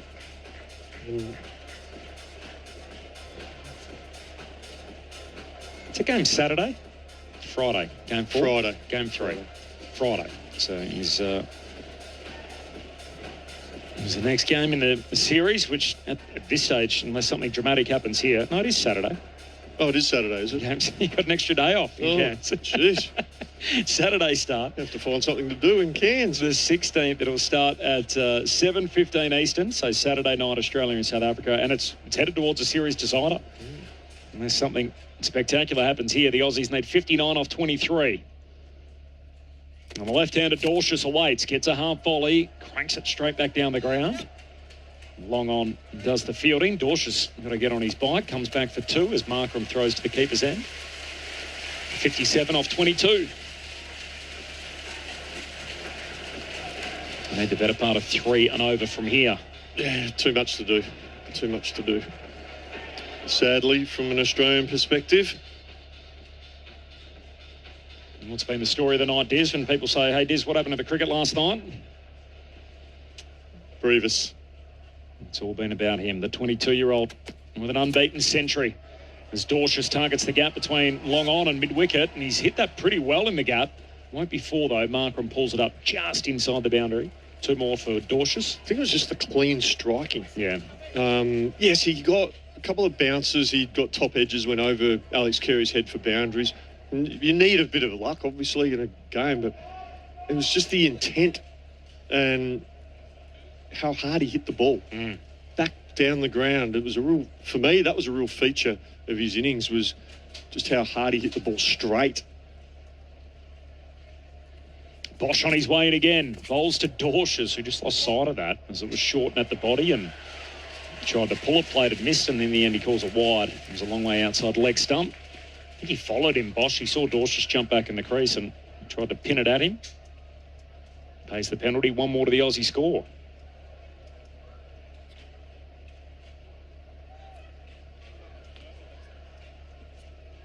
And what will be the Australian review, do you think? How will they sum it all up? Obviously had one of the all-time great innings inflicted upon them as Bosch bowls fallen wide of the pegs and a plainer miss.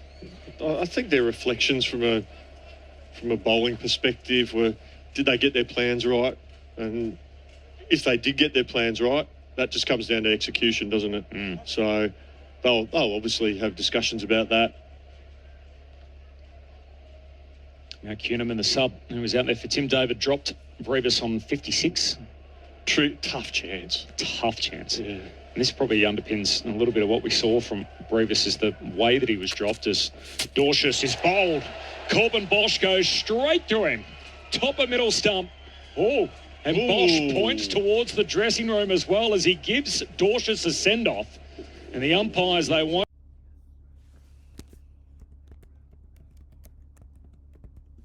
The ball has found him. Zampa out for a globe.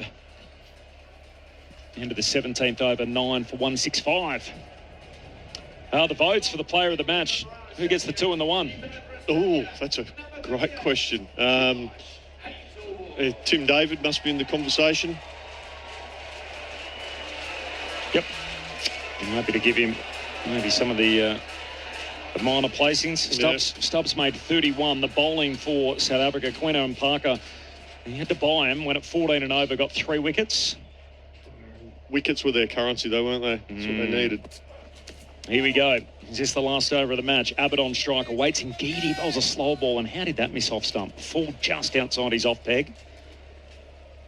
Ngidi's been impressive. I know he's gone for 19 runs, but this is his 4th over. Yep. Yes, he hasn't taken a wicket, but defending a total.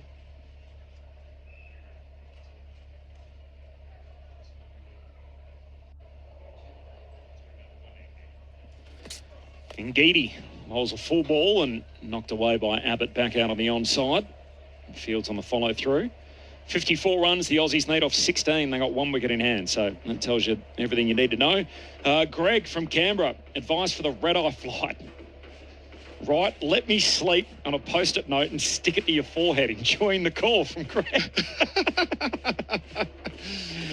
That's great advice, Greg. And that's what's ahead of Crossy and myself tonight. We'll trip back to Melbourne.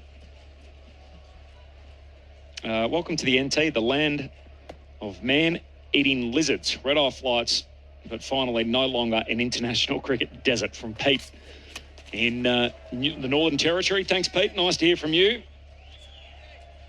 We've been treated wonderfully well here. Been treated to some wonderful cricket. Yeah. And just delightful to meet a lot of the locals here who've come out in support of international cricket. Well done, everyone here. The Northern Territory, Darwin, NT cricket, been outstanding. Gav Dovey, the CEO, and his team, done a wonderful job. Abbott gets a top edge. It'll be caught at short, third man. He hangs on to it, and Abbott's out for 1, and the Australians have been bowled out.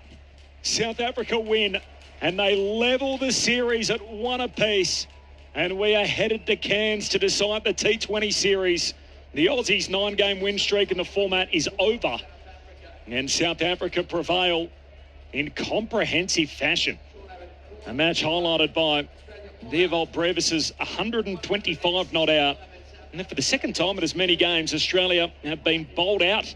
It took until the final ball in game 1. It's all out. Australia are all out in the 18th over here. South Africa win by 53 runs. So the 3-match series is level at 1 apiece. And Ngidi picks up a wicket. Tidy figures of 1 for 19. And the Aussies all out inside 18 overs. South Africa big winners by 53 runs. Fantastic performance from the South Africans, led by Theovold Brevis. We can't overstate it enough how good a knock that was.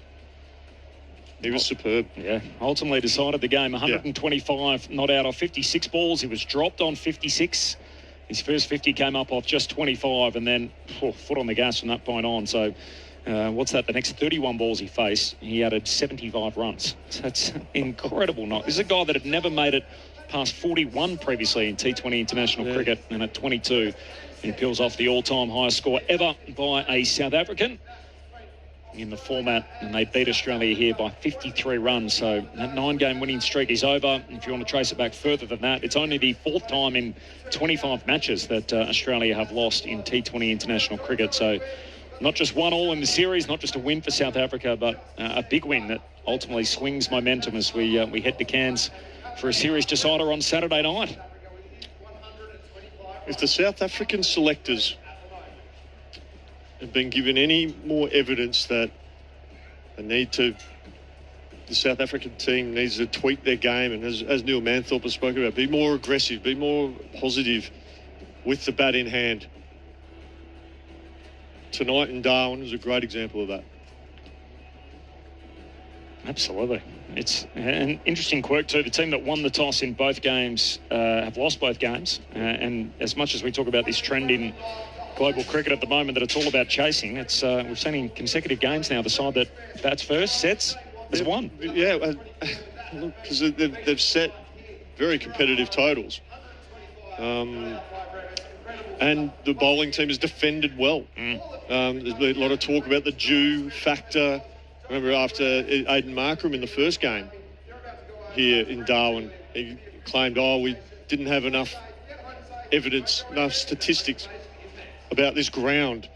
We don't know what a good score would be. We want to see how it plays. I suppose that these 2 games have flown in the face of stats, I suppose. But what we did see is a good surface in which the T20 cricket was played on. It promoted good batsmanship, reward for intent, but also we saw wickets being taken bowlers bowled well. They got rewarded as well because it was bounce and carry. So all in all, well done to the NT curators here, NT cricket curators here at Marara Stadium. No doubt. They've done a very good job. Presentation's coming up in just a moment. We'll probably be interrupted by our off-air time before that concludes, but Devol Bravis is the man of the match, so no surprise there.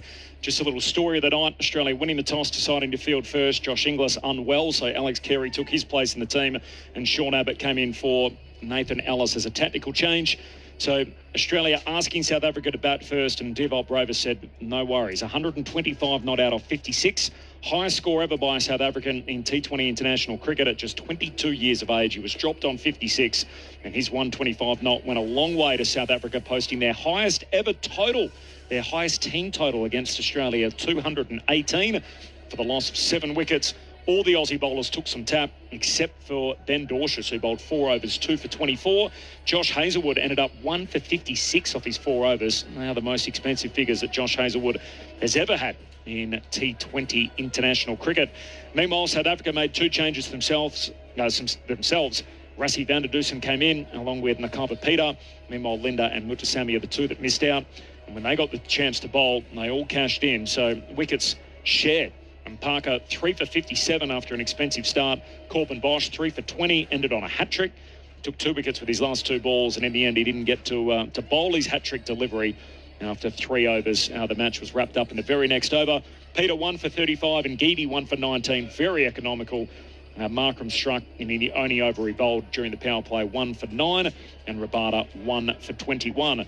The Aussie batting, if we work our way through the card here, Tim David, who hurt his right shoulder in the field, actually sat out the back end of the Aussies' efforts with the ball. He was out for 50 after being dropped on 18. He's humming at the moment in the way that he's going about it. But the next best, though, for the Aussies was Carey with 26, 22 for Marsh, and the rest of the scores. Head only made 5, Green 9, 16 for Maxwell, 8 for Mitch Owen, 12 for Dorshus, 1 for Abbott, and Adam Zampa was out for a duck, with the game really slipping away towards the back end. Hazlewood not out without facing a ball, 165. All out Australia, with South Africa winning by 53 runs. I'm not sure we're going to get to hear from any of the boys here just before we're out.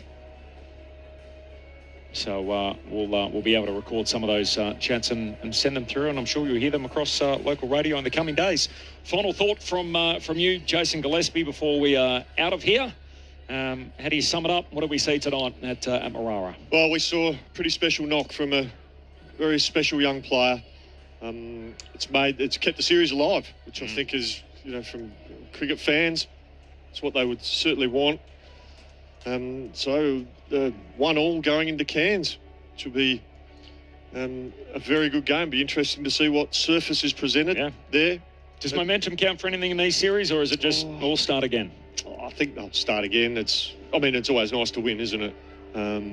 Be interesting to see which way both teams go with the makeup of their sides. Both made changes. Obviously, in the case of Australia, forced change with the illness to Josh Inglis. It'll be interesting to see which way they go. Mitch Marsh said at the toss too, I hope he's watching back at the hotel. So he's obviously so sick he didn't even come to the ground. Yeah. So he's quite unwell. Unfortunately, Josh Inglis, and that was the reason why Alex Carey has been flown in and ultimately played in this game. Nathan Ellis obviously sat out here, so whether he gets a look in or not come the third game. I talked about this pre-game. I think he's in the best team in all conditions. But there is a real selection squeeze, isn't there, in this Australian side from a fast bowling perspective. Be interesting to see what they do in Cairns. And hopefully Tim David's shoulder's okay. He certainly looked okay when he came back out and had the opportunity to bat as he whacked them to all corners. That's us. Tiz, safe travels to Cairns. Thank you. Safe travels to Melbourne. Thank you. I'll see you in our cricketing travels, I'm sure. Look forward to it. As the summer of cricket approaches. We're underway. The international series has already started. They ticked the box, the 2 matches here in Darwin, both great successes.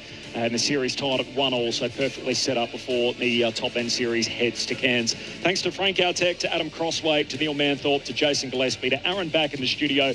We're out after Game 2 of the series in Darwin. South Africa win by 53 runs. Good night. This much. but there were patches when he wasn't too good. At that point of time, India were wondering whether we have the right pace attack and why we were playing him. So it's been a little up and down. I don't wish to be churlish about it.